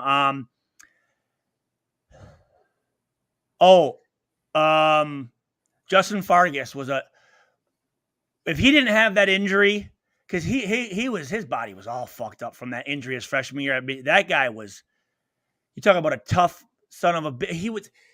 Because he was built like me, but that sucker he was just so strong, and when you're gonna tackle him, man, it was a fucking collision.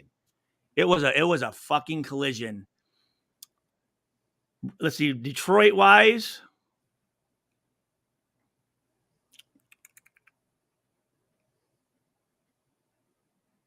Oh, another guy that probably because of injuries, Ronald Curry is underappreciated.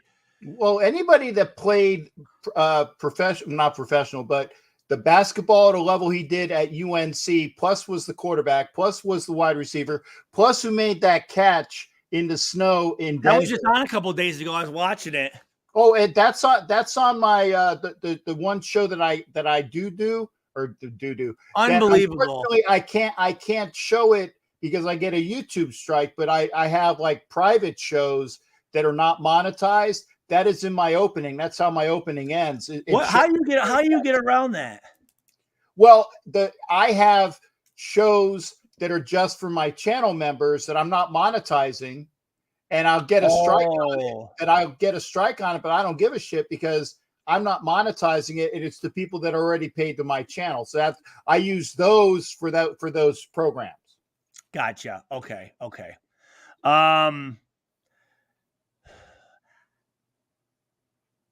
Sap's football IQ, I think people don't realize he is very, very smart. He is very highly intelligent football wise. He'd make a great coach. So I think that gets underlooked. Gerard Cooper, he got his respect. Chris Carr was a great story.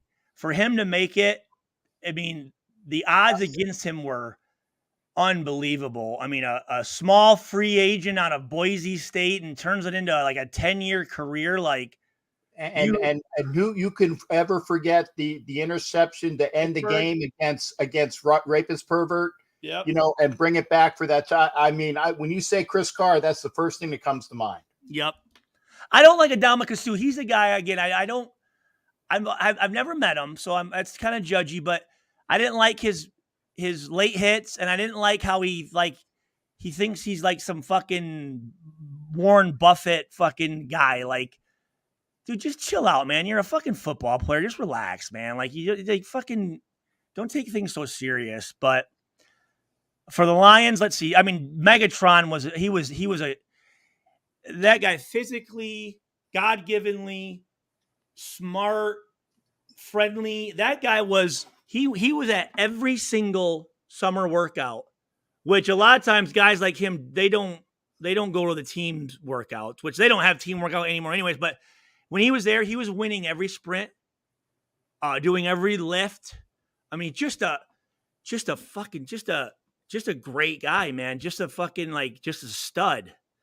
But he gets respect, though. I mean, I guess people give. Josh McCown, his athleticism is crazy. Crazy how athletic that guy is. Which people wouldn't probably think. Well, but yeah, that he had that a fantastic longevity of a career as a plug and play backup quarterback. So yeah, he was in the UFL with me. And even to make it back out of there, and then he played for another 6 or 7 years. Mm-hmm. Jeff Garcia, even though it was in Omaha, I played with him. Cato June is a guy that was a great player. That I don't think gets the respect. That's a good question, man. That's a good question, man. There's. Well, that's my question. That's the one that I get. OG has the question of tell us your most wildest story. My question, which I pride myself on, and if anybody else fucking takes it, that's a person here that does shit. I'm gonna say you fucking cheating off the captain.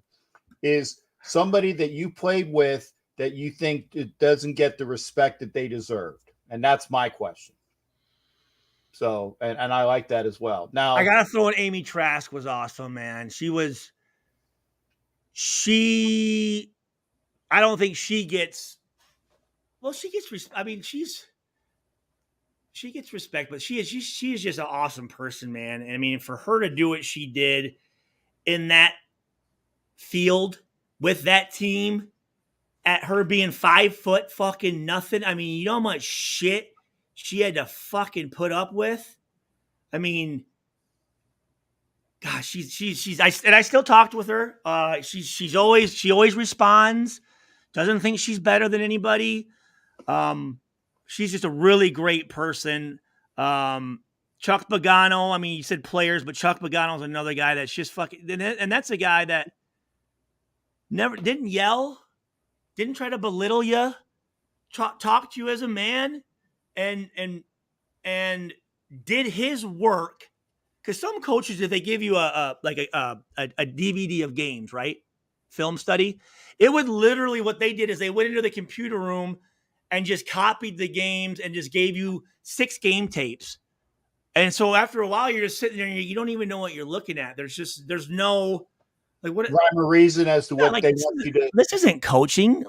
What Yeah. Chuck would do, Chuck would do his homework, go through the film, and he would say, because a bad coach is gonna try to stop every play, right? You can't, right? What you do is you look at it and you form patterns, okay? Like through looking at it, if something happened more than, like, let's say 6 times, so if 6 times they're in this formation, in this part of the field, with this motion, they ran this play. Like, that's a pretty good tendency. Yeah, that's analysis. That's what I do. Yeah. It takes you fucking doing a little work, right? You want to make it easy for us, as easy as you can for a coach to make it as easy for the players, right? And so then what he would do is he'd take about 5 of those plays. And then he'd put them on there and he'd have them back to back to back. And they may not be in the same games, but he has them back to back to back. So also while you're watching it, you start to see it, and also in practice, it just through the repetition and seeing it back to back to back to back, you make that connection. He says, guys, there's about 4 or 5 plays that change the outcome of a game, right? Now, could they not run any of these plays? They could. But this is one of those plays where all of a sudden you're looking at it, and you see it, and you're through practice, all of a sudden they're like, how the hell did he know that? And that could be one of those plays, right? Instead of trying to watch out for everything, it was like, dude, on those plays, I don't expect you to know every play. Just let the responsibility of the defense, just play the responsibility of it. Just play what the defense is telling you to do and make a play, and we'll be all right. But when you see this, man, we need to, that's the play we need to take advantage of right there. Like, that's our opportunity to have a game-changing moment. But he was the one going through, because he's got more experience, right? So he's going to go, I'm pretty sure through my experience that if we see this is going to happen. Now, we may not, but if we do, be ready for this. And you make it simple, right? You don't overcomplicate things. And he would go, you know what? What do you want? What do you like to do? Do you like to be 10 yards and cover 4? Do you like your left foot up or right foot up? Do it the way you want to do it, right? You're the one out there. Some coaches, they would, no, I want it just like this. And it's like, I would think the guy that's out there, you would want him to be the most comfortable that he could be. Put him in a place where he could, if he's not good at something, don't have him do that. So Chuck never had to, there was no arrogance there. He wasn't out to prove anything. He treated everybody with respect. And unfortunately, and those guys are out there, and they're the Belichicks, and they're the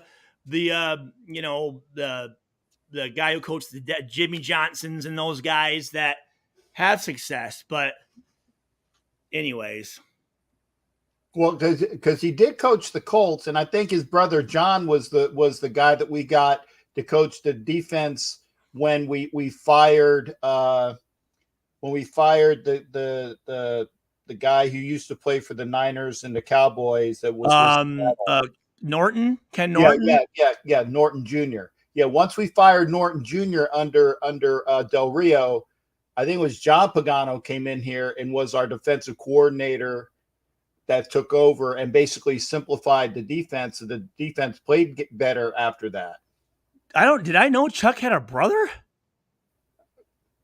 Well, I might have let the cat out of the bag, but yeah, he did have. I'm pretty sure that. Well, let's put it. You know what? I will GTS, which is Google that shit. I was going to say. I mean, you might be right, but I didn't. Yeah, John Pagano. Okay. American football coach. Most recently, outside linebackers coach for the Broncos. Siblings, yeah. Chuck Pagano is his brother. So I did have that correct. Fuck? Yeah. So I think that I should get the prize because I knew something that Stuart Schweigert didn't know. I will. But again, right? What did I said? I'm not sure, but some people, I know, and it's like, dude, do you really know though? Because you're going all in, man. Do you really I'm not gonna be that confident in it, but yeah, I guess I didn't fucking son of a bitch, fucking Chuck, fucking asshole. Yeah, and John, like I said, John was our he came in as our interim DC when they fired shit. When they fired What's his first name? John. Yeah, John Pagano. John Pagano. Oh, okay, maybe sibling. Oh, it's just okay. So it's just Chuck and him. Mm-hmm. Okay. Huh. The fuck did I know that? I don't know. I'm just old. Let me ask you this. Would facing a guy that could maybe juke you out of your shorts or do some athletic play that no one's ever seen and the crowd goes woo, are you more scared of playing him, or are you more scared of like a Greg Jones running back or a Mike Allstott, just a guy it's going to be a fucking battle? Which one would you rather play? I would, and if it was me, based upon what I've heard from people that said they needed to make a business decision, I would want to go with the guy that would juke me out of my shorts, because this way it's not going to incur upon my health. Well, when Earl Campbell is coming at you, and like I said, the people said, I made a business decision. It's like maybe I gave him a little bit of a less of an swing arm tackle because I didn't want to be standing in front of that freight train and going through. You going to stand in front? Like, did you play with Christian Okoye? No, I think you asked me that. No, I remember him, but no, I did not. Okay, well, Christian Okoye was that guy. It was like Earl Campbell. If you're going up the sideline, like, you better be ready. They're gonna fucking hit your ass. Right. So my guys would have been TJ Duckett, Ron Dane, Ron Dane, yep, out of Steven Wisconsin. Jackson, Reuben Drones, I said, Brandon Jacobs. Those guys were guys that were, Greg Jones was a big boy. Adrian Peterson was one that was a man. That guy was he could make you look. He can hurt you. Like, he could make you look really, really bad. But you got to know your stuff. You got to know your opponent. On those big guys, you go full speed, and at the last second, you chop them big bitches out. You don't break down. You don't do none of that because they're not juking, and they're having a forward lean already, and they're just going to fall right now. The jukers, you come up to balance, and they're waiting for you to make a move. You wait for them to make a move, right? A lot of times guys go too fast, and it's just a little ding, and they get out of the way, So it's knowing who you're going up against. I'm trying to think. Willis McGahee was fucking huge. Willis McGahee was a big, big son of a bitch. That guy was huge and good. But see, these guys, I don't know. I'd love to play against like Mike. What's the Henry? Yeah. The Henry that played for Bama that plays for the Titans. Yeah, these guys, like, they're going at him like this.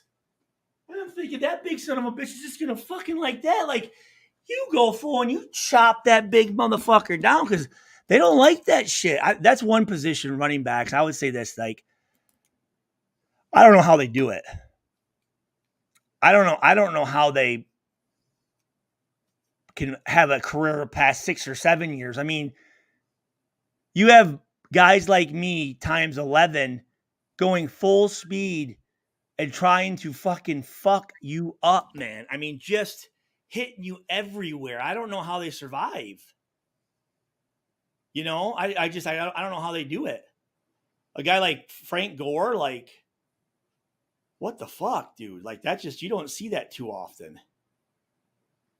So, and yeah, I was gonna say, Demon Child remembers when we had like Wheatley, the Nigerian Nightmare is Okoye, and for those, like I said, Wheatley was a favorite of mine. Wheatley was awesome.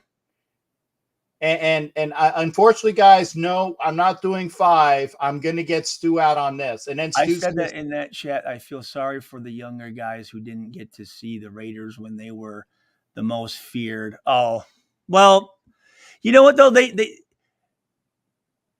They don't need to see it. They should still have. You can have respect for something that if you you know, just watch a couple games or talk to someone. You know, just because they didn't see it doesn't mean that it's an. And I'm saying them. Like, I feel like, well, you know, they could do their own research and have a little fucking. Now, so last year was different. There was no communication, like, because of COVID. We couldn't really talk to the players. I don't know. Maybe now. Like, maybe we'll get to, like, maybe go in the locker room or afterwards. So there was no, like, communication. I reached out to some of the guys with no response. You know, they didn't feel like I was maybe they didn't even see it on their social media. You know, they might have so many freaking things, but I don't know. I just know for me, I always appreciate it when someone who's been successful goes out of his way to show that he wants to, you know, help you. You know, like, it just any, I mean, just at anything. And how it's amazing. I'm amazed at how many people just, they're good. No, I'm good. I got to figure, you got to figure it out. All right. Hey, shit, my fault. Sorry, buddy. Shit. God damn. I'm glad you got things figured out, man. You got this whole thing figured out. But yeah, so. last one, Stu. Oh, I need to. You know what? Fuck. This reminds me. I asked them for McElroy's number. He's a guy I need to pay homage to. And actually, I wanted to have Van on our show. So if you do that, because he used to be a sports agent, and he was one of the top 3 when I was picking an agent. He came to my dad's house and everything.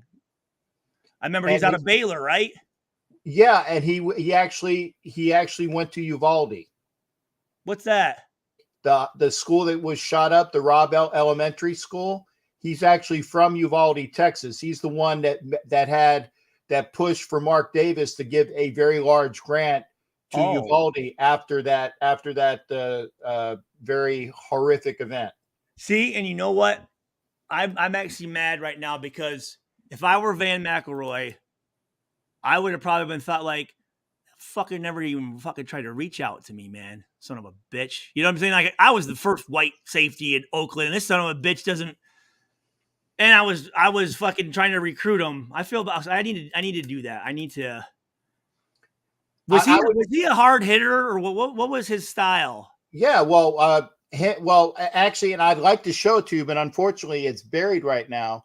I have the old no passing zone poster. That was Nike. Was that poster in Ricky's Sports Bar?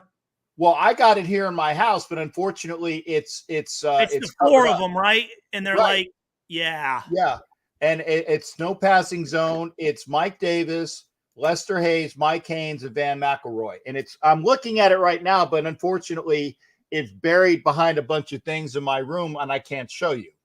But yeah, I might want to bring it up because you can see some of the other. Like, I see your room, and I'd love to. Like I said, when you come here, I will show you the studio when you get here. Well, that's what you're like when you say. Is it?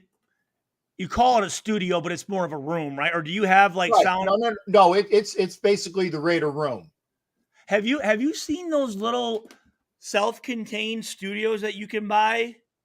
Yeah, but see, I wanted this room to be basically the man cave room that was all Raiders, and it mostly is all Raiders, but there's little spots of other fandom in there, and that's what I got with this room. I want to say this. So you bring up a good point, right? So you see your memorabilia and stuff that you're proud of, and you show off, right? Like I remember, like I would get shit. Oh, well, going down to like at our old house.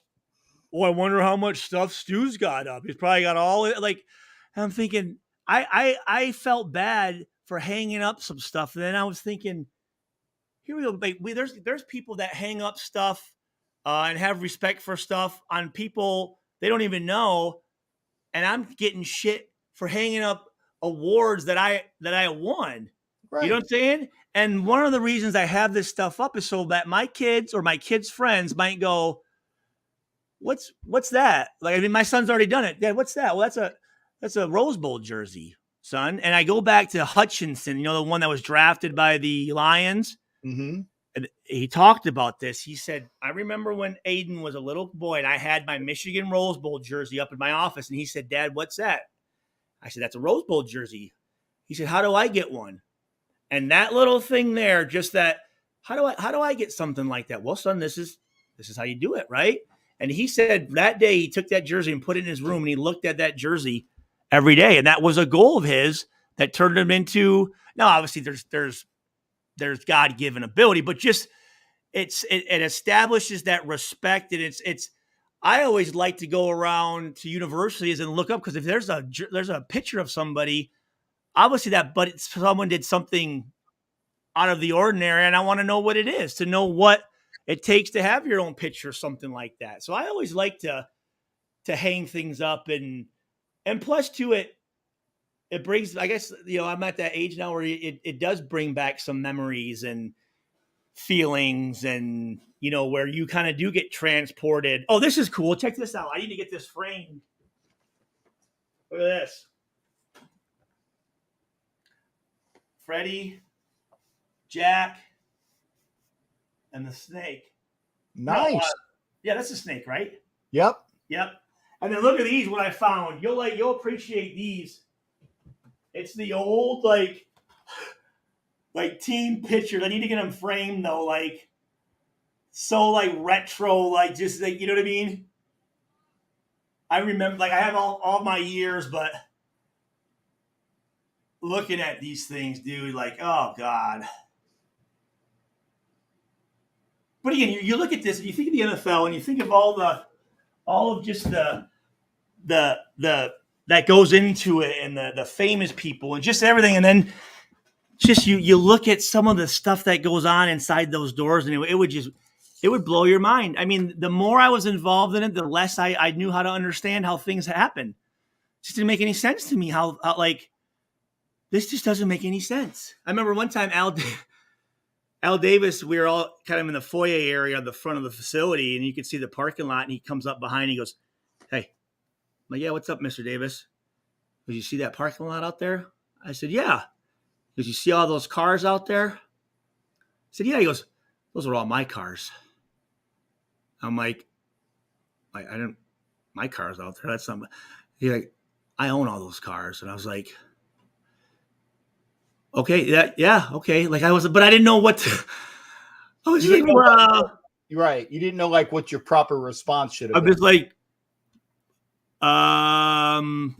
like again, just like, hey, just so you know. So sometimes it was just like, you didn't know, like, I mean, he knew his shit, but obviously you got to let your coaches coach. And I think I think the staff that's in here is going to, they're going to be allowed to do it the way that they want. And I feel like you could see a method to their madness with the draft and with free agency. Like they're bringing in guys that correlated to what they said their style of football is, right? Like I'm going, okay, I can, like, there's a thought process going here. Sometimes it's like guys are just pulling shit out of their ass. Like what are we doing here? Like why would we get this guy? And that doesn't make any sense in what you talked about we wanted to do. But I think everything I saw, man, like, I think it's I think I like everything they've done so far, man. I just everything that's going on. Oh, the whole fucking. I tell you one thing, the guy that I just cannot stand is fucking the quarterback, asshole from San Francisco who had a workout with us. Oh, okay, yeah, Kaepernick. Like I was just like, why are you?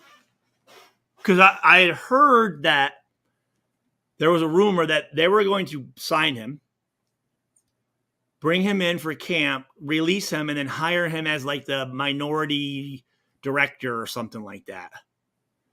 And then when I heard Mark talk about him, I'm like, Mark, don't give this guy credit, man. This guy doesn't know what the fuck he's talking about.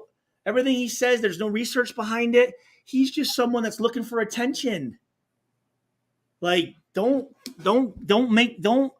add fuel to the fire and like tell this guy get him out of here, dude. Like, no. I don't want anything to do with that guy. So did we miss any other? Let's see.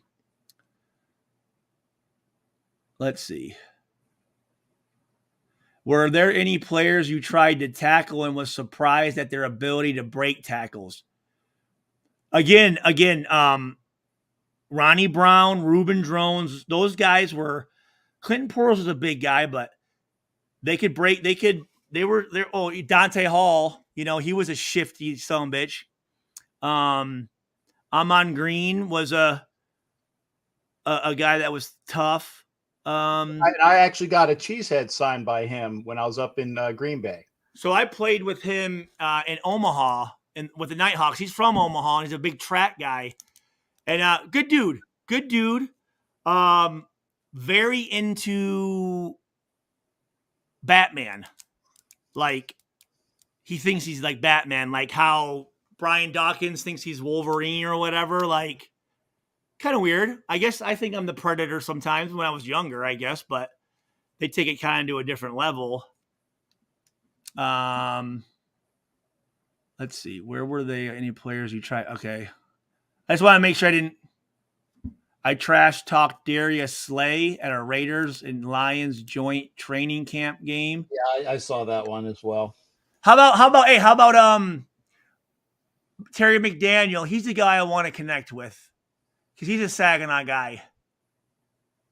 Well, like I said, anybody that you know is always welcome here with us. Yeah, I think I want to try to promote players getting and kind of breaking through and getting comfortable with, because again, this is such a controlled environment. And 2 years ago, if you told me that us having this conversation would be the same as if we were in the same room, I'd go, no, I need to fuck you. I need to shake this man's hand. But when I get done talking here, this to me is like you're here. Mm-hmm. And I get the same satisfaction of, okay, I've talked to somebody other than my 4 children and my wife, which is good, and if anything does get crazy, you can just sign off, right? You don't have to worry about. I would at least have the courtesy to tell you beforehand. Well, I'm just saying, like, you can drink a little. You're not driving anywhere. There's no chance of physical. There's no chance of you making any real stupid decisions. So it's awesome that I'm able to do this. It's just I just have a hard time just being consistent with it. You know what I mean? I have not committed to being, because I do want to be a little more consistent. Have a little bit more structure, because I think our content's great, because I'll watch some of these other guys and I'm like, why is anyone watching this? Some of these other streams, and I'm like, we have like potential. It's just, there's just, I need to like go into it, but then I don't want it to be where it is work. Cause now I don't feel like I have to do it. So it's fun when I do it. You know what I mean? And I apologize too about last week. God damn. Hey, I Stu, like I said, scheduling difficulties happen to everybody, so that's no worries there. And you're Hey, I good. appreciate you padding my stats on that, but guys, I actually fell asleep early that night, and because I was doing a sleep study during the week, so I just completely it went out of my head. I just completely forgot about it, so it was completely my fault. But I appreciate you giving me the But it was a scheduling difficulty. but you so It was a scheduling difficulty. So get this, me and my brain, I sat here yesterday for 45 minutes because I thought it was yesterday. And I'm like, where is this guy at, dude? I'm like, fuck. I'm like, did I miss it again? I'm like, oh no. And I'm like, wait, is it tomorrow? I'm like, okay, good. All right. I was freaking out, dude. I was like, oh no, I screwed him again, man. That's why everything I do is always in the moment. I might want to say like, yeah, I'll definitely do it. Then all of a sudden, when the day comes, my mood's completely different, and I'm like, oh no, I don't want to do it. You know what I mean? I hate committing to stuff. I hate it, but I that's why I'm always like, you do it. You just tell me when it is, because if you leave it up to me, I'll do it. Hey, let's go right now. You know what I mean? Like it's gonna be one of those deals where I'm in the mood to do it. And because here's the other thing too, if I'm not in the mood or I'm not feeling, a little manic or whatever, I don't want to come on here in a bad mood and give a shitty. It could be someone's first impression of me, and I'm not in the right state of mind to do this, and it could ruin their image of me or whatever. You know what I'm saying? So again, like I always looked at it, if I can't do it to my best of my ability, I'm just not going to do it. Well, you have a stand. I say this to a couple different people. Like I said it to like John Kingdon, and he has a standing invite. People that have it, because I'm going to be on with my shows, and if you want to come in, even if you don't want to come in on camera, you can always come in. Well, yeah, and that's what I just want you to know. I'm going to come in. I'm going to watch and give my stuff, and like I said, I didn't want to. Because if I come in, then I didn't want it. It's his show, you know what I'm saying, and I didn't want it to be. Okay, that's great. And like we said, with your gentleman friend that unfortunately wasn't on tonight, you can say, hey, we'll have. I think you guys are a good introduction into this platform. You know what I mean? Like, right. Like you guys are a good what do they call it? Gateway drug. Like I don't want to bring them in on a 8-person panel where people have been like, this is a good and that is why when I do shows, I don't like to have more than 3 people on screen at a time, because then you lose the bubble and people talk over each other. Ronaldo Hill is DC of the Chargers. Yep. That's what people were saying. And people will give me the information that I need as well. And if I said, hey, what was his name? And if I don't get it, somebody that will, like I said, I had it wrong.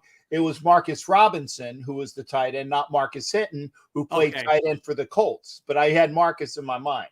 So I knew I was close there. This is a good question. Sebastian said, he said, no, what if Sue was a Raider, Stu?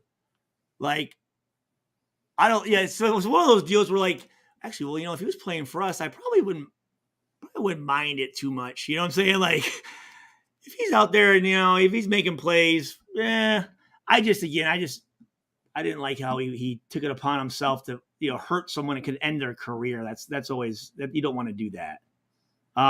Stu, your prediction for prediction. I hate guys. I suck at predictions. I'm never good at them. Well, I'll make it easier for you then. Okay. Oh, you asked me something about the AFC West, didn't you? Right. I said, because I do a show, and by the way, you're welcome to pop in on that as well. Every Wednesday I do a show. It's the Wild Wild West, and there's 4 guys on it, and we all have our teams, and we talk each week about the AFC West. Okay. Wait, sorry. What'd you say? Who are the guys? Well, it's there's a Broncos fan, which is See, Richie, I encourage more guys to do that. right, and we have Coach Defense is for the Chargers, Alex is for the Chiefs, Richie Riche is for the Broncos, and I'm the old fuck for the Raiders. And we have a quad show, and we just talk about the AFC West. Now, that's going to be on Wednesdays, every Wednesday, and then during the season, I'm going to be on with Violator and Ref Guru. And by the way, you have been invited to that. I don't know if I know Ref Guru, do I've never heard that name, have I? Or well, Ref Guru is a gentleman by the name of David Grant, who actually was a NFL official. And we do a show every Wednesday where we talk about the week's past and a week's future for all around the NFL. And you have been cordially invited to that because a Violator said, hey, we got to get him on NFL. Can we watch any film or no? Sir? Can we watch any film or no? As far as what? I mean, as far as I know they said that the NFL Network had that. If you subscribe to it, you could actually show it and Oh, well, this is NFL Nation Live, so it's not NFL Network. But I know that. But there was something to where it was called where it was they just cut out all the commercials and stuff, and it was just the plays. But they said if you paid for it, you could show it on your stream, and I could make comments and stuff on it. I don't know. Oh, okay. I don't know. Okay. But yeah, you're like I said, I'll get with you on that because Violator said that he'd like to have you on for that show. Does Violator have a show with us? Yes, but he doesn't have one by himself. No. Okay. But yeah, NFL Game Pass. Yeah, that was okay. Yeah, because I see guys though. I see. Okay, all right. Sorry, finish what you're saying. I was saying I don't have that. I mean, I have the Sunday Ticket, which by the way, this is the last year for DirecTV having it. Really? Yeah, it'll be a streaming service next year. Who will have it? I don't know. But DirecTV, and I've had DirecTV for over 20 years just because of the Sunday Ticket. And now I got to think about, well, do I really need to keep DirecTV because they don't have the Sunday Ticket anymore? And I put over $3.5 bills a month. You know what? I haven't watched TV in 3 years. It's all I just do it YouTube. Well, I do it because I need to keep up on what's going on sports wise. So when I do the shows, it's legit. No, I mean, so what I do is I have the content creators that I trust, and I go to them for the news. You know what I mean? I have different guys for different things, like world news, NFL news, and I get it from the YouTube channels. I like to pick. I mean, I can't pick and choose, but to be honest, when it comes to content creators for Raiders, I don't want to watch anybody that's on because I don't want them to say that I stole their shit.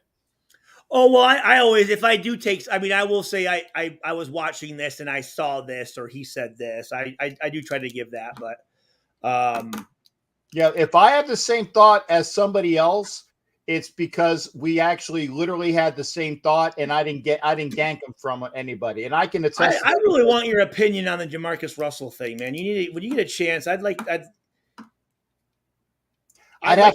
have to listen to the interview. No, that's what I'm saying. That's what I'm saying. I think you would. I think you would. I'm surprised that you took someone else's opinion, man. No, I didn't take their opinion. Is that I had very limited time, and I was like, "Am I going to watch this or not?" And I read the excerpts about what was said, and the way it was portrayed was a "woe is me." It was everybody else's fault but mine, and I didn't. And it's like, and it was. I'm not gonna. I could have been. Oh, and the one thing it was stated that somebody told me is that if you're going to call me a bust, you better call me the greatest fucking bust in the world. And that was a quote. Yeah, but again, here's the thing that people got to fucking that fucking guy was a fucking asshole for even bringing up that question, especially the way that he had. You know what? Hold on, just 1 sec. Hold on. Well, if it's Ryan Clark, you mean that's the source. That just says it all right there. No, but I want you to it's just, I'm like, this fucking guy. And then afterwards he's going, oh, it's so I'm just so happy to see you smile. It's just amazing. And I'm like, this guy, like, what the fuck? He's full of shit. Yeah. Oh, I didn't do that. I did not do that. Stu, come back. Stu. I did not kick Stu out of the studio. Maybe Stu's got I don't know what happened. Hang on.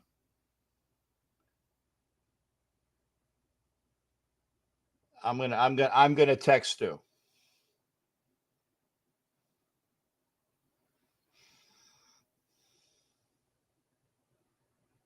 Oh, I'm trying to get Stu. There we go, Stu.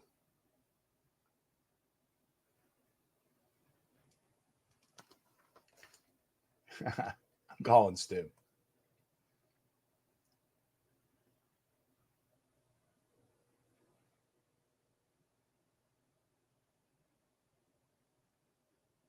Wow, it's almost 2:00 here on the East Coast.